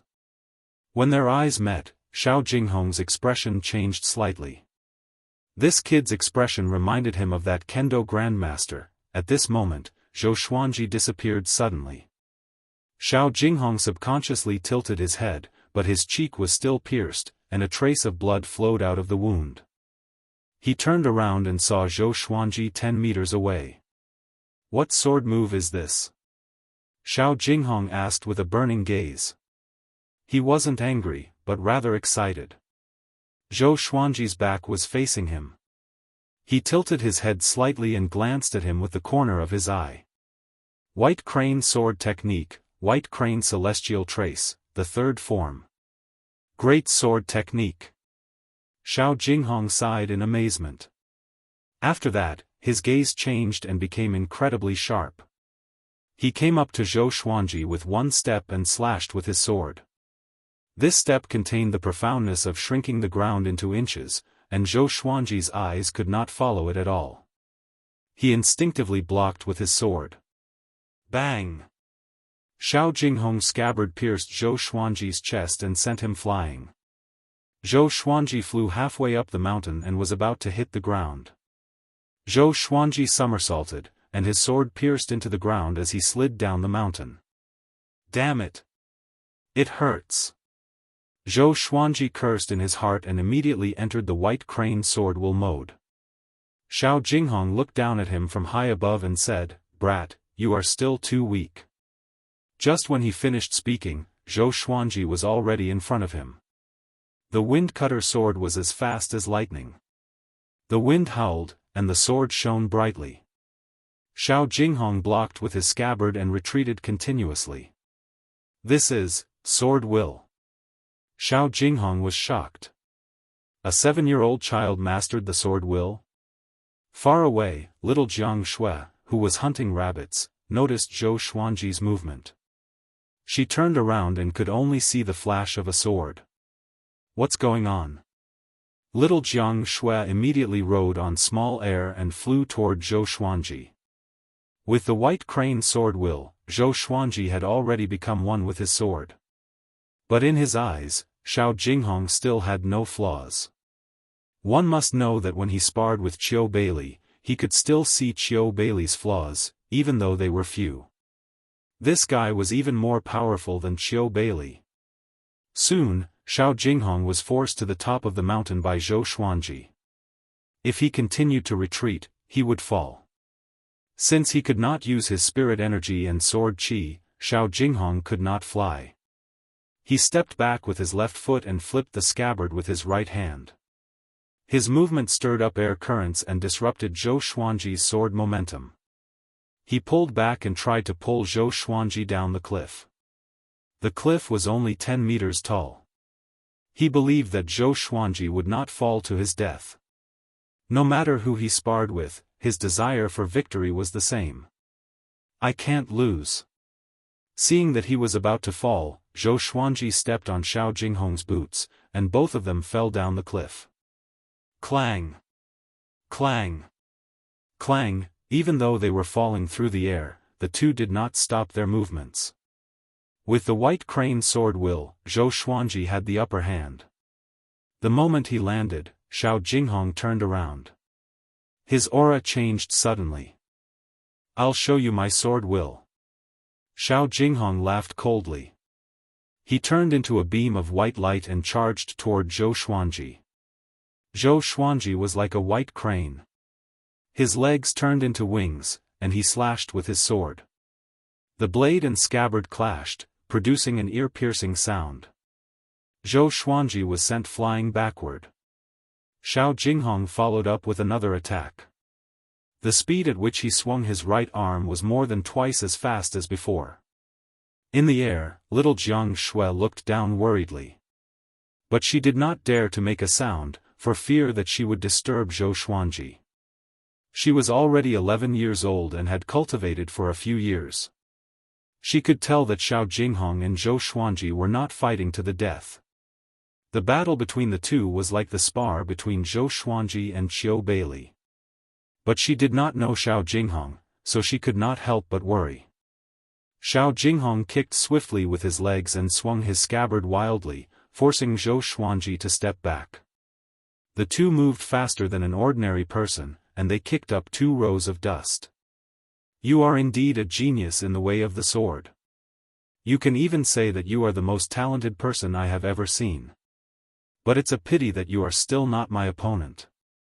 Remember my name, Sword Noble Xiao Jinghong. Xiao Jinghong said with a faint smile. He looked relaxed, as though he was not fighting. Sword Noble. Zhou Xuanji's pupils contracted.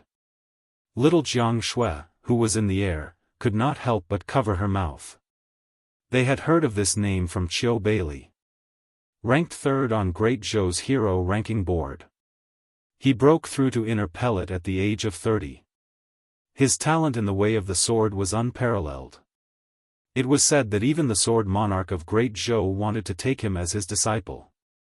No wonder he was so powerful. Zhou Xuanji was not discouraged. Instead, he was full of fighting spirit. He raised his left hand, and the tiger roar sword appeared in his hand. He held the sword with both hands. Xiao Jinghong opened his eyes wide. This guy knows how to use a sword with his left hand.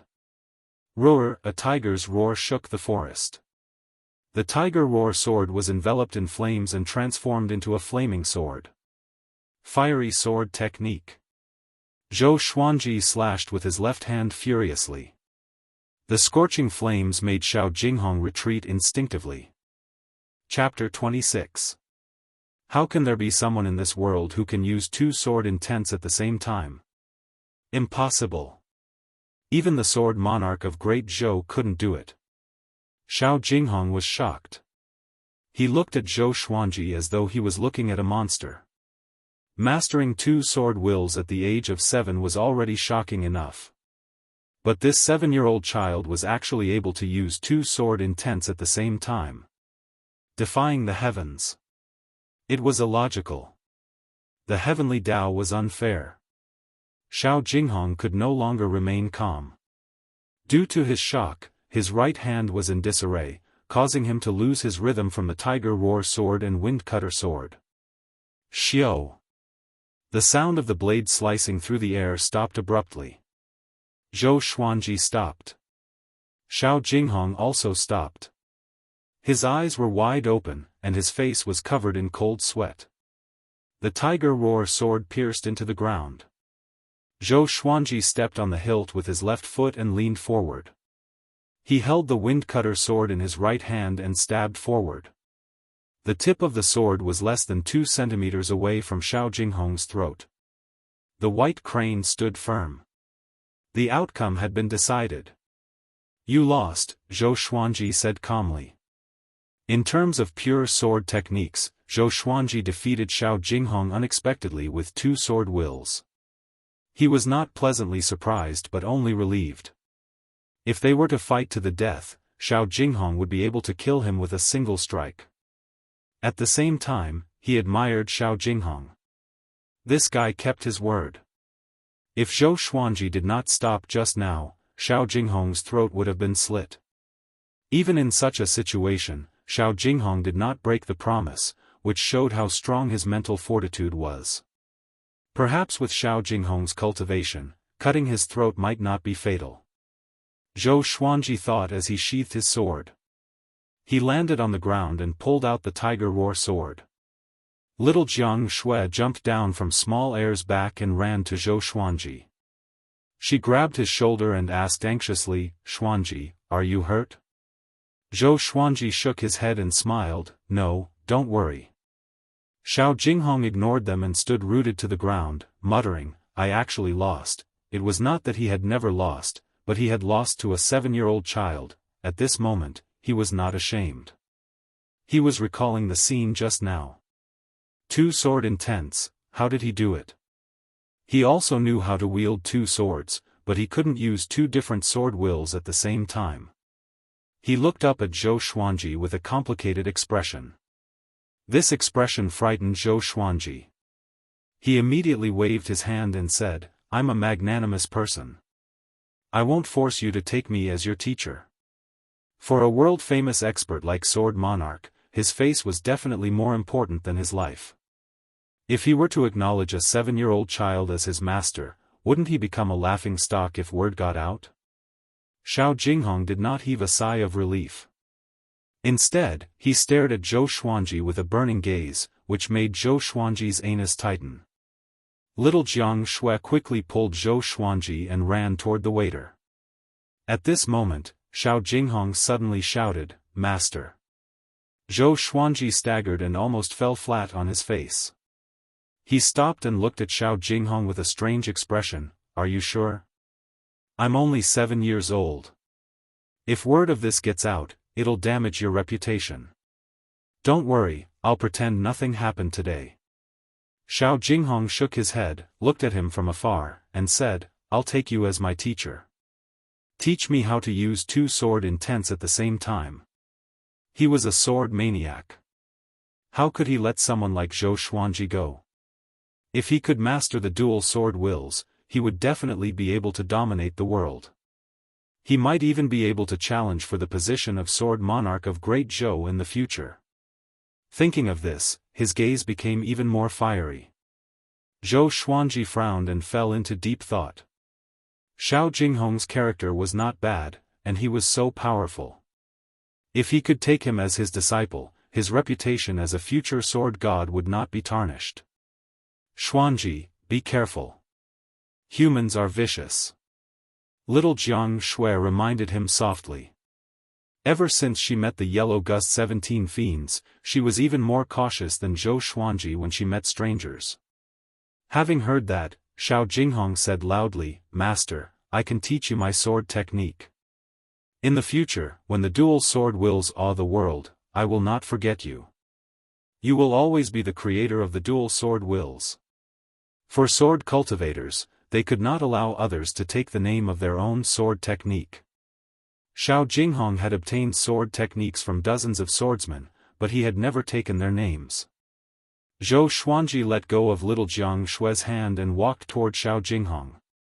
He stopped 3 meters away from Xiao Jinghong and said, Why are you so hasty in taking me as your teacher? Xiao Jinghong was stunned and did not understand. Can't I take you as my teacher? Zhou Xuanji said seriously. Since he was going to take Zhou Xuanji as his teacher, he could not just say it.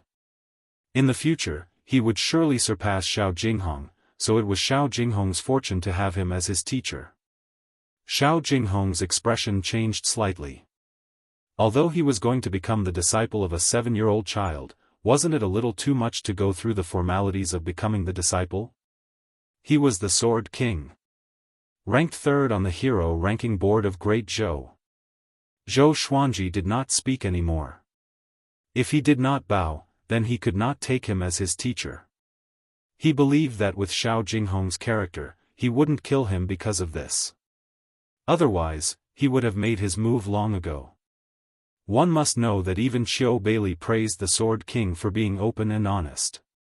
Xiao Jinghong took a deep breath and knelt down on one knee. He cupped his fists and said, Disciple Xiao Jinghong greets Master. In order to learn the dual sword wills, he endured. Little Jiang Shui's eyes widened in disbelief. The dignified sword monarch actually knelt before Xianji. Zhou Xuanji smiled and raised his right hand. The Frost Wave Sword, the Golden Rock Sword, the Wind Cutter Sword, and the Tiger Roar Sword appeared above his head, floating motionlessly. Xiao Jinghong was stunned by this scene. Zhou Xuanji waved his right hand, and the 4 legendary swords swept past Xiao Jinghong's head with extreme speed. Xiao! Xiao! Xiao! Xiao! Boom! The 4 swords pierced through the hillside and swept up countless pebbles. They flew up from the back of the hillside and split into 4 trajectories. They circled in the air like rainbows, as though they were alive. Xiao Jinghong opened his eyes wide and looked back at Zhou Xuanji, asking, Controlling the swords with your heart? He could do it too, but all the swords could only fly in one direction. He could not control them as freely as Zhou Xuanji could. Legend had it that the sword monarch of Great Zhou could control 7 swords at will and created his own sword's way. He did not expect Zhou Xuanji to do it too, although it was only 4 swords. Zhou Xuanji pretended to be cool and said, Do you want to learn? If you want to learn, I can teach you. Xiao Jinghong was convinced. He would never forget this scene for the rest of his life. For many years to come, he would sigh at his madness. He had a 7-year-old as his teacher, and the most important thing was that he made the right choice. And now, Zhou Xuanji had his first disciple. And it was the sword noble whose name shook Great Zhou. In order to convince Xiao Jinghong, Zhou Xuanji felt that he had to do something more. After sheathing his sword, he raised his brow and said, Other than the sword techniques that you don't impart to others, teach me the sword techniques that you think are the most difficult. I can achieve the sword will in 2 days. Xiao Jinghong got up and said with a frown, Little master, you can't joke around. His sword techniques were all top-notch, but the number of times he was able to cultivate the swordwill could be counted on one hand, and all of them took several years. 2 days. Impossible. Zhou Xuanji smiled and said, "Since you are my disciple, I must show you something to comfort you. The more powerful I am, the less uncomfortable you will feel, right?" Chapter 27. If I can't do it, I'll teach you dual sword wills. I don't need you to take me as your master. How about it? Zhou Xuanji snorted. This disciple of his did not trust him, so he had to teach him a lesson. Xiao Jinghong's eyes lit up, and he immediately nodded. Without another word, he drew his sword and began to display his swordsmanship. Zhou Xuanji's mouth twitched. This guy was not sincere in taking him as his teacher. He didn't think too much about it and focused all his attention on Xiao Jinghong. Little Jiang Shui walked over with little air. Da also descended from the sky. The two of them stared at Xiao Jinghong speechlessly. It had to be said that the sword monarch was indeed the sword monarch. His sword technique was executed in an unrestrained and swift manner, giving others a shock to their souls. Unstoppable. Even though Xiao Jinghong's sword was not fast, Zhou Xuanji had such a thought. There were a total of 49 moves in this sword technique. Each move was closely linked, and the attacks were continuous. It could attack any part of the enemy without any flaws. To prevent Zhou Xuanji from remembering it, Xiao Jinghong practiced it twice. Both times were not fast, but it was enough for Zhou Xuanji to remember. Just when Xiao Jinghong was about to practice it again to strengthen his memory, Zhou Xuanji flipped his right hand and took out the swine-culling sword. Practicing swordsmanship with the swine-culling sword was quite impressive. Zhou Xuanji, who was 7 years old, was already at foundation building level 2. Naturally, it was not as difficult for him to train his sword as before. Xiao Jinghong was stunned and slowly sheathed his sword. That's right. Those who can practice dual sword arts are naturally very talented and have a photographic memory. Xiao Jinghong shook his head and chuckled. This kid could not be measured by the standards of a 7-year-old child. The first time, Zhou Xuanji swung his sword even slower than Xiao Jinghong. Xiao Jinghong didn't make fun of him. Instead, he introduced it to him. This is the Trisource Vein-Severing Sword. When mastered, it can sever all the meridians of the enemy in an instant. After the first round, Zhou Xuanji began the second round, which was even faster than the first. Xiao Jinghong looked at little Jiang Shui and asked, "Which clan are you from?" With Zhou Xuanji's talent, his background must be extraordinary. Little Jiang Shui curled her lips and said, "I can't say." This was what Zhou Xuanji had taught her. To remain mysterious and instill fear in others. Xiao Jinghong shook his head and laughed. He turned his gaze back to Zhou Xuanji. Although Zhou Xuanji's training was decent, it was still wishful thinking for him to form a sword will. Sword intent was not something that could be cultivated. It needed to be comprehended. The third time. The fourth time. The fifth time. Zhou Xuanji swung his sword faster and faster. Within the time it took for an incense stick to burn, he had practiced 10 times. Xiao Jinghong's expression became even more solemn. Why did he feel that Zhou Xuanji was about to master the Trisource Vein-Severing Sword? The 15th time. The 20th time. The 30th time. The 40th time. The 50th time. Trisource Vein-Severing Sword Technique, Minor Mastery. Xiao Jinghong's eyes widened in disbelief. Little Jiang Shui, on the other hand, was used to it. She laid on small airs back and yawned. Zhou Xuanji's sword speed increased abruptly, and he finished practicing once in 10 breaths' time. The Trisource Vein-Severing Sword was all about speed and accuracy. It could destroy all of the enemy's meridians at an extremely fast speed. If it was controlled by sword qi, it could split mountains and rivers.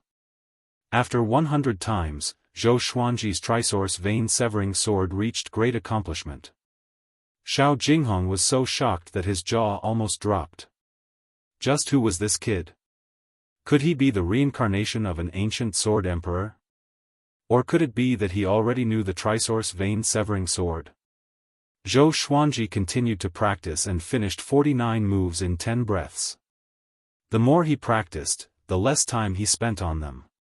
For the 120th time, he only spent 7 breaths time.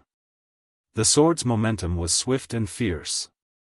It swept up waves of strong winds and flattened the ground, forcing big and small air to back off. For the 150th time, he only spent 3 breaths time. For the 199th time, Zhou Xuanji only spent 1 breath's time. For the 200th time, his aura suddenly changed. He closed his eyes and mastered the 49 moves in the blink of an eye. Sword Will. Trisource vein-severing sword will. Zhou Xuanji held his sword in his right hand, and the swine-culling sword turned into a stream of black light. Countless sword shadows appeared, and 3 streaks of sword chi shot out in the shape of claws. They only dissipated after flying for 100 meters. Little Jianghu opened her eyes wide. So handsome. Xiao Jinghong was in a state of confusion. He really mastered the sword will, and it was not just 2 days. How long has it been? 4 hours? The sun had not even set. Zhou Xuanji stored his sword and walked up to Xiao Jinghong. How is it? His face was calm, but he was delighted in his heart. Such a domineering sword technique. It was even more powerful than the white crane sword technique and the fiery sword technique. Just this sword technique alone was enough to double his battle power. Xiao Jinghong took a deep breath and cupped his fist. Revered teacher, you are awesome.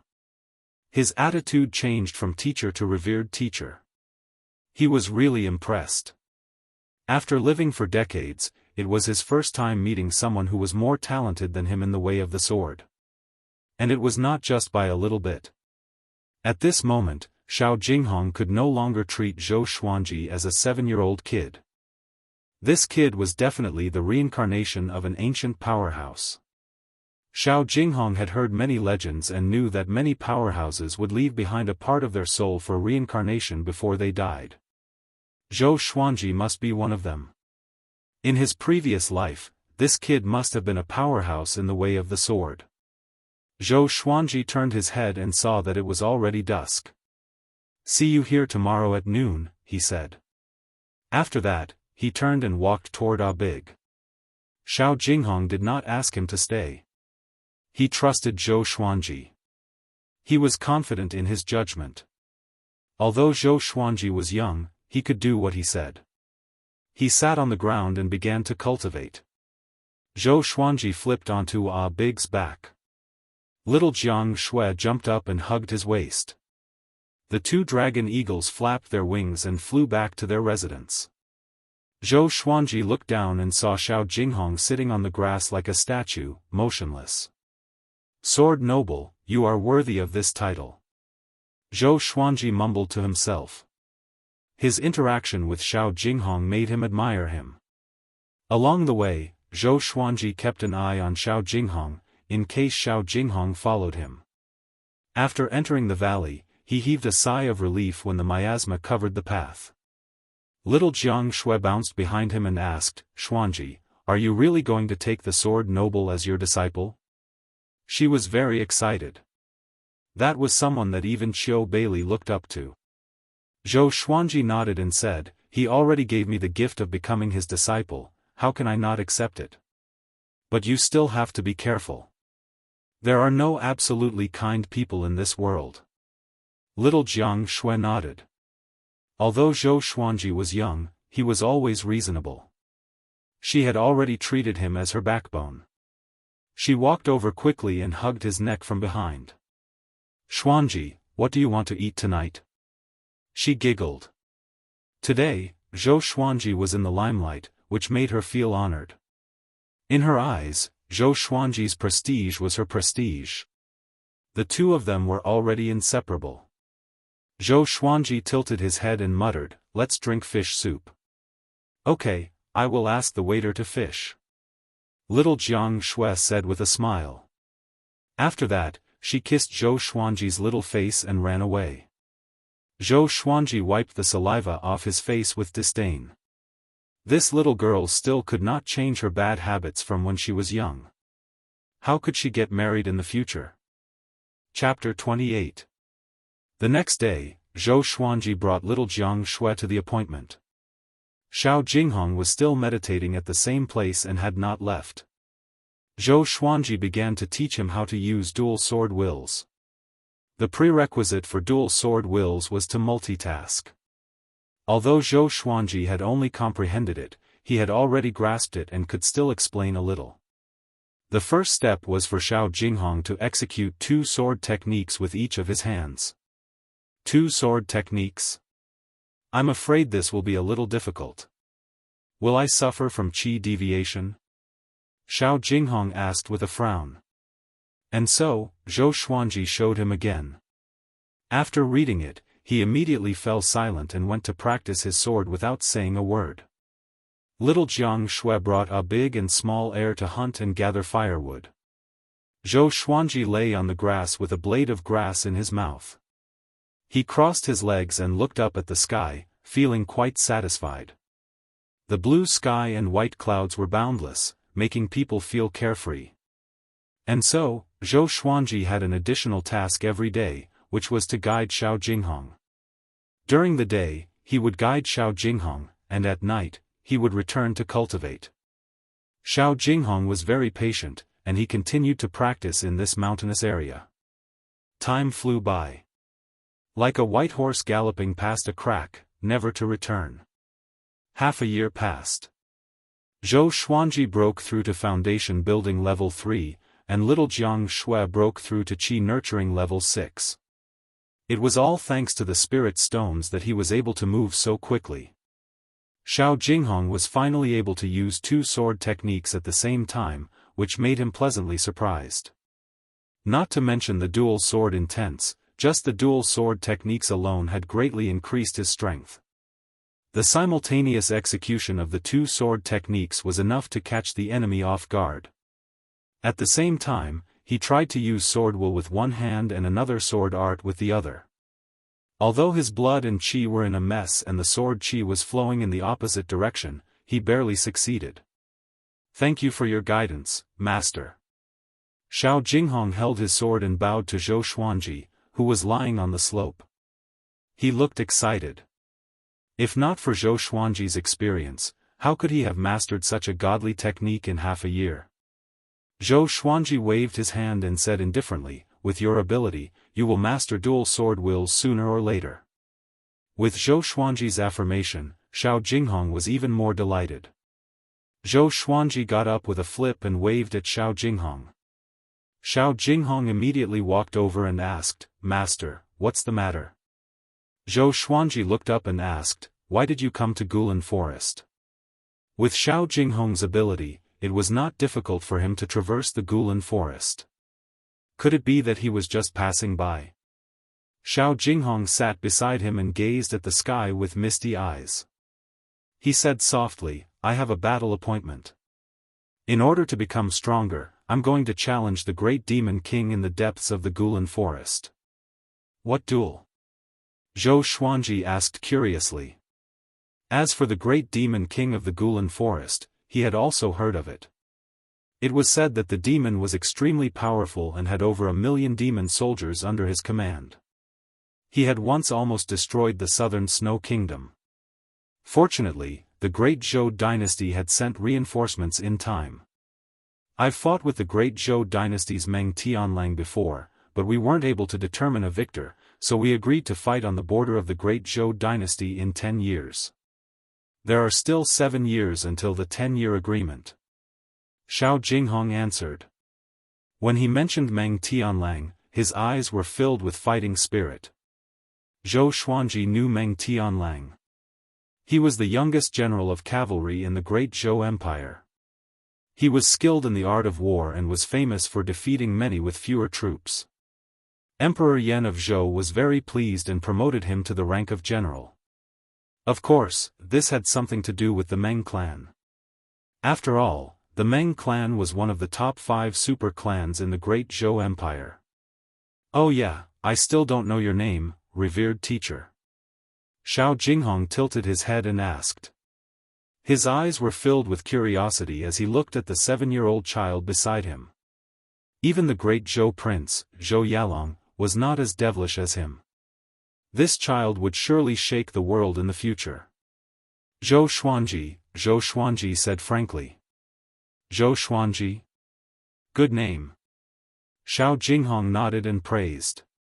He did not associate Zhou Xuanji with the great Zhou prince. The incident with Lady Zhao Xian was huge, but everyone called Zhou Xuanji the son of Zhao Xian.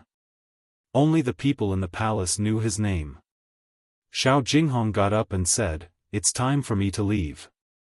Only by fighting can I quickly train myself and master the dual sword wills." Zhou Xuanji got up and said, "I wish you success." Xiao Jinghong smiled at him and said, "After I defeat Meng Tianlang, I will come back to see you." After that, he leaped up and soared 100 meters into the sky. He transformed into a beam of cold light and flew toward the horizon, as fast as lightning. This was the sword noble. He came and went without a trace. Zhou Xuanji smiled and said, "That might not be the case. Maybe we will meet again in Great Zhou." After Xiao Jinghong left, Zhou Xuanji lay down and waited for little Jiang Shui to come back. After a long while, dusk was approaching. Little Jiang Shui had not returned yet. Zhou Xuanji flipped up and frowned. He felt a little uneasy. In the past, little Jiang Shui would have already returned by this time. Screech, the dragon eagle's cry came from the horizon. Ah, Big flew over. It landed in front of Zhou Xuanji quickly. Zhou Xuanji's expression changed because Ah Big's left wing was stained with blood. It was obviously injured. It chirped in bird language, and with his long experience with it, Zhou Xuanji could understand what it meant. Little Jiang Shui and small heir were captured. He first took out some ointment and applied it for Ah Big. He then leaped onto its back and said, "Bring me there." Whoosh!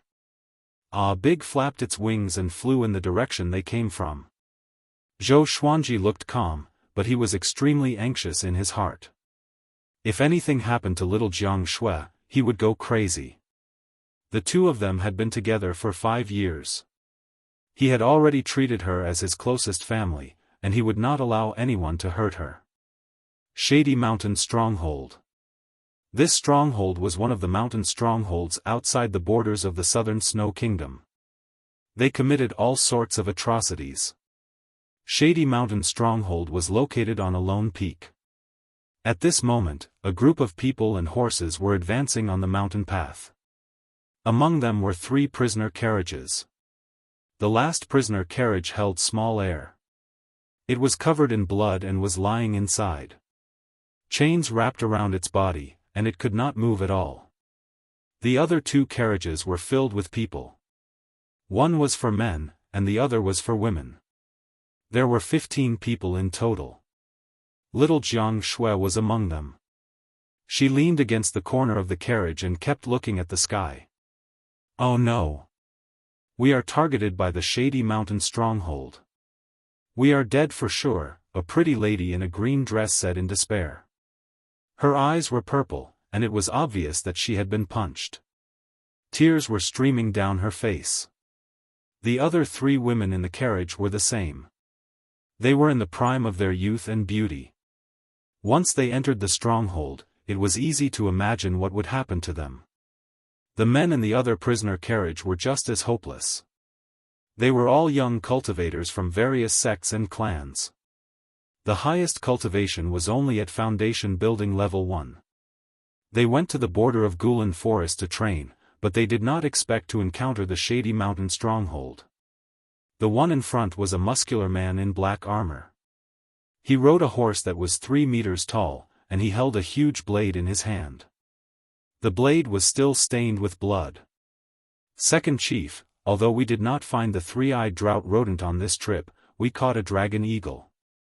This trip was not in vain.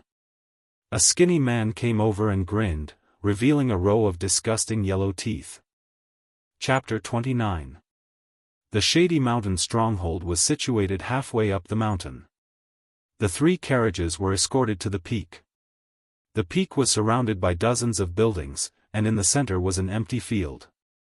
There were many carriages at the edge, and inside were many messy and tattered captives.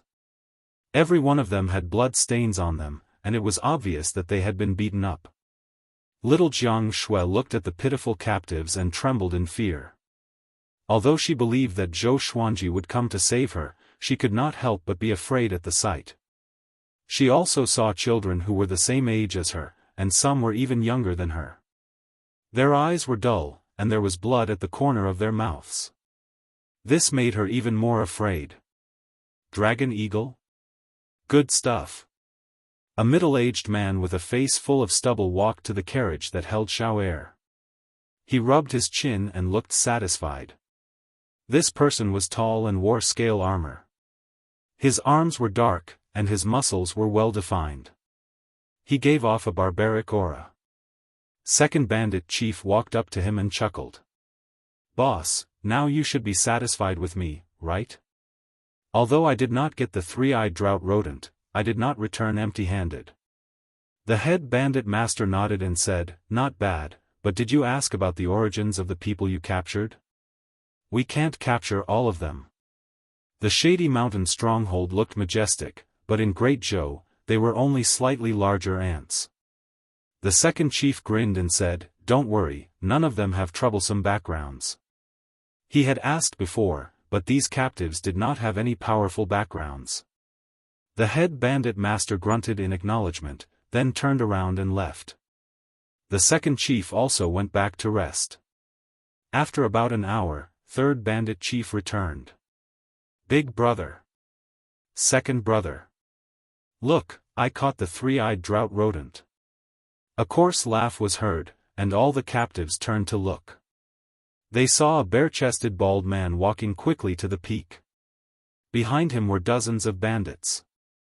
They were escorting 2 carriages with firewood and various herbs tied to them.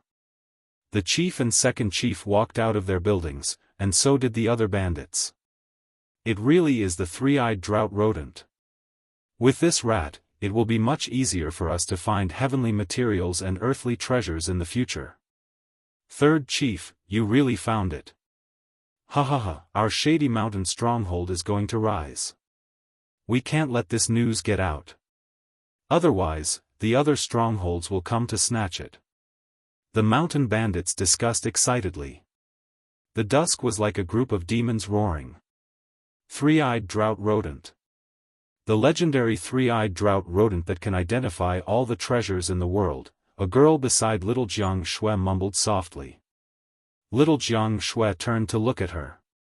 He discovered that this woman was wearing a yellow robe, and her face was covered in dust, making it impossible to see her face clearly. However, her figure was beautiful, and it made one's imagination run wild. Feeling little Jianghu's gaze, the lady in yellow turned around and sighed, "It's a pity that you have to suffer such misfortune at such a young age. It's all fate." Little Jianghu curled her lips but did not say anything. The woman in yellow thought that she was afraid, so she didn't say anything else. The night gradually deepened. One of the bandits opened the wooden door of the prisoner's cart and pulled a pretty girl out. The woman screamed and struggled. The bandit was annoyed and slapped her across the face. The slap resounded through the mountain peak. The woman fainted from the slap, and the bandit dragged her into the second chief's loft. This scene made the female captives feel even more despair. Rather than being humiliated, they might as well just die. Little Jianghu hugged her knees and looked at the night sky far away. Her eyes were shining with hope. Time continued to pass. Late at night, little Jianghu could not resist the sleepiness and fell asleep. On the mountain peak, the patrolling bandits were all yawning. No one noticed that a small figure was climbing the mountain quietly. It was Zhou Xuanji. He did not descend from the sky but climbed the mountain alone. Relying on the 8-step sword lunge, he avoided the bandit's sight. He stood behind a loft and looked ahead. It was dark at night, and it was difficult for ordinary people to see clearly. But he had the cultivation of foundation building level 3, and his vision was extraordinary. Under the chi obscuring incantation, he did not leak his chi. Soon, he saw little Jianghu. He did not act immediately but sensed the chi around him. There were about 10 foundation building cultivators, and 3 of them were much more powerful than him. But they should all be at foundation building. His eyes sparkled, and he made a decision in his heart. He moved toward little Jianghu. Relying on the 8-step sword lunge and his petite figure, no one noticed his presence along the way. He bypassed the prisoner's cart and came behind little Jianghu. The girl was sleeping soundly, and she did not notice that someone was behind her. Xuanji. I'm afraid, little Jianghu suddenly talked in her sleep, which made Zhou Xuanji's heart ache. He did not wake little Jianghu up immediately, but he was thinking about how to save her without anyone noticing. He turned around and saw that small heir was tied up in another prisoner's cart, but it was still awake. It stared at Zhou Xuanji with its bright eyes, as though it was a wrong child looking at its father. Zhou Xuanji gestured to it to not make any noise. Vermin of the Shady Mountain stronghold, tonight, I will do justice on behalf of the heavens and destroy you all. At this moment, a righteous and awe-inspiring cry resounded in the night sky and woke everyone up. A sword gleamed brightly on the mountain peak, and a man in white came riding on his sword. His black hair danced in the wind, and he looked like an immortal descending to the mortal world. Little Jianghu was also startled awake. She did not notice Zhou Xuanji, who was behind her, but she looked at the man in white. Zhou Xuanji squatted down to avoid being discovered by the bandits. The head chief, second chief, and third chief walked out one after another with weapons in their hands. I was wondering who it was. So it's Autumn Sword Jianghu. If your father, Zhang Tianjian, came, he might really be able to destroy my Shady Mountain stronghold. But you? You're still too young. The head chief said with disdain. He flipped his right hand and smashed the giant hammer into the ground, creating a small crater. I'll kill you. The second chief leaped up with his great blade and slashed at Jianghu, who was in the air. Jianghu was expressionless. He used his finger like a sword, and 2 streams of sword chi shot out from his index finger and middle finger.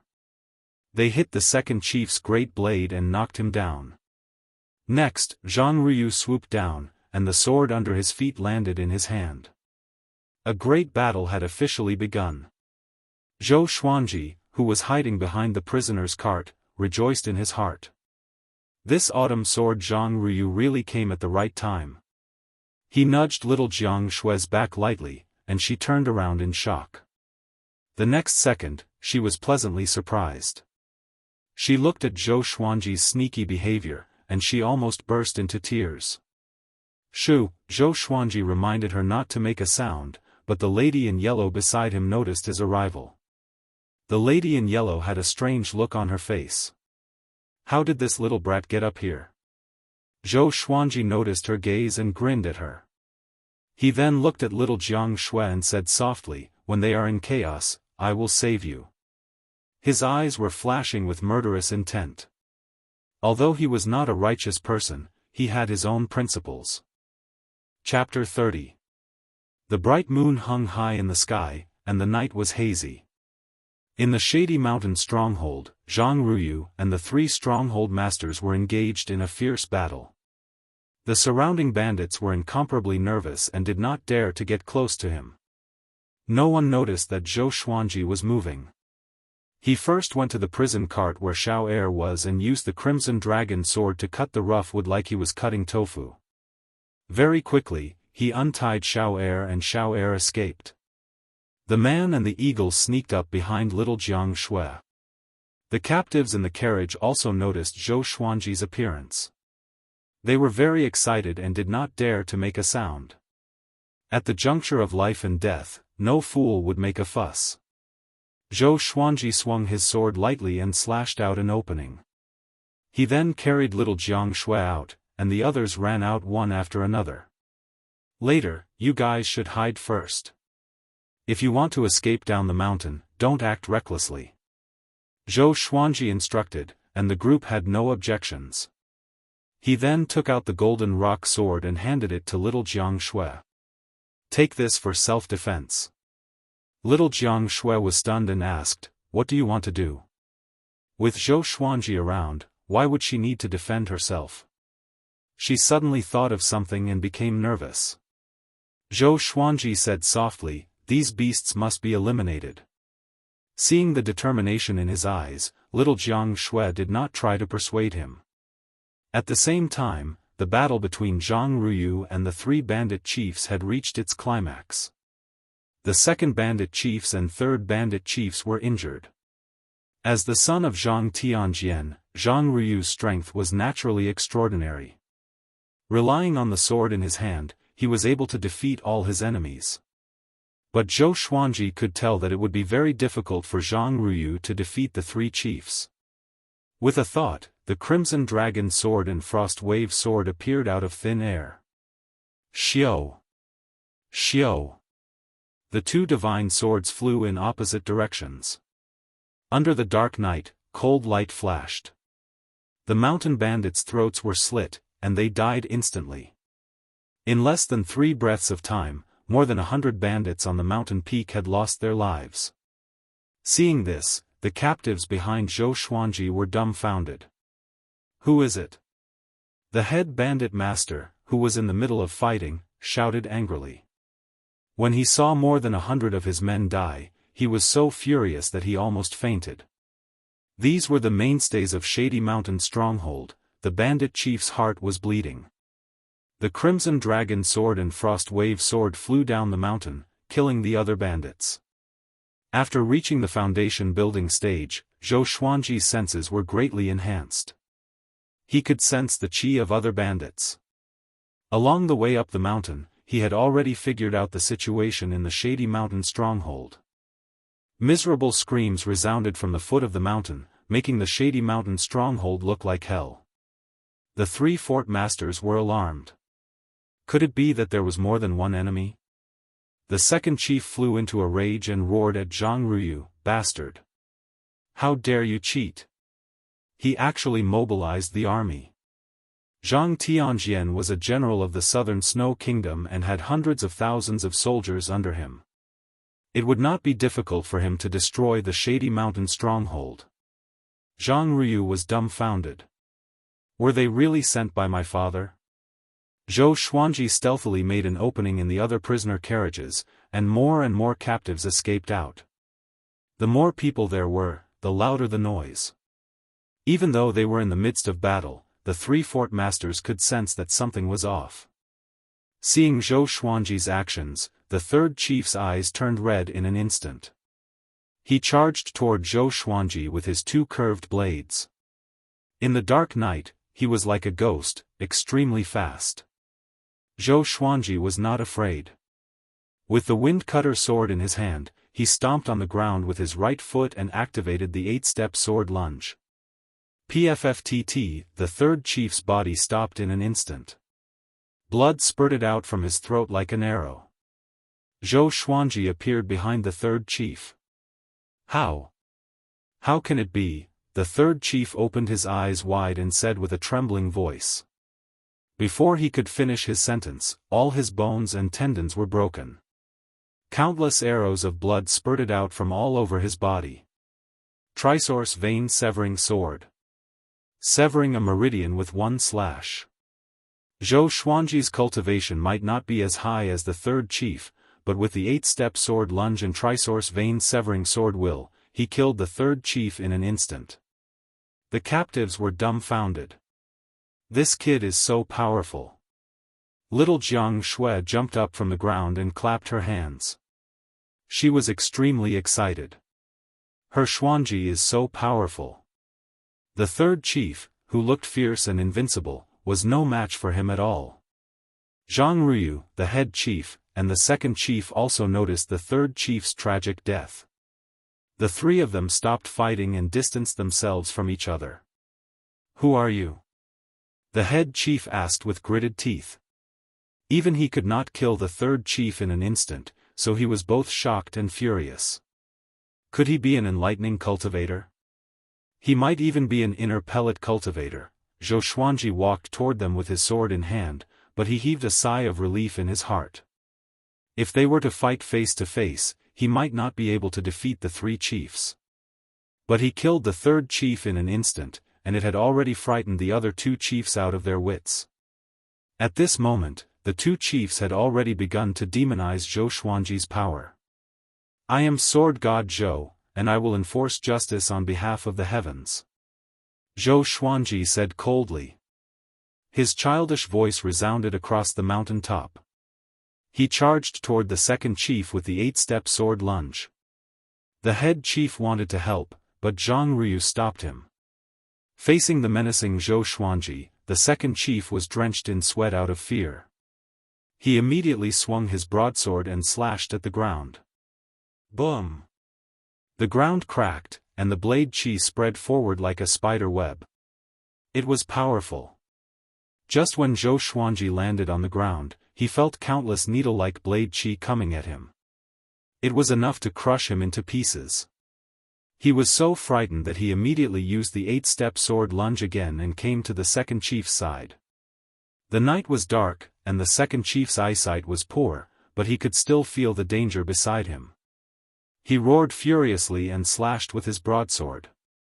But Zhou Xuanji's wind-cutter sword was faster. The sword flashed, and blood splattered. The second chief's vital channels were severed in an instant, and his life force dissipated immediately. Plop! He knelt on the ground, and he could not be more dead. This scene made the head chief completely terrified. He said with a trembling voice, "Sword God Zhou, we have no enmity with you." Zhang Ruyu was also shocked in his heart. Who was this Sword God Zhou? He was so powerful, but why had he not heard of him before? The most important thing was, this guy seemed to be a child. Zhou Xuanji walked toward the head chief and snorted, "Sword God Zhou, have been killing evil people all my life. You have done evil, so there is enmity between us." After he finished speaking, he charged toward the head chief. He did not feel any pressure killing such an evil person. The head chief was so frightened that he turned around and fled immediately. He quickly came to the edge of the cliff and stomped on the ground. An iron fan appeared under his feet, and he flew away with the wind. This guy escaped so quickly that Zhou Xuanji did not even have time to react. Zhou Xuanji sighed and turned around. "Everyone, you can escape now." The three chiefs and the elites of Shady Mountain Stronghold were all dead. How could the rest of them withstand the rage of the captives? The captives, who were in a daze, woke up one after another. "We are saved. Sword God Zhou is so powerful. He really is the Sword God." The three evil people could not even withstand a single blow from him. Run! Why run? The Shady Mountain Stronghold will cease to exist from now on. The captives cheered, and some even cried tears of joy. Zhou Xuanji quickly took away the storage bags and rings of the second and third chiefs. Little Jianghu and Small Air followed closely behind. Chapter 31. Seeing Zhou Xuanji overturning the buildings, the captives did not stop him, nor did they participate. Zhou Xuanji saved them, so they naturally would not compete with him for the Shady Mountain Stronghold's wealth. Those who could venture into the Gulan forest were definitely not poor people. Seeing that Zhou Xuanji was busy, the captives began conversing and asked each other about Sword God Zhou's background. Zhang Ruyu did not stay idle. He went down the mountain to eradicate the other bandits. None of the bandits were good people. They might have come up the mountain for various reasons, but no matter what the reason was, it couldn't change their sins. The other side. Zhou Xuanji found a small cage in the bandit chief's house. Inside it was a small rat with yellowish-brown fur. It had big eyes and 2 long golden stripes on its back. Little Jianghu's eyes lit up when she saw it. She cried out and pounced on it. Could this be the 3-eyed drought rodent they were talking about? It can identify all the treasures in the world. Little Jianghu said to Zhou Xuanji. Zhou Xuanji's eyes lit up when he heard this. They had heard Qiu Bailey talk about the strange beasts in the world, and one of them was the 3-eyed drought rodent. Zhou Xuanji immediately swung his sword and released the 3-eyed drought rodent.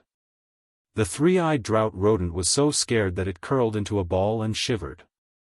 Little Jianghu wanted to catch it, but Zhou Xuanji beat her to it. Zhou Xuanji kept it in his bosom and said, "What if this little thing is dangerous?" Little Jianghu heard him and quickly retracted her hand.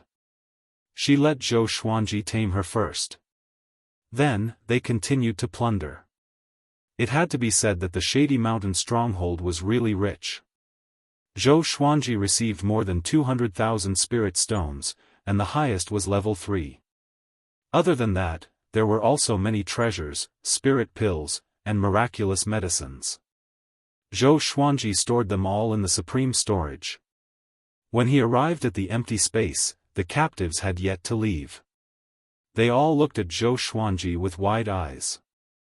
Zhou Xuanji raised his brow. "What? You want to fight with me?" Thump. A man suddenly knelt down and cried out in tears, "Thank you, Sword God Zhou." After saying that, he began to kowtow. The other captives knelt down as well and continuously thanked Zhou Xuanji. Zhou Xuanji was very powerful, so they treated him as a senior and did not feel ashamed. Seeing how excited they were, Zhou Xuanji sighed in amazement. He suddenly had an idea. That was to eradicate all the bandits in the Gulan forest. Not only would they be able to loot their wealth, but they would also be able to get rid of evil for the people. It could also be used as a whetstone. Zhou Xuanji immediately shouted, "Everyone, please rise. I, Sword God Zhou, swear today that I will wipe out all the bandits and tyrants at the border of the southern Snow Kingdom."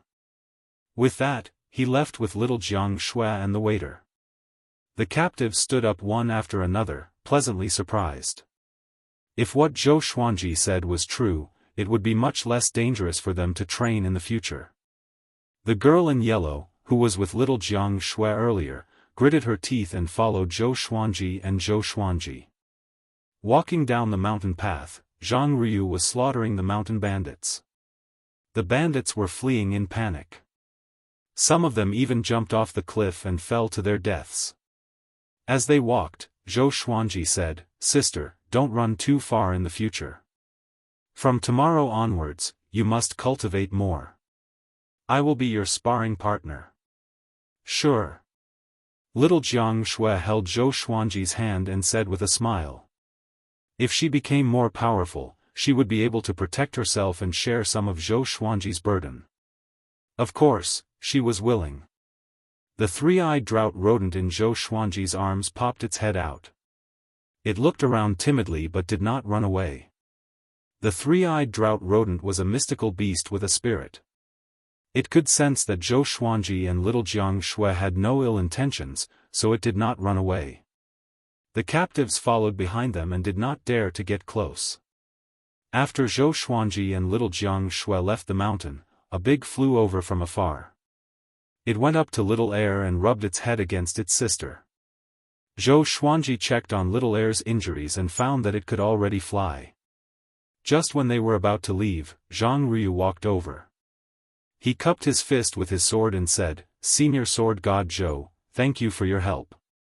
He was not deceived by Zhou Xuanji's appearance, but he was bewitched by his sword will. He thought that Zhou Xuanji was a powerful cultivator who had surpassed the foundation building stage, so he addressed him as a senior.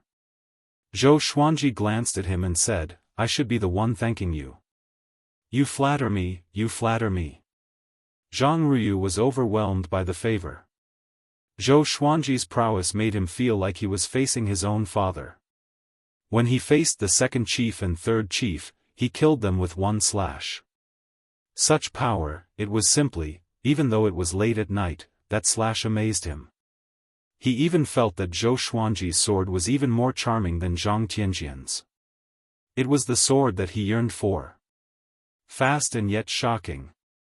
Just when he was about to say more, Zhou Xuanji leaped onto Big's back and pulled little Jianghu up. The lady in yellow, who had been following closely behind, suddenly walked up to Big and knelt down. She gritted her teeth and said, "Sword God Zhou, please take me in.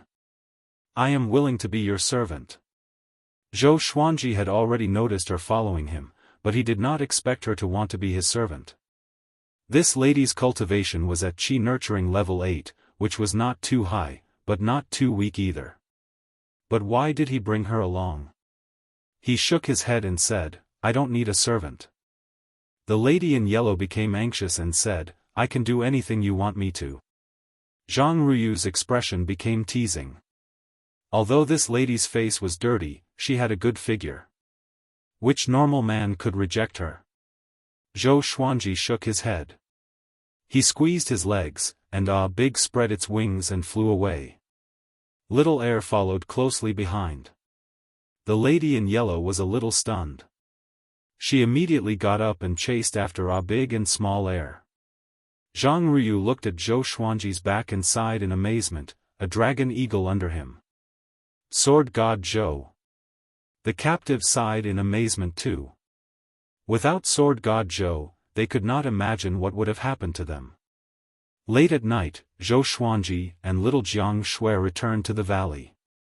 Little Jianghu first checked Little Air's injuries, while Zhou Xuanji took out the three-eyed drought rodent. "How about you follow me from now on?" Zhou Xuanji tapped the three-eyed drought rodent's little nose with his index finger and asked. The three-eyed drought rodent nodded blankly and took the initiative to rub his hand to show intimacy. Zhou Xuanji smiled satisfactorily and did not bother about it anymore. He poured out all of his gains for the day and began to count them. Other than spirit stones and elixirs, there were many enchanted artifacts, energy techniques, spells, and so on. He called little Jianghu over and asked her to pick. For the next period of time, they did not have to leave the valley. Usually, Big and Small Air would go out to hunt. Just as they were concentrating on their cultivation, the legend of Sword God Zhou began to spread to the southern Snow Kingdom. Every month, Zhou Xuanji would go out and destroy a stronghold.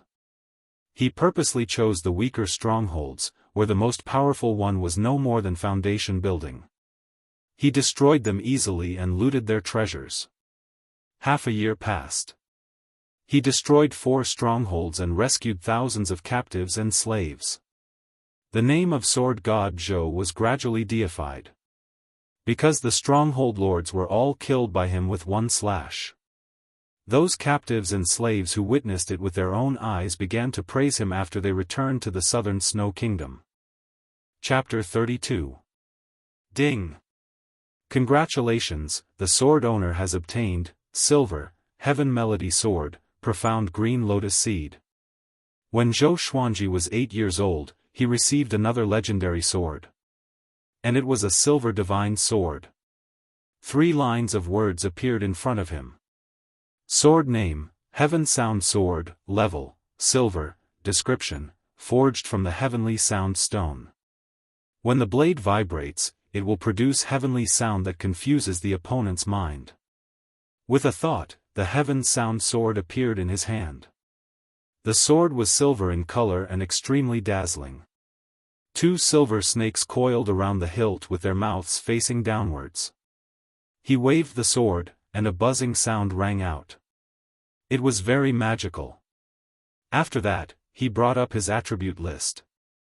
Sword owner, Zhou Xuanji race, Great Zhou royal bloodline age, 8 cultivation, 4th stage foundation building realm cultivation method, golden body incantation sword art, white crane sword art, blazing flame sword art, 8-step sword steps, trisource vein severing sword, supernatural power, none, talent, doing 2 things at once swords, silver, crimson dragon sword, bronze, frost wave sword, silver, bloodbath sword, bronze, tiger roar sword, bronze, wind cutter sword, iron, swine-culling sword. Silver, golden rock sword, silver, heaven sound sword. In half a year, his cultivation level had broken through to foundation building stage 4, while little Jianghu had reached chi nurturing stage 8.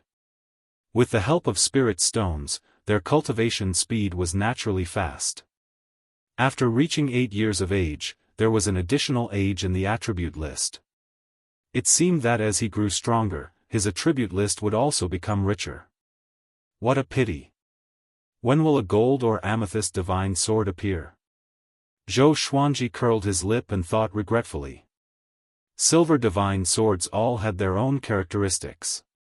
They were very powerful and were enough for him to use. But the human heart is always greedy. Sword spirit, what is the profound green lotus seed? Zhou Xuanji asked curiously in his heart.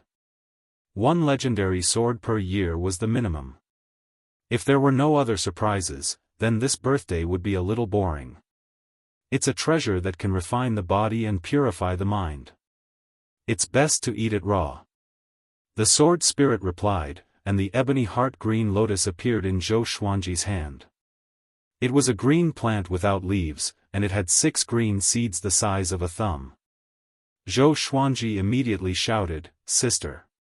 Come here." He sat by the lake while little Jianghu was busy fixing the swing. Last night, small air broke the swing. Little Jianghu loved to play on the swing, and at night, she could hug Zhou Xuanji and play with him like a toy. Naturally, her heart ached when the swing was broken. Zhou Xuanji did not like being tortured by her, so he did not help. "What?" little Jianghu shouted. Then, she angrily walked behind Zhou Xuanji with her hands on her waist and her cheeks puffed up into 2 small balls. She looked very unhappy.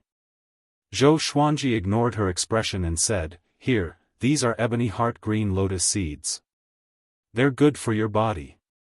3 for each of us." Little Jianghu squatted down and asked curiously, "Where did you get it from?"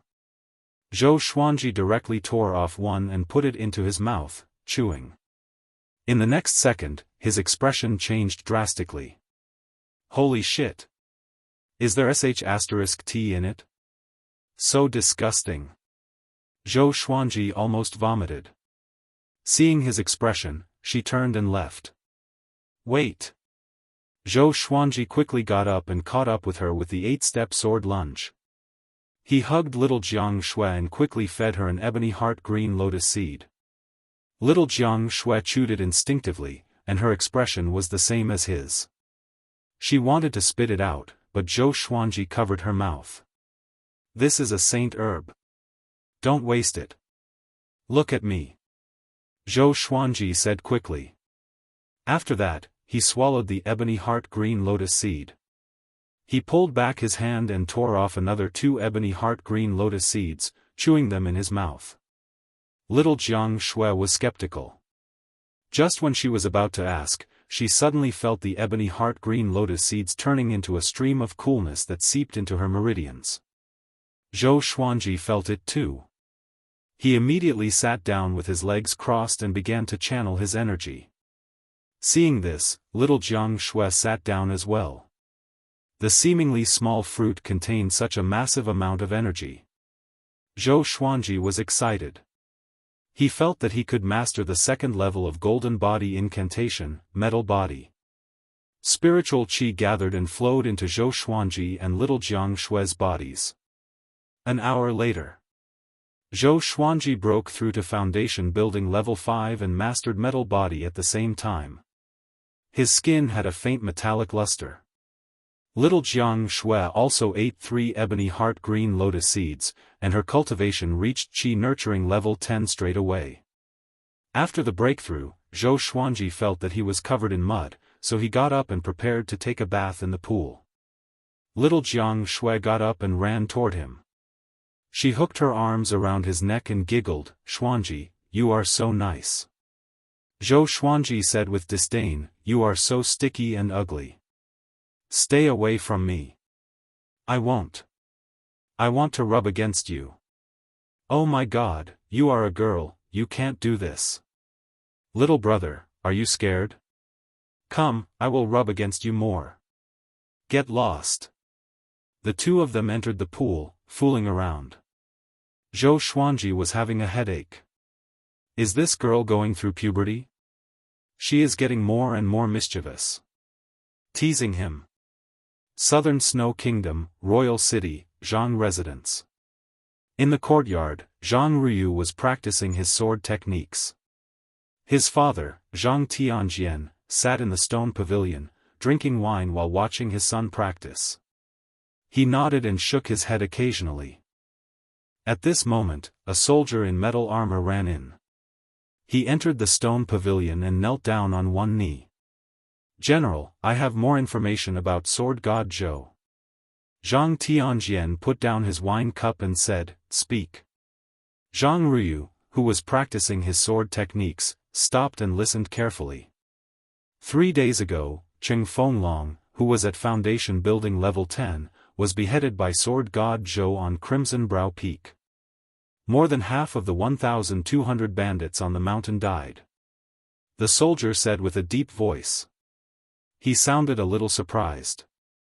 Although Cheng Fenglong was at Foundation Building Level 10, he was famous for killing a powerful cultivator at the enlightening stage. Zhang Tianjian squinted his eyes and asked, How many moves did Sword God Zhou use? According to the rescued person, Sword God Zhou used 2 moves. One instant kill, the other beheading. The soldier replied, and Zhang Tianjian's expression changed slightly. Zhang Tianjian asked, as usual, Sword God Zhou looted all the treasures on Crimson Brow Peak? The soldier nodded, yes. Not a single spirit stone was left. Zhang Tianjian laughed coldly and said with disdain, Benevolent and righteous Sword God Zhou, you don't live up to your name. Benevolent and righteous Sword God Zhou. This was how the rescued person described Zhou Xuanji. After Zhou Xuanji killed the enemy, he saved the people first before looting the treasures, so that the rescued person could feel his kindness. Father, Sword God Zhou is really benevolent and righteous. Zhang Ruyu said unhappily. Sword God Zhou was his idol, how could he tolerate Zhang Tianjian's doubt? Zhang Tianjian stared at him and said, Don't be fooled by his appearance. A true grandmaster of the sword's way will not be so shameless. Zhang Ruyu was furious and said, Father, Sword God Zhou's sword is really worthy of the title Sword God. If you encounter him, you might not win. With this, Zhang Tianjian's face turned cold immediately. He was the top sword cultivator in the Southern Snow Kingdom. Chapter 33. Bomb. Zhang Tianjian slammed the table and snorted coldly, If he encounters me, I will make sure that he will not dare to draw his sword again in 3 moves. Zhang Ruyu laughed with disdain. He realized that his father was becoming more and more arrogant. Did he forget the humiliation he suffered in front of the sword monarch? He did not dare to mention it, but it was a humiliation to him too.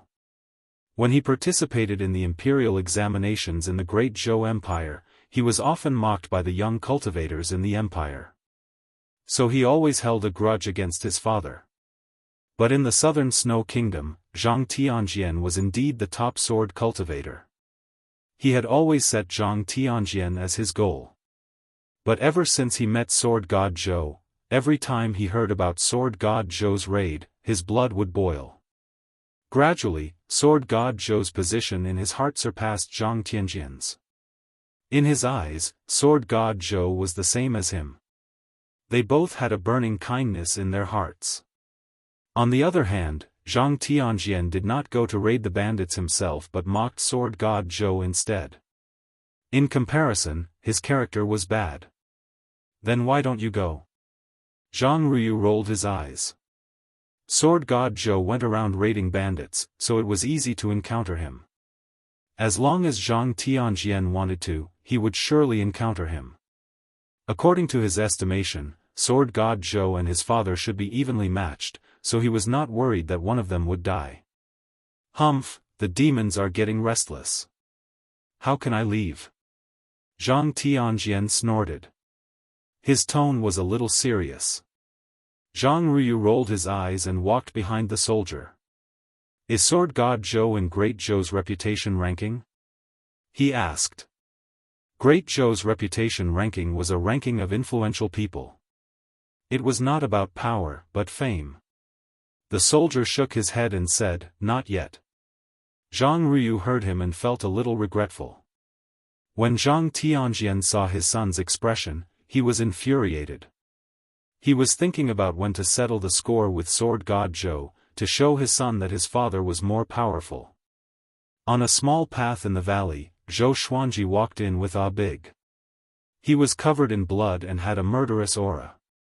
He went to raid another stronghold just now. The blood on him was the blood of his enemies. Another half a year had passed since his 8th birthday. After raiding so many strongholds, he suddenly wanted to challenge an enlightening cultivator. Although he was only at foundation building level 5, his actual battle power was already enough to defeat all other foundation building cultivators. Now, his combat experience was very rich, and he was no longer the 2-year-old child from back then. He activated the mechanism, and the miasma enveloped the small path. Zhou Xuanji prepared to take a bath. He looked over and saw little Jianghu training, while small air chased after the 3-eyed drought rodent. He smiled and walked into the pool. This pool was connected to an underground river.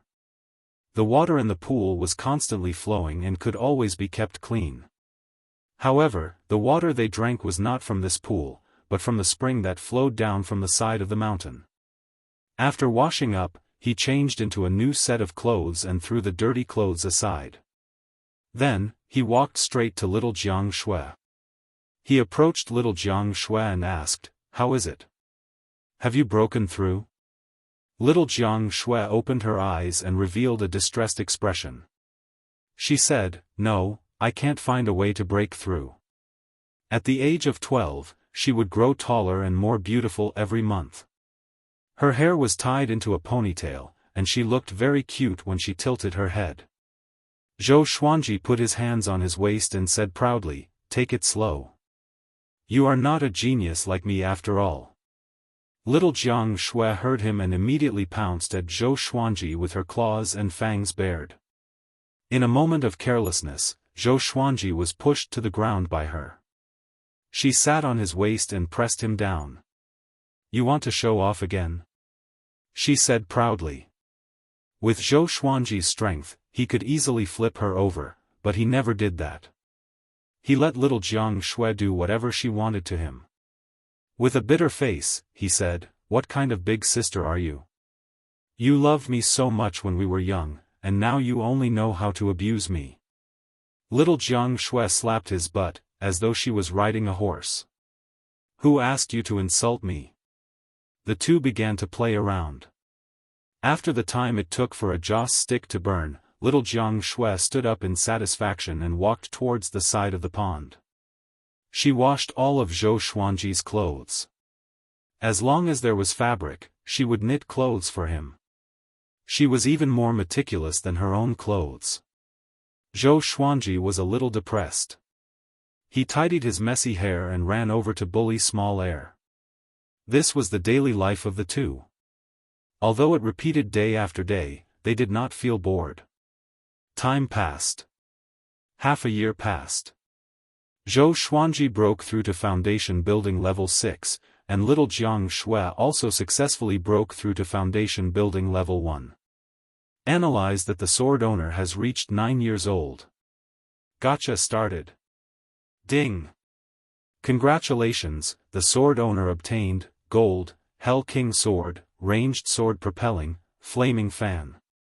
The sword spirit's voice came one after another, which made Zhou Xuanji, who was swaying on the swing, jump up immediately. Damn! A gold-grade legendary sword. Zhou Xuanji was so excited that his body trembled. He finally got a gold-grade legendary sword. Next, information about the Hell King sword appeared in front of his eyes. Sword name, Hell King sword grade, gold description, Hell King sword contains the power of the abyss. It can summon the soul of the Hell King to possess it. Hell King? It sounded very awesome. Zhou Xuanji immediately took out the Hell King sword. The sword was 1.5 meters long. The hilt was silver-black in color, and there were many tiny patterns that looked like scales. The blade was 3 fingers wide, and the lower end was longer and wider. Overall, it looked majestic and gave off an indescribable sense of dominance. It was indeed a gold-grade legendary sword.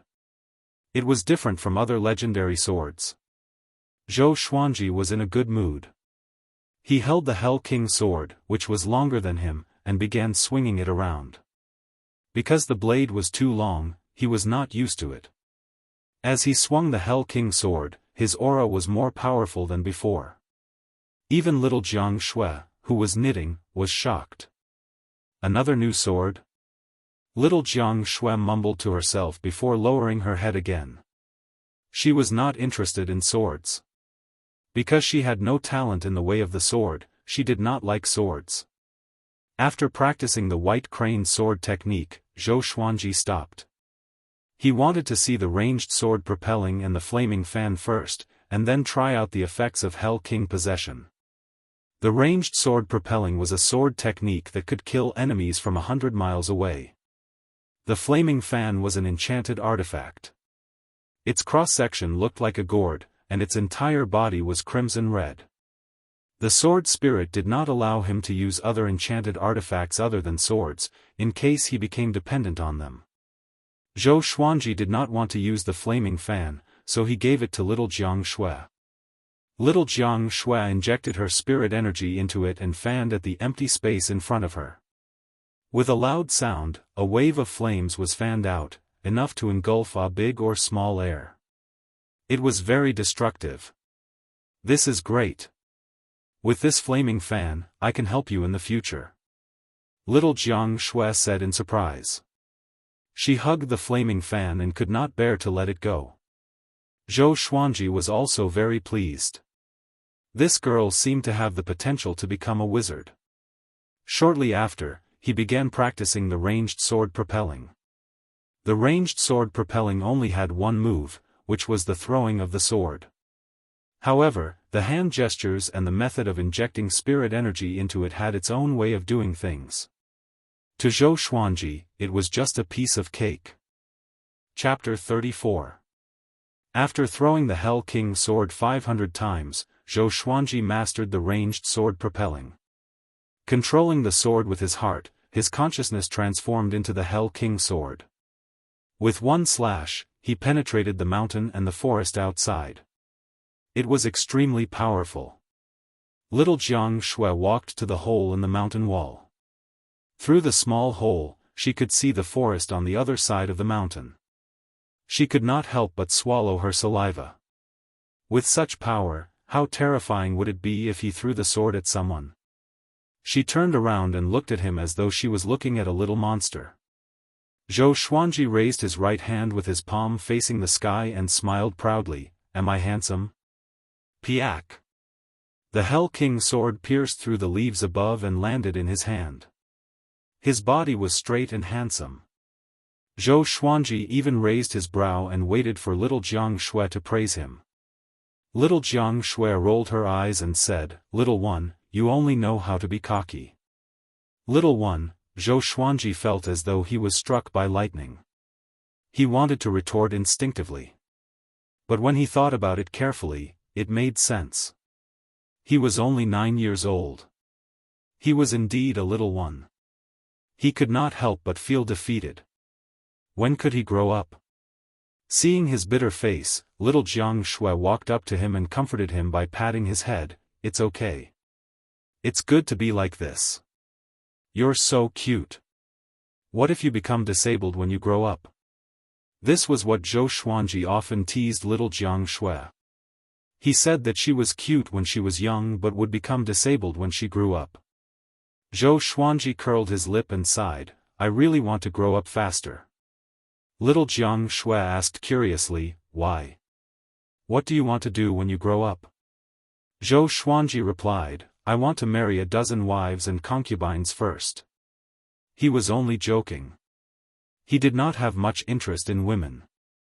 Little Jianghu heard him and pinched his cheeks. She snorted, "You're so young, yet you don't learn good things." She was not the only one who interacted with Zhou Xuanji, so she naturally knew what wives and concubines meant. But she did not think too much about it, because she still did not understand what marriage meant. The couples in Green River Village said that marriage meant a lifetime of companionship, never leaving each other. A pair of people for life. Zhou Xuanji spent a week to completely adapt to the Hell King sword. When he summoned the Hell King's possession of the Hell King sword, his entire body would be entwined with a strange black aura. A layer of illusory shadow would be attached to the surface of his body. It was the Hell King. After being possessed by the Nether King, his spiritual power, strength, and speed had all greatly increased, including his senses. At that time, little Jianghu was scared out of her wits. She thought that he was possessed. This day, Zhou Xuanji and little Jianghu rode on a big and small air and left the valley. They were ready to enter the southern snow kingdom for a stroll. Now, Zhou Xuanji was overflowing with wealth, so he naturally could not live like a savage anymore. As long as he didn't expose his identity, he shouldn't be discovered by the lackeys of the Empress of Great Zhou. After flying for half a day, when they were near the southern snow kingdom city gates, Zhou Xuanji asked a big and small air to stop. They could not bring 2 dragon eagles into the city, it would be too ostentatious. Return to the valley directly, lest you get captured. Got it? Zhou Xuanji instructed the 2 dragon eagles. The 2 little guys from back then were already very majestic and were as tall as a 2-story building. Ada and Little Air nodded, then turned around and flapped their wings to leave. Little Jianghu held his little hand and asked, "Xuanji, when are we going back to Green River Village to take a look?" Green River Village was located outside the borders of the southern Snow Kingdom. It was a wilderness. If they wanted to go back, the fastest way was to cross the southern Snow Kingdom. If not, it would take too much time to walk around the border. Zhou Xuanji tilted his head and said, "Do you miss your grandma?" To be honest, he did not want to go back. He was afraid that little Jianghu would be abducted by her grandma. But that would be too selfish. If little Jianghu wanted to go back, he would surely accompany her. Little Jianghu looked into his eyes and seemed to be able to guess his thoughts. She curled her lip and said, "A little. I just want to know how she is doing now." "Forget it, it's too far away."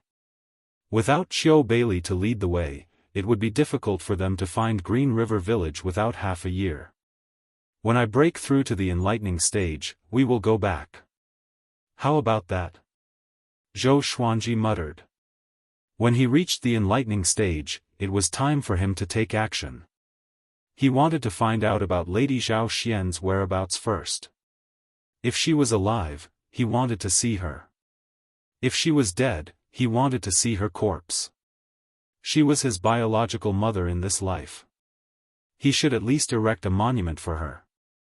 After that, he planned to participate in Great Zhou's heaven selection. He wanted to appear before Emperor Yan of Zhou with another identity.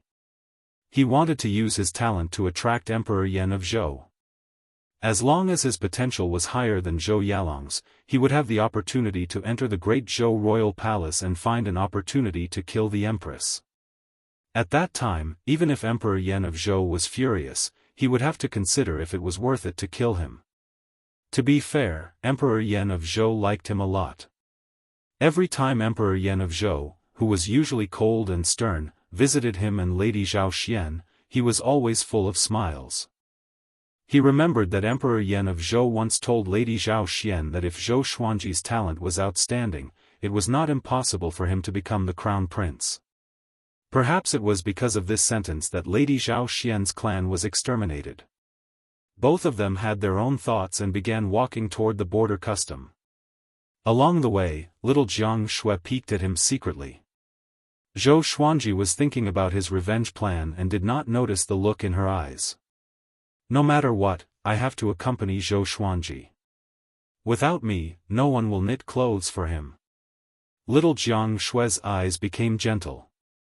If not for Zhou Xuanji, she might have fallen into a tragic fate because of her grandmother's debt. She thought about the time they spent together all these years, and how Zhou Xuanji fought for her while bathed in blood. She felt that she could not let him down. Zhou Xuanji was more important than her grandmother. After walking for an hour, they finally arrived at the border custom.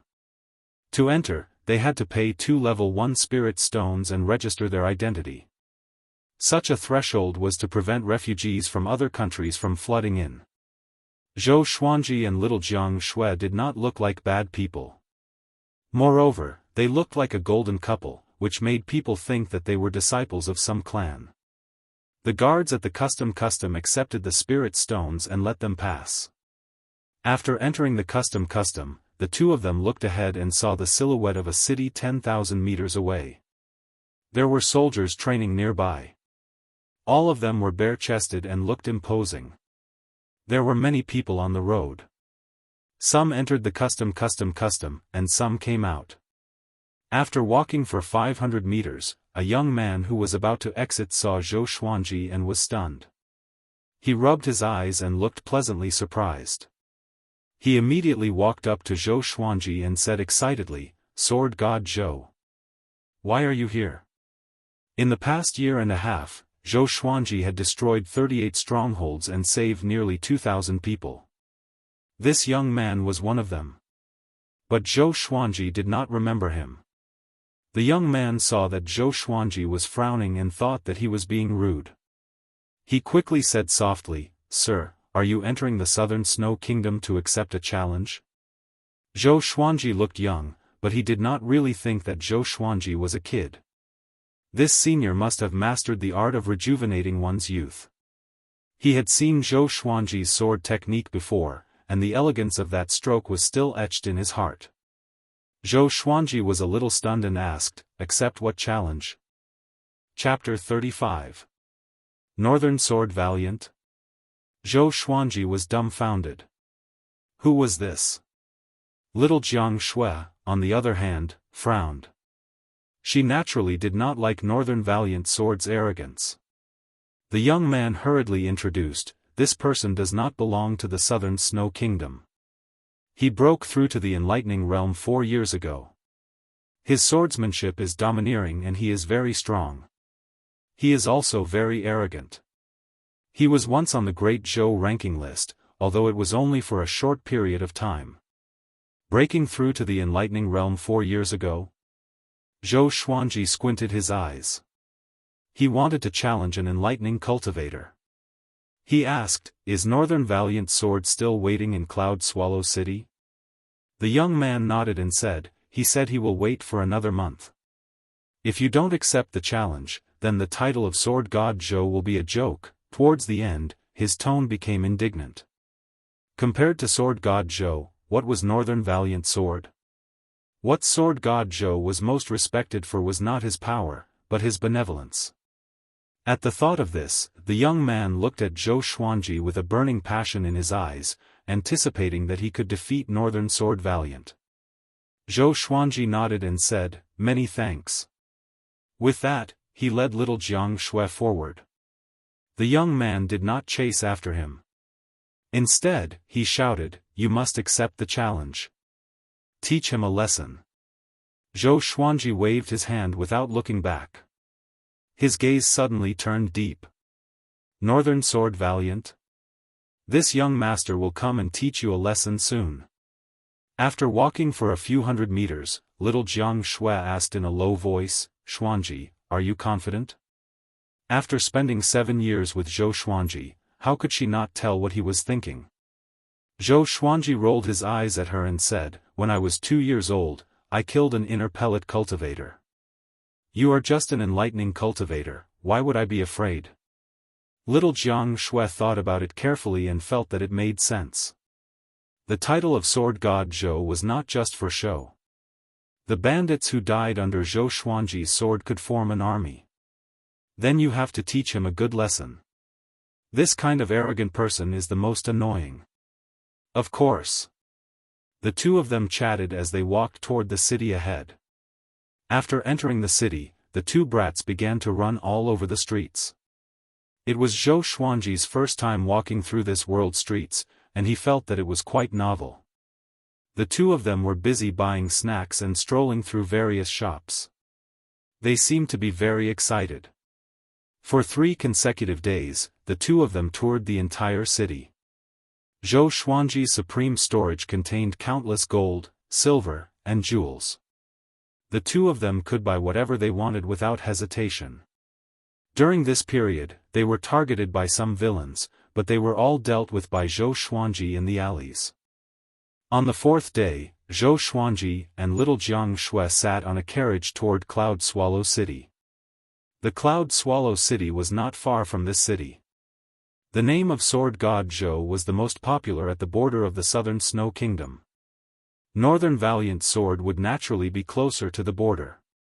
There were a total of 7 carriages, and each carriage had 2 coachmen, 1 old and 1 young. The young man was here to gain experience.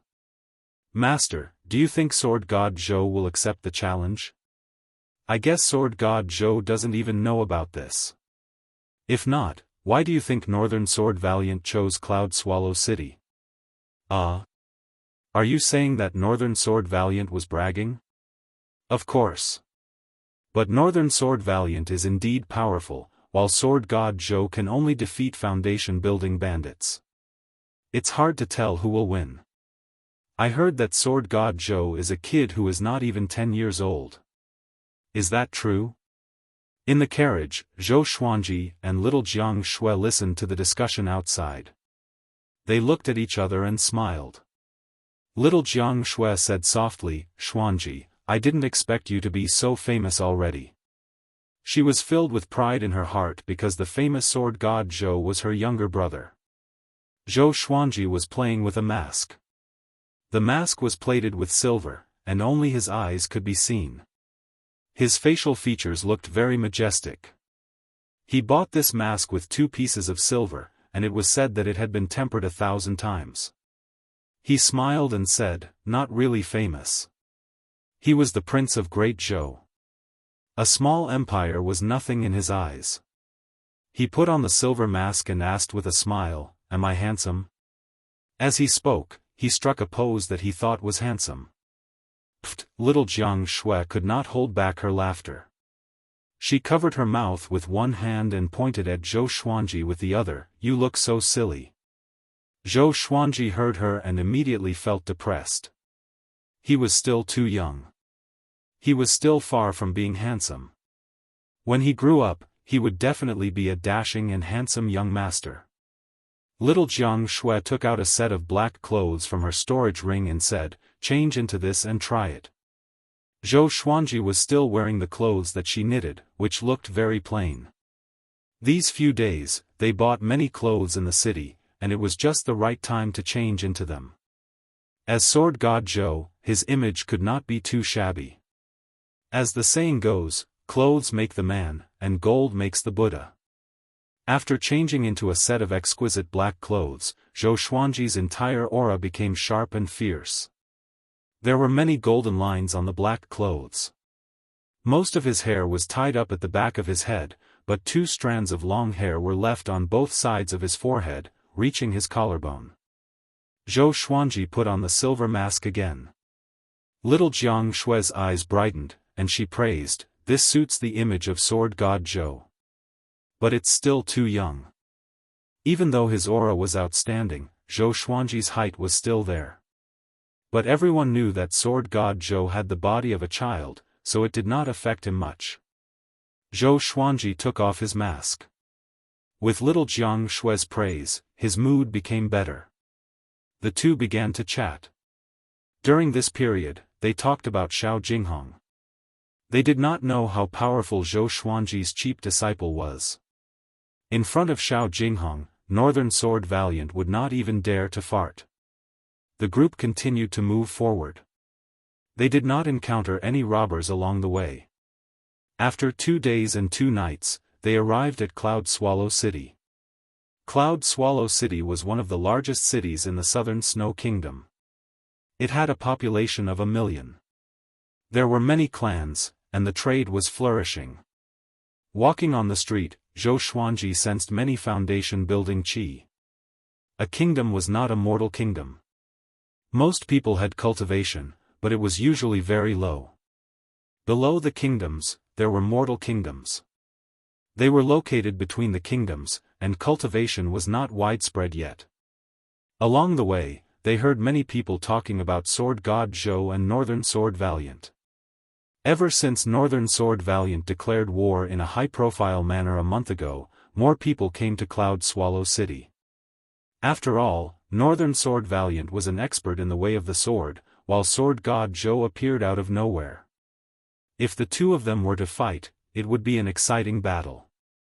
Zhou Xuanji was not in a hurry to accept the challenge. He brought little Jianghu around the city first. On the other side, at the center of Cloud Swallow City, there was the biggest training ground in the city. The training ground was 1.5 meters tall and 100 yards wide. Behind it was the Lord's residence, while the other 3 sides led to different streets. At this moment, on the training ground, there was an eye-catching silhouette. It was Northern Sword Valiant. His scabbard was placed vertically on the ground, and the tip of his foot was stepping on the hilt. He did not move at all, which made the passers-by exclaim in their hearts. This posture was not simple. Even a cultivator at the qi-nurturing stage could not do it. And he had maintained it for a month. In the crowd, Jianghu curled his lip and cursed softly, "What a tiger!" Chapter 36. Northern Sword Valiant stood tall and straight. His black hair was mixed with a few strands of white hair. He wore a long black robe with a white shirt over it. He crossed his arms in front of his chest and closed his eyes. His temperament was cold like a cold sword. Hundreds of people gathered around the training ground. They pointed at Northern Sword Valiant and discussed. How long is he going to wait? He is Northern Sword Valiant. He feels so powerful. I heard that Northern Sword Valiant can split a mountain with one slash. I don't think Sword God Zhou dares to come. Yeah, Sword God Zhou is just a greedy person. There are so many strongholds in Gulan Forest, but he only picked a foundation building stage chief to fight. This means that he is only at foundation building. Northern Sword Valiant has already understood the sword will. He might be able to stand shoulder to shoulder with General Zhang in the future. Most people were in awe of Northern Sword Valiant. Other than those who were saved by Sword God Zhou, many snorted when they heard about Sword God Zhou. This time, Northern Sword Valiant challenged Sword God Zhou, but he did not appear. This made people despise Sword God Zhou even more. At the same time, they admired Northern Sword Valiant.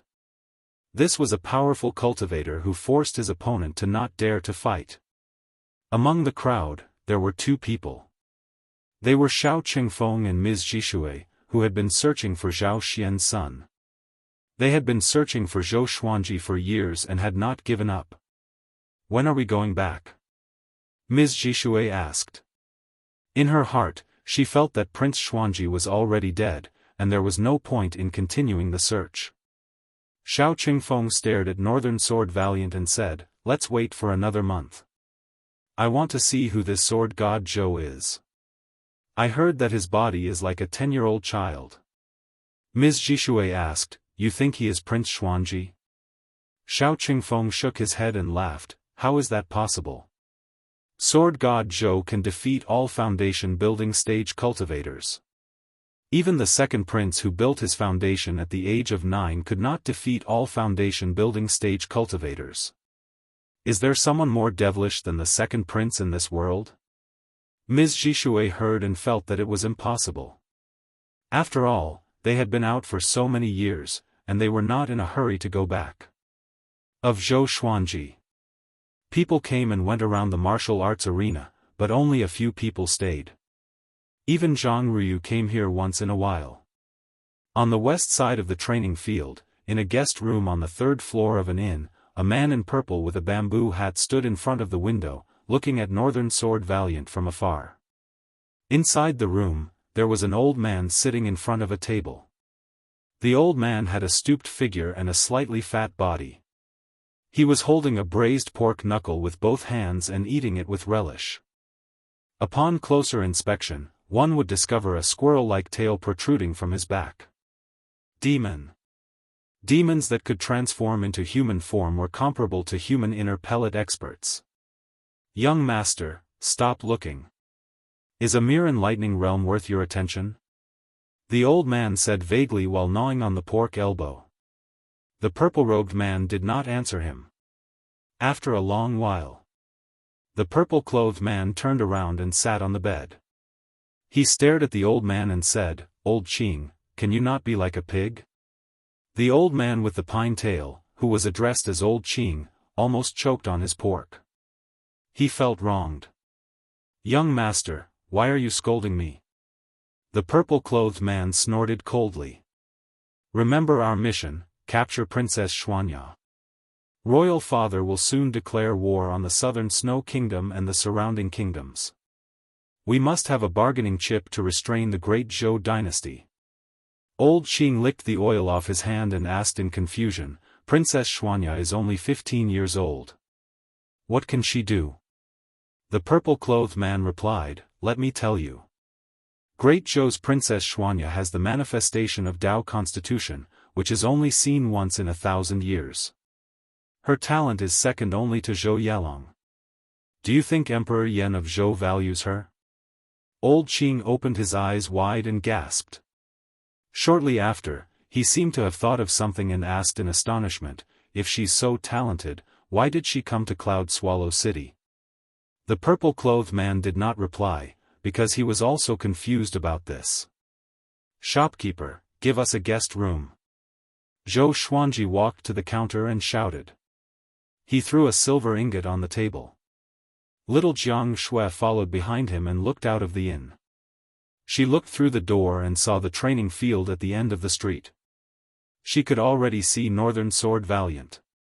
He really knew how to act cool. She curled her lips and felt a little indignant.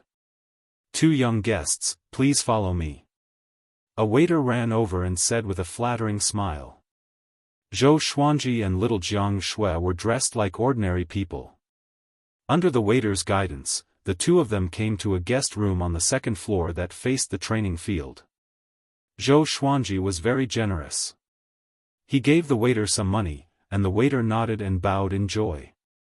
After sending the waiter away, Zhou Xuanji walked to the table and poured tea as he said, "When I go to fight, you stay here. No matter what happens, don't come over." Little Jianghu heard him and immediately became anxious. "Will you be in danger?" Zhou Xuanji passed the teacup to her and said with a smile, "Not really. I just don't want to expose our identities. I will go from another direction." Having heard him, little Jianghu was relieved. Before she met Northern Sword Valiant, she was very disdainful of him. But when she passed by the training field, Northern Sword Valiant's temperament made her feel that he was not someone to be trifled with, so she was a little worried. "When are you going?" Little Jianghu asked. Zhou Xuanji muttered, "In 2 days. I will go out and make some arrangements." "What arrangements?" Little Jianghu asked curiously. Zhou Xuanji did not hide anything.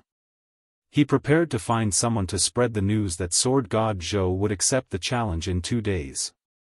Since Northern Sword Valiant wanted to embarrass him, he would take this opportunity to make a name for himself. Little Jianghu heard him and sighed in amazement, "Xuanji, at such a young age, how can you be so scheming?" Zhou Xuanji rolled his eyes. "Scheming? It's obviously strategizing." After resting for a while, Zhou Xuanji left the inn. He found some beggars and children and tempted them with silver to spread the news. Before night fell, the news about Sword God Zhou accepting the challenge had already spread throughout the city. After returning to the inn, Zhou Xuanji did not cultivate but began eating delicacies with little Jianghu. It must be said that the mutton hotpot in this inn was really fragrant. It was fatty but not greasy, and it was extremely springy. When chewed, the deliciousness lingered in the mouth. Compared to roasted game, it was perfect. After eating and drinking to their heart's content, the two of them lay on the bed and began chatting. They talked about the future. As little Jianghu grew older, her ideas became more ambitious. Zhou Xuanji could not help but sigh. This girl had really entered puberty. Just when Zhou Xuanji was about to fall asleep, little Jianghu suddenly poked his waist with her hand and said softly, "Xuanji, I feel like I'm sick. I might have internal injuries from training." Zhou Xuanji heard her and immediately became anxious. He turned over and asked, "What's wrong? Does your body hurt?" Little Jianghu blushed and said softly, "Recently, when I peed, it was all blood." Zhou Xuanji was stunned, and his expression became awkward. Damn, internal injuries? He thought about it and realized that it was true. Little Jianghu had been with him since she was 6 years old. She did not have any adult women to teach her, so she did not know much about physiology. Chapter 37. 2 days later. Cloud Swallow City, Central Training Field. Northern Sword Valiant was still standing on the sword, but this time his eyes were open. The martial arts practice field was surrounded by circles of people. There were at least 1,000 people. "I heard that sword god Zhou is accepting the challenge today." "Yeah, the news has already spread all over the city." Tisk tsk. "Who do you think is stronger between sword god Zhou and Northern Sword Valiant?" "Beishao Wangjian should be stronger. After all, he has been famous for a long time." The bandits that sword god Zhou defeated were all at the foundation building stage. They are not really powerful. The people discussed among themselves. Even though most of them were criticizing sword god Zhou, they were still waiting here, anticipating sword god Zhou's arrival. Xiao Qingfeng, Miss Jishui, and Zhang Ruyu were among the crowd. In addition, Old Qing and the purple-robed man were also standing in front of the window, looking at the arena. "Young master, have you seen Princess Xuanya?" Old Qing asked curiously. Today's battle was going to be the most sensational event in Cloud Swallow City. The mischievous and lively Princess Xuanya would most likely come. The purple-robed man shook his head and said, "Not yet." Meanwhile, among the crowd, a skinny young man in tattered gray clothes was squeezing his way forward. "Excuse me. Excuse me." The young man shouted as he squeezed. Even though his face was dirty, his facial features were exquisite, and his eyes were bright, exuding a sense of elegance. Soon, he squeezed to the front and looked excitedly at Northern Sword Valiant on the training field. He looked around and wanted to see if sword god Zhou was already here.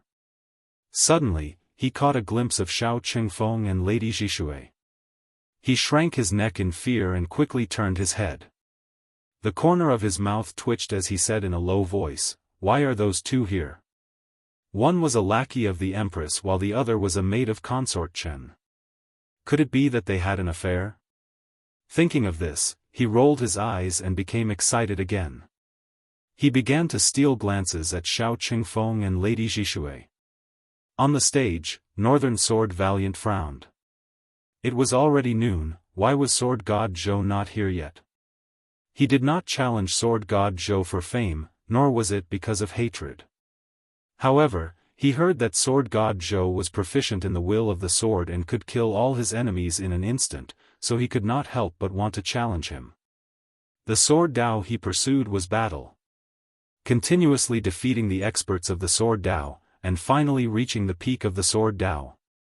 However, he did not really treat sword god Zhou as his opponent, which was why he was not in a hurry. In his eyes, sword god Zhou was no match for him.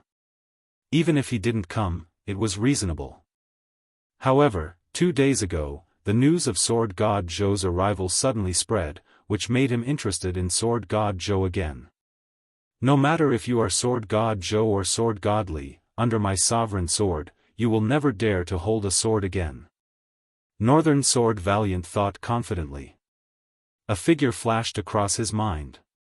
That person was his main target. Sword Monarch Xiao Jinghong. He couldn't help but grit his teeth when he recalled the battle several years ago where he was defeated by Xiao Jinghong. His expression was noticed by the people outside, and they thought he was impatient. Does Sword God Zhou dare to come? Suddenly, a dissatisfied shout came from the crowd. It was very difficult to find the owner of the voice. Zhang Ruyu heard him and became furious. If Sword God Zhou says he will come, he will definitely come. He's the strongest.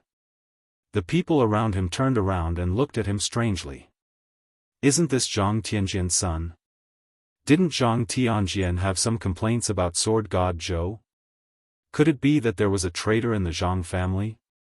Zhang Ruyu did not care about the opinions of the people around him. He worshipped Sword God Zhou, and he wanted to express it loudly. Swoosh! At this moment, an air-piercing sound came, which tore apart the clamor around the training ground. A thin sword flew past the pavilions and landed 5 meters in front of Northern Sword Valiant. The blade pierced into the hard ground, and the body of the sword vibrated continuously.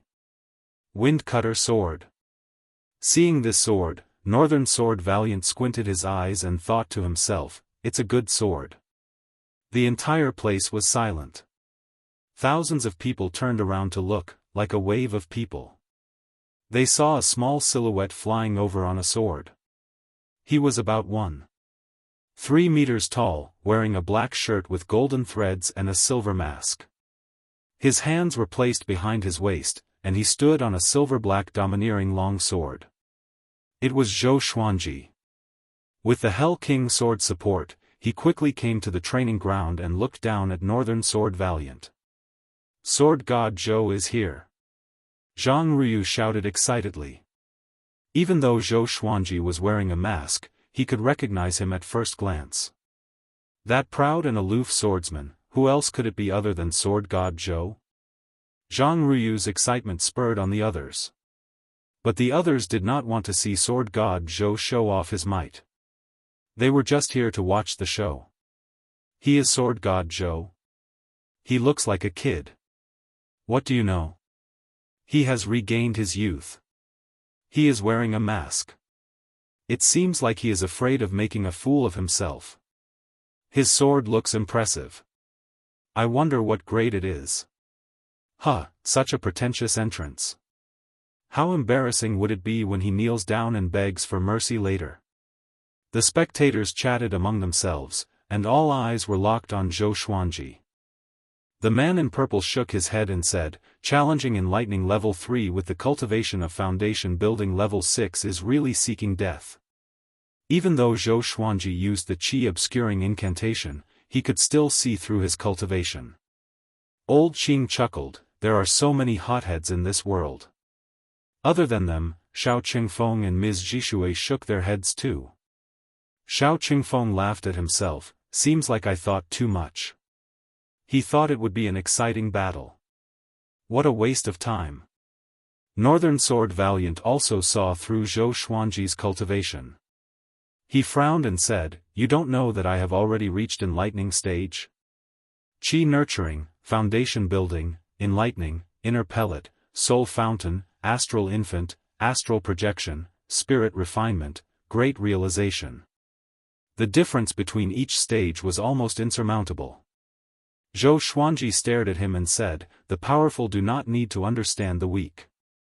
Northern Sword Valiant frowned. Is there something wrong with this guy's brain? The spectators outside the arena looked at each other in dismay. The handsome young man blinked his eyes and looked at Zhou Xuanji curiously.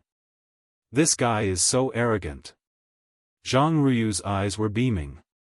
Sword God Zhou indeed. He's really the leader of our generation. The man in purple shook his head and laughed, this guy is interesting. The word, interesting, in his mouth was, of course, a derogatory term. Humph. Northern Sword Valiant snorted coldly. He was arrogant to begin with. How could he tolerate someone else's insult? He immediately leaped up, and the sword under his feet was pulled up from the ground. He turned around and slashed at Zhou Xuanji with the momentum. His speed was very fast. The entire set of movements took less than a second. Zhou Xuanji used the 8-step sword lunge and came to the back of Northern Sword Valiant. He raised his right hand, and the Hell King sword flew into his hand. Northern Sword Valiant landed on the ground and turned around. "What movement technique are you using?" he asked in astonishment. Swoosh, pft. A cold light flashed. Northern Sword Valiant tilted his head instinctively, but his cheek was still cut by the Wind Cutter sword. Blood spurted out. The Wind Cutter sword was stabbed into the training ground and was ignored by Northern Sword Valiant, so he suffered a small loss. Chapter 38. The thousands of people were stunned. They did not expect Northern Sword Valiant to be the first to be injured. Could it be that Sword God Zhou was really powerful? "Brat, you dare to plot against me? Die!" Northern Sword Valiant was furious and shouted with a deep voice. His words made the spectators realize the truth. That's right. It was only a plot. Northern Sword Valiant charged at Zhou Xuanji with his sword. This time, he was serious. Zhou Xuanji held the Hell King sword in his right hand and the Wind Cutter sword in his left. Facing Northern Sword Valiant, he did not retreat but advanced instead. Facing an enlightening cultivator, Zhou Xuanji did not dare to be careless. He activated the White Crane SwordWill with his right hand and the Fiery SwordWill with his left. With the dual sword wills in his body, his entire chi became erratic. At the same moment, the man in purple opened his eyes wide and breathed rapidly. Xiao Qingfeng and Ms. Zhishui were stunned too. Northern Sword Valiant was shocked by Zhou Xuanji's dual sword wills and stepped back instinctively. He had already understood sword wills and was extremely sensitive to them. Using 2 sword wills at the same time? How can it be? Even the Sword Monarch of Great Zhou and the Sword Noble could not do it. Northern Sword Valiant thought in shock. He immediately activated his own sword will. His entire temperament changed, and gusts of strong wind appeared around his body. Zhou Xuanji moved behind Northern Sword Valiant with the 8-step sword lunge and slashed with his swords with both hands. The speed of his swing surpassed the foundation building stage.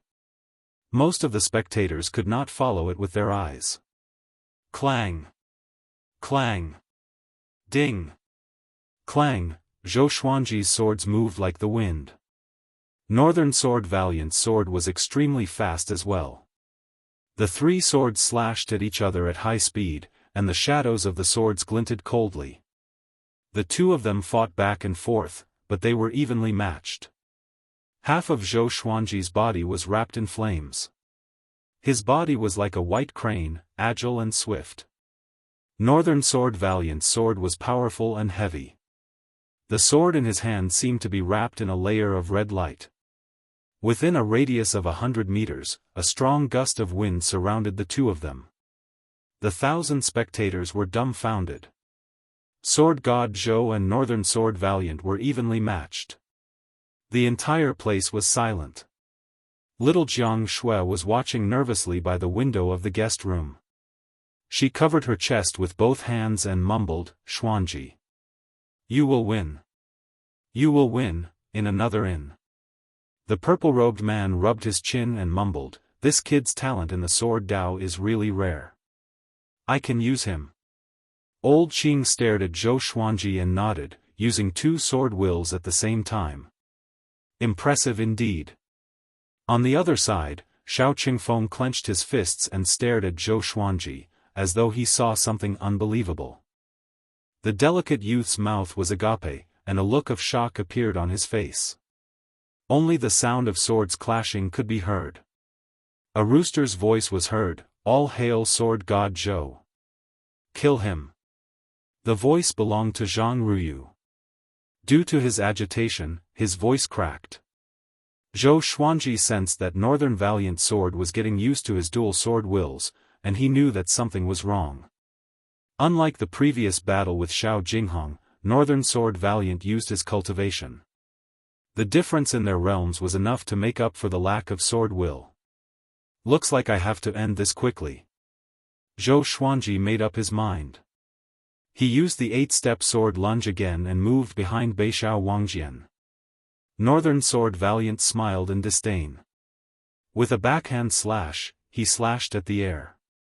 Zhou Xuanji was 10 meters away from him and did not attack. Why? Are you afraid? Northern Sword Valiant asked with a cold smile. As he spoke, he shook his right hand, and the sword fell, creating a small pit beside his feet. Zhou Xuanji stored the Windcutter sword into the supreme storage and deactivated the dual sword wills. He said, "I've played enough. Next, I will defeat you with one slash." With this, the entire place was in an uproar. One slash. The people suddenly remembered the stories of Sword God Zhou. He killed his enemies with one slash. If it was before, they might have thought that Sword God Zhou was boasting. But after witnessing the battle between Sword God Zhou and Northern Sword Valiant, they began to believe that Sword God Zhou was really powerful.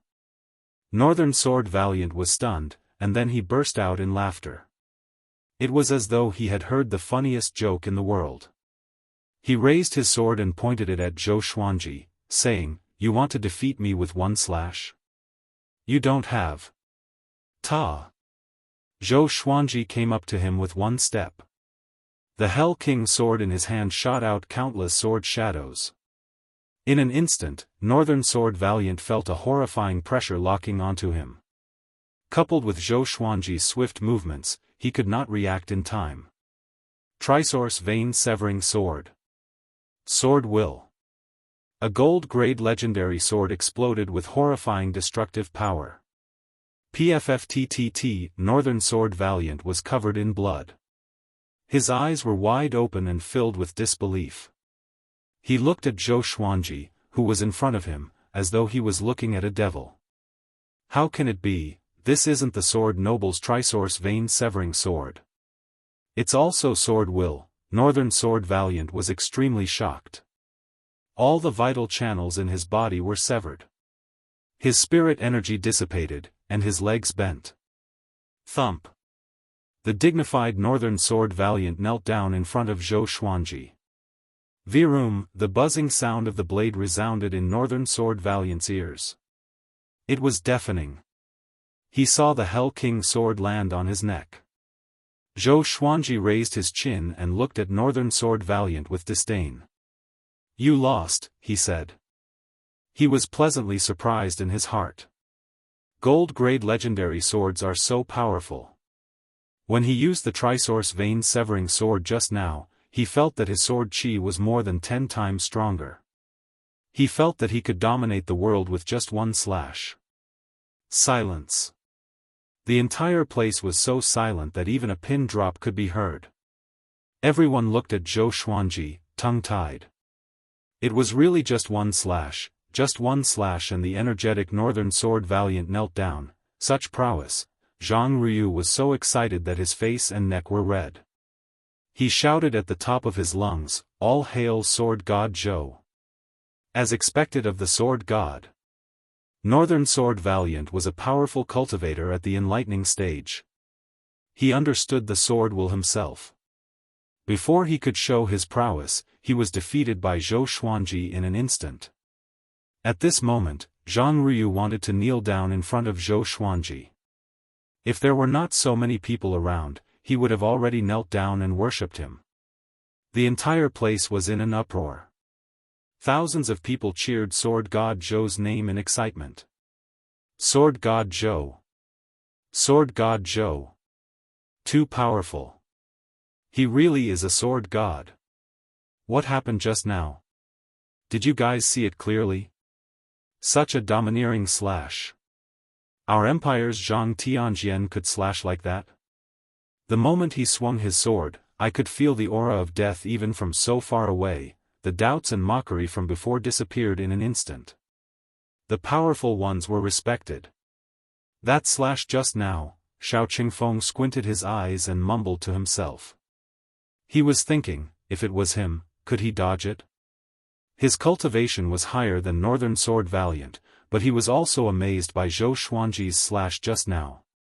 But he was more observant, and he felt that Zhou Xuanji's Hell King's sword was not as simple as it seemed.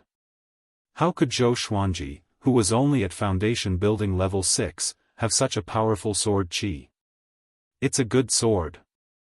The man in purple stared at the Hell King's sword in Zhou Xuanji's hand and was in deep thought. On the other side, little Jianghu was jumping up and down in her room. She looked very excited. Zhou Xuanji slowly sheathed his sword and prepared to leave. Northern Sword Valiant gritted his teeth and asked with difficulty, "Who are you? What was that slash just now?" Zhou Xuanji stopped with his back facing him. He lowered his head and smiled. The sword begets one, the sword begets three, the sword begets all things. The man is the sword is the man. The man and the sword become one, unparalleled in the world. Chapter 39. The sword gives birth to all things, man is the sword is man, one with the sword. Unparalleled in the world, Northern Sword Valiant seemed to have fallen into a demonic spell, his mouth muttering incessantly. Zhou Xuanji managed to bluff him with a few words. Because Zhou Xuanji's slash was just too powerful. As a result, Zhou Xuanji's image in his heart quickly rose. Seeing that Zhou Xuanji was about to leave, Northern Valiant Sword came back to his senses. He hurriedly shouted, "Master!" Whoosh, the 1,000 spectators were in an uproar. Northern Sword Valiant was really going to become Sword God Zhou's disciple? Zhou Xuanji stopped and said, "I already have a disciple." Beixiao Wangjian was stunned. He was not surprised that Zhou Xuanji had a disciple. But Zhou Xuanji used this excuse to evade it. Could it be that the disciple was more powerful than him? He subconsciously asked, "Who is he?" Zhou Xuanji said without looking back, "The next person to use dual sword wills is my disciple." After he finished speaking, he leaped up and flew towards the horizon on the Hell King's sword. Beixiao Wangjian knelt on the training field and fell into a trance. The next person with dual sword wills, the people around the training ground began to discuss excitedly. No one cared about the severely injured Northern Sword Valiant. They were all talking about how powerful Sword God Zhou was. What a good sword begets all things. Sword God Zhou is really a grandmaster in the way of the sword. He might become someone like the sword monarch of Great Zhou in the future. Impossible. If the sword monarch of Great Zhou fought against Northern Sword Valiant, it would definitely be an instant kill. Didn't Sword God Zhou defeat Northern Valiant Sword with one move? If it wasn't for Sword God Zhou's unparalleled benevolence, not killing those without a grudge, this day next year would be Northern Valiant Sword's death anniversary. Nonsense, Sword God or Sword Emperor, who do you think is stronger? I'll just chuckle. You guys don't know how high the Sword Monarch of Great Zhou stands, so don't talk nonsense. When people were discussing Sword God Zhou's prowess, they actually dragged the Sword Monarch into it. Those who were not weak knew that Sword God Zhou was not as powerful as the Sword Monarch of Great Zhou, but there were too many weak people around. The man in purple looked at Zhou Xuanji's back and instructed, "Chase after him and tell him what I want." Yes. Old Qing nodded, turned into a wisp of green smoke, and disappeared from the room. In the crowd, Zhang Ryu grabbed the collar of a man next to him and roared, "Did you see that? I already said that Sword God Zhou is stronger. You don't believe me." That person's face turned red from his grip, and he almost fainted from suffocation. On the other side, Xiao Qingfeng took a deep breath and said to Lady Zhishui, "I have something to do, so I have to go. 7 days later, at noon, we will meet at the north gate of the Cloud Swallow City and return to the Zhou dynasty together." With that, he squeezed through the crowd and left. Lady Zhishui looked deeply at his back and mumbled, "Trying to rope in Sword God Zhou? Xiao Qingfeng, are you loyal to Her Majesty the Empress, or do you have ulterior motives?" Dozens of meters away, the delicate youth also quietly left. However, he did not notice that a pair of eyes had landed on him. It was the purple-clothed man who was standing on the roof in the distance. Once old Qing left, he went to the top of the building to search for Princess Xianxia. Soon, he found it. A look of greed appeared on his face as he looked at the handsome youth, and he murmured, "The aura of the Tao embodiment body is truly delicious." On the training field, Northern Sword Valiant, who was at a loss, looked determined. He muttered to himself, "Sword God Zhou, I must become your disciple." He saw a glimmer of hope in Sword God Zhou. Maybe he could learn from Sword God Zhou the ability to defeat the Sword Noble. In a small alley, Zhou Xuanji suddenly stopped. "Who is it?" he asked with a deep voice. A wisp of green smoke floated into the alley and turned into Old Qing's figure. Old Qing chuckled, "Sword God Zhou, that move just now was indeed impressive. But you relied more on the sword in your hand, right?" Zhou Xuanji turned around and looked at him. "What are you trying to say?" He could sense that Old Qing was very dangerous, much more powerful than Northern Sword Valiant. Old Qing stroked his long beard and smiled, "Have you heard of the Gulan Demon Monarch? My young master is the son of the Gulan Demon Monarch. He wants to invite you to join him." Gulan Demon Monarch. Zhou Xuanji's pupils contracted suddenly. How could he not know about the Gulan Demon Monarch? He was a powerful being that gave the great Zhou Empire headaches. Even the son of the Gulan Demon Monarch was far more powerful than the inner pellet stage. He could not deal with him. But as a human, how could he join the demon race? Zhou Xuanji squinted his eyes. "What if I refuse?" At this moment, a shrill scream came from afar.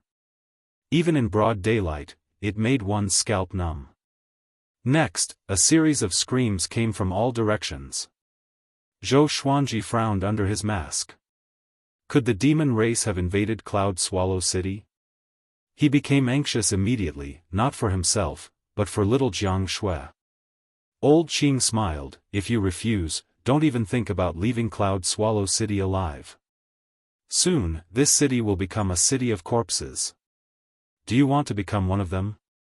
Zhou Xuanji said, "Okay, I promise you. But can I bring one person with me?" Old Qing nodded, "Not just one, even two are fine, but not three." "What's wrong with him?" Zhou Xuanji complained in his heart, but he did not dare to say it out loud. Shortly after, under Old Qing's lead, he went to meet the son of the Gulan Demon Monarch. The young master's name is Zhuang Huisheng. You can call him young master from now on.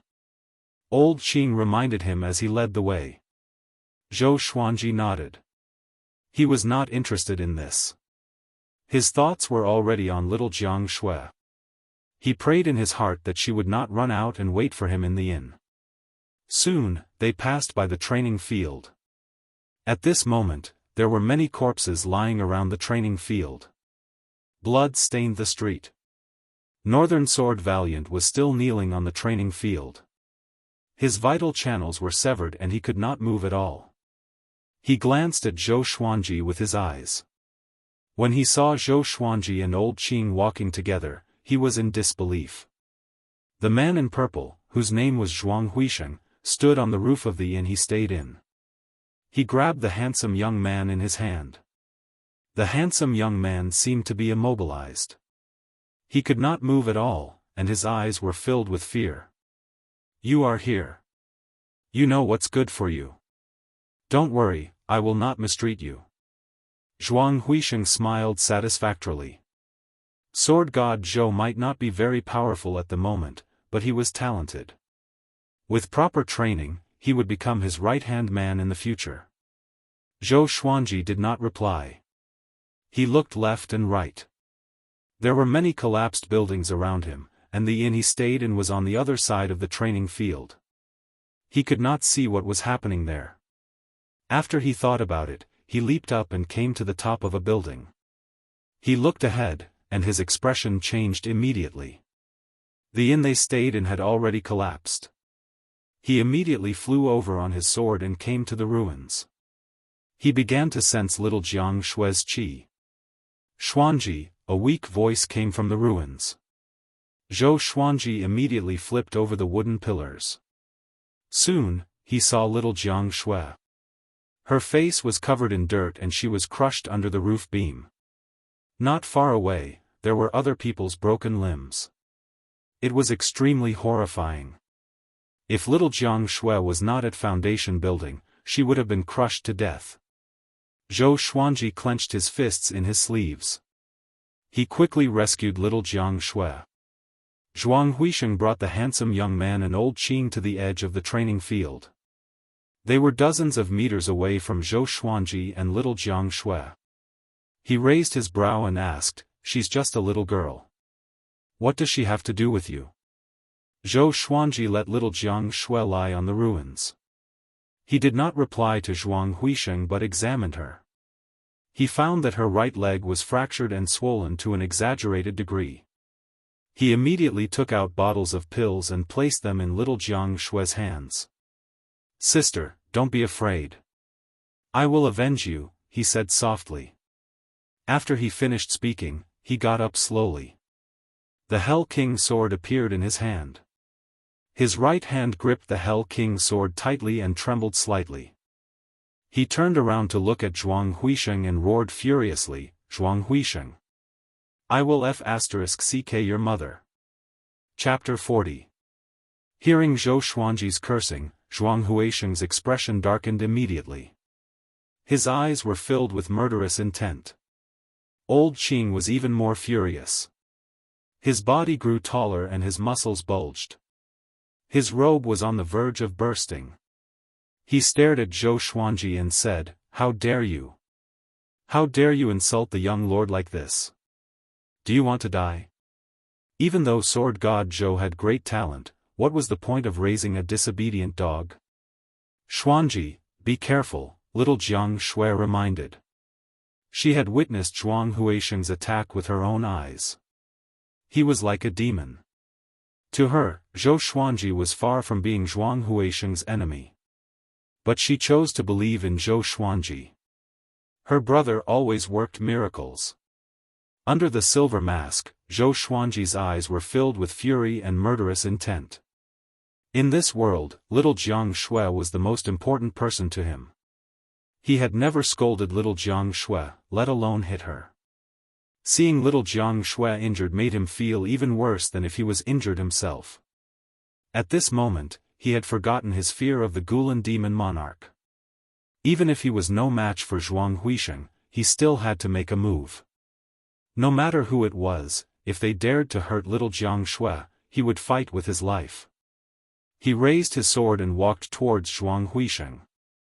The blade of the sword slid on the ground and made a piercing sound.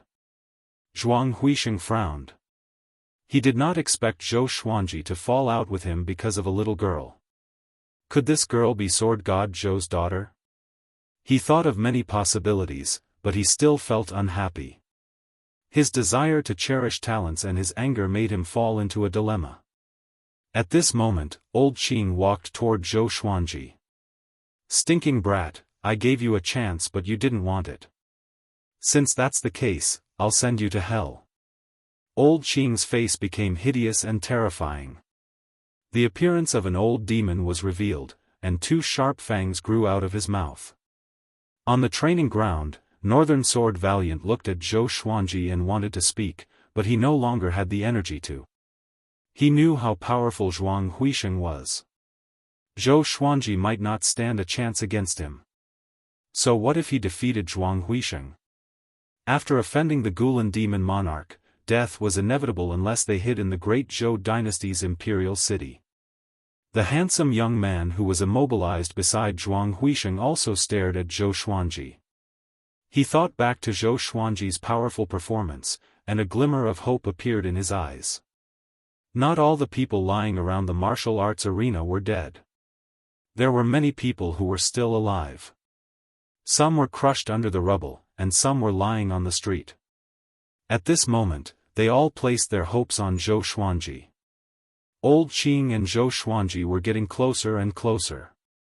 Zhou Xuanji fixed his gaze on Zhuang Huisheng and ignored old Qing. "Sword God Zhou. Defeat him," a weak voice came from under the collapsed beam. Thud. Zhou Xuanji immediately stepped out with his right foot, which cracked the stone under his feet. He leaped toward Zhuang Huisheng. Old Qing suddenly raised his right hand. His palm turned into a beast claw and rapidly enlarged. It was completely out of proportion to his body size. It was like a massive fan slamming toward Zhou Xuanji. This palm strike was so powerful that it could shatter a small mountain. Just when Zhou Xuanji was about to be hit, he suddenly appeared behind Old Qing with the 8-step sword lunge. Bang! Old Qing's palm strike missed and landed on the ground, causing it to crumble. Cracks extended forward like a spider web. Before he could turn around, Zhou Xuanji activated the 8-step sword lunge again and moved swiftly toward Zhuang Huisheng. Gripping the Hell King sword in his hand, he immediately entered the Trisource vein-severing sword intent state. Human heart into sword. He became one with the Hell King sword. Even so, in his eyes, Zhuang Huisheng was flawless. He pierced his sword toward Zhuang Huisheng. A cold gleam flashed, and the handsome young man closed his eyes. Humph! Zhuang Huisheng snorted with disdain. His left palm was as fast as lightning.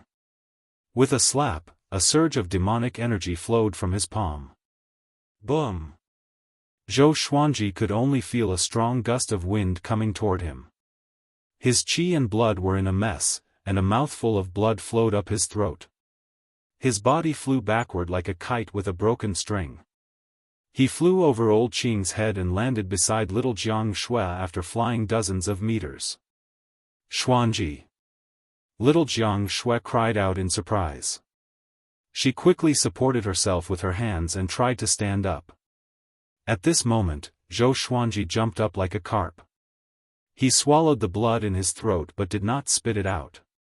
He still looked at Zhuang Huisheng fiercely.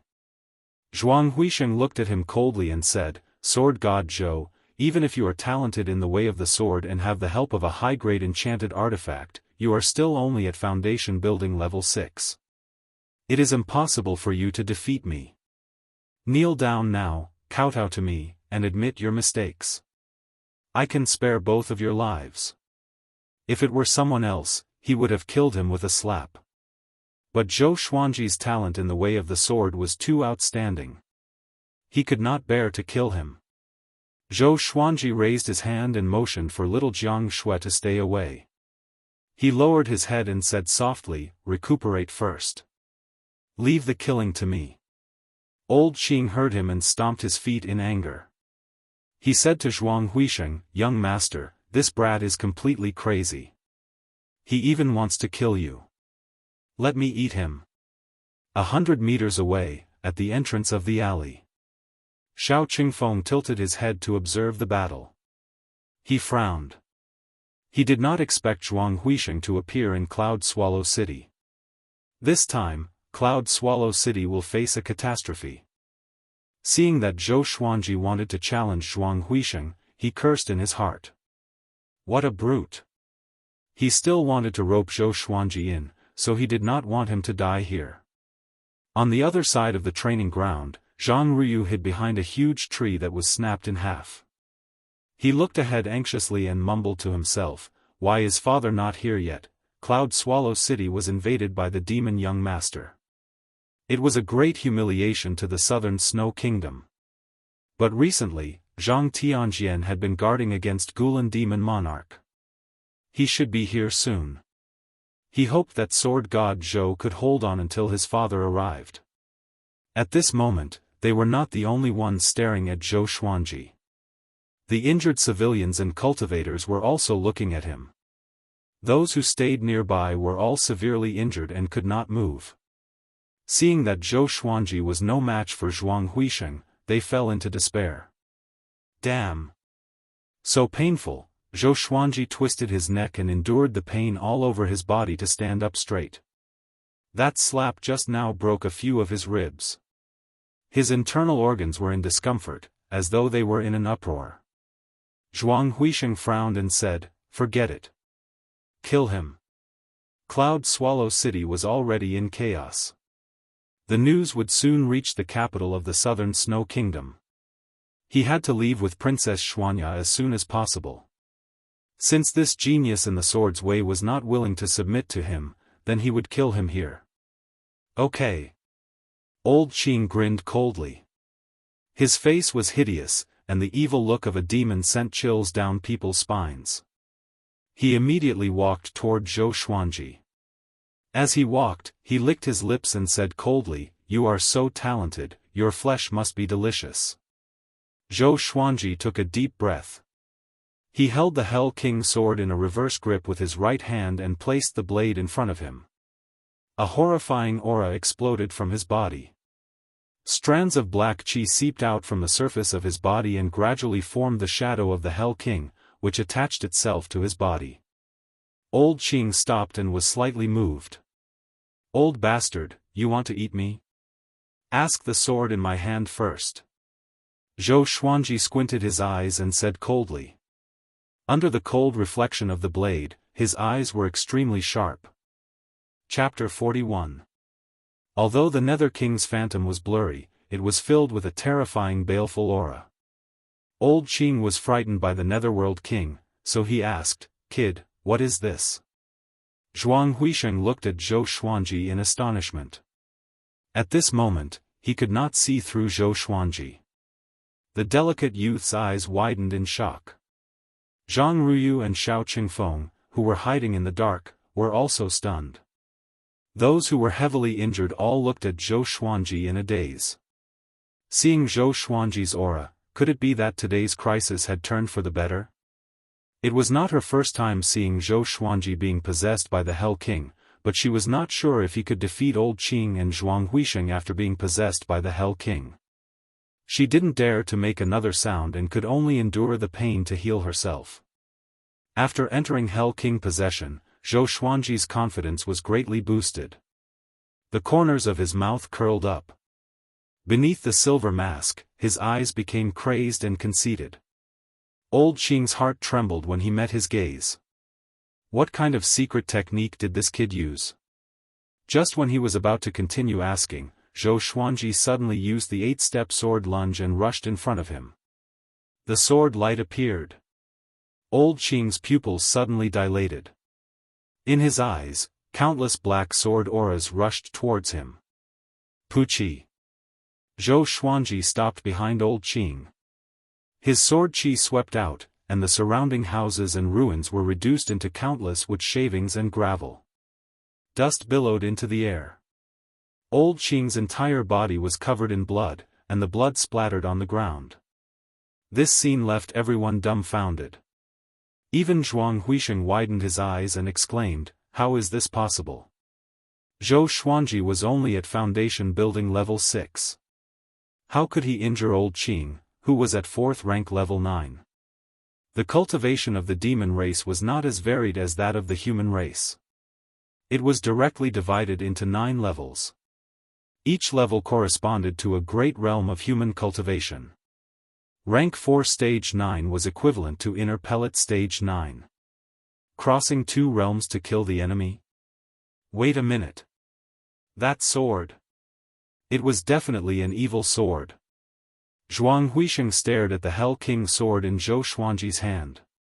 There were countless weapons in the world, but some of them could be possessed by spirits. They could be gods, celestial spirits, or even evil spirits. The evil spirit temporarily boosted Zhou Xuanji's cultivation, which was why he had such power. Old Qing slowly knelt down. His body trembled and actually turned into a large squirrel. His body was covered in blood as he collapsed on the ground, his limbs twitching. Impossible. What sword is that? Impossible, Old Qing muttered in a trembling voice. His voice gradually became softer and softer, and in the end, there was no sound. He breathed his last and breathed his last. On the martial arts practice field. Northern Sword Valiant's eyes widened and his body trembled as if he had just seen a peerless sword technique. This sword. This is the sword that I pursue. The sword gives birth to all things. Unparalleled in the world, he forgot about the pain and fell into an unprecedented joy. He would never forget that strike just now. Zhou Xuanji walked toward Zhuang Huisheng with his sword in hand. The tip of the sword scraped the ground and made an ear-piercing sound.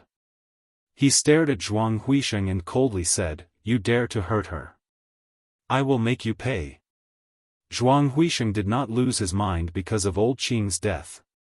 Instead, he frowned and shouted, "Aren't you afraid that you will go mad and fall into the demonic path by using such an evil sword?" Zhou Xuanji said, "Even if I become a demon, I will kill you." The childish voice seemed to have come from the depths of hell, filled with extreme killing intent. Boom! He stomped on the ground with his right foot, leaving a deep footprint. He leaped up with the Hell King's sword in his right hand and pierced toward Zhuang Huisheng. Trisource vein severing sword will. At this moment, in his eyes, Zhuang Huisheng's weakness was revealed. Facing the aggressive Zhou Xuanji, Zhuang Huisheng did not panic but swung his palm. His demonic energy transformed into a giant white tiger that roared out from his palm. Its might shook the entire city.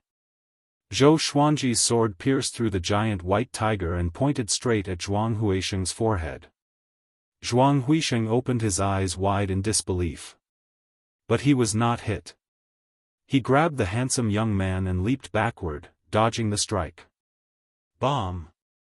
The ground beneath his feet caved in from the impact of the sword qi. Pebbles flew in all directions. Zhou Xuanji's eyes were like the gleam of a sword. He leaped up the moment he landed and chased after Zhuang Huisheng. Zhuang Huisheng was furious. This guy really wanted to kill him. His left hand suddenly turned into a tiger's claw and swung toward Zhou Xuanji. Streams of visible energy swept toward Zhou Xuanji. Zhou Xuanji quickly swung the Hell King's sword and dispersed the demonic qi. The swine-culling sword appeared under his feet suddenly. Standing on the swine-culling sword, he used the 8-step sword lunge and charged toward Zhuang Huisheng. Clang! The Hell King's sword clashed with Zhuang Huisheng's tiger claw, creating sparks. The blade cut into his skin and hair, and blood splattered. Zhuang Huisheng's face contorted in pain. The handsome young man in his hand opened his eyes wide and stared at Zhou Xuanji, who was right in front of him. His eyes were cold and sharp, with absolute arrogance, as though there was nothing in the world that he could not cut. He was also a little crazy, as though he wanted to tear Zhuang Huisheng into pieces. The handsome young man was mesmerized. Zhou Xuanji raised his left hand, and the crimson dragon sword appeared in his hand. A dragon roar exploded, and he slashed at Zhuang Huisheng. Zhuang Huisheng was so frightened that he retreated quickly again. Although the crimson dragon sword missed its target, a crimson dragon soul charged out with a roar. It grew larger quickly and attempted to swallow Zhuang Huisheng. Zhuang Huisheng's face suddenly turned into that of a white tiger. He roared furiously, and the sound wave became tangible, which shook the crimson dragon soul and reduced its speed. Zhou Xuanji suddenly appeared above his head. His body spun, and the Hell King sword and crimson dragon sword swept up a strong gale, like a tornado toward Zhuang Huisheng. Damn! Do you really think I'm easy to bully? Zhuang Huisheng was completely enraged. His eyes turned brown, and 2 beams of white light shot out, sending Zhou Xuanji flying away. But before Zhou Xuanji landed on the ground, the swine-culling sword flew up. He stepped on it and leaped up, charging toward Zhuang Huisheng. Seeing that Zhou Xuanji and Zhuang Huisheng were exchanging blows, Northern Valiant Sword trembled in excitement. The injured who were lying on the ground saw hope too. Do your best, Sword God Zhou, kill this devil. I beg of you. So powerful. He really is a sword god, you must win. Why are the reinforcements not here yet? They tried their best to cheer for Zhou Xuanji, but he could no longer hear them. He only had eyes for Zhuang Huisheng. The more he looked at Zhuang Huisheng, the angrier he became. An indescribable violence filled his heart. He must tear Zhuang Huisheng into pieces. Far away, little Jiang Shui fixed her bones with her spirit energy while looking at Zhou Xuanji anxiously. Zhou Xuanji, who was possessed by the Hell King, looked like a demon, but in her eyes, he was still her pillar of support. So powerful. Zhuang Huisheng is at 4th rank level 10. With his talent in his bloodline, he is almost invincible among the 4th rank cultivators, Xiao Qingfeng mumbled to himself. At this moment, he was a little hesitant. Could he really rope in such a sword god Zhou? Clang! Clang! Clang! Zhou Xuanji's swords moved faster and faster, and his strength increased as well. He slashed and slashed at Zhuang Huisheng like a mad demon. It looked like a mess, but he did not dispel the trisource vein-severing sword will. Every slash that injured Zhuang Huisheng would definitely destroy his meridians. How can it be? What kind of evil spell is this? Zhuang Huisheng thought in horror as he defended himself. If this continued, things would not be good.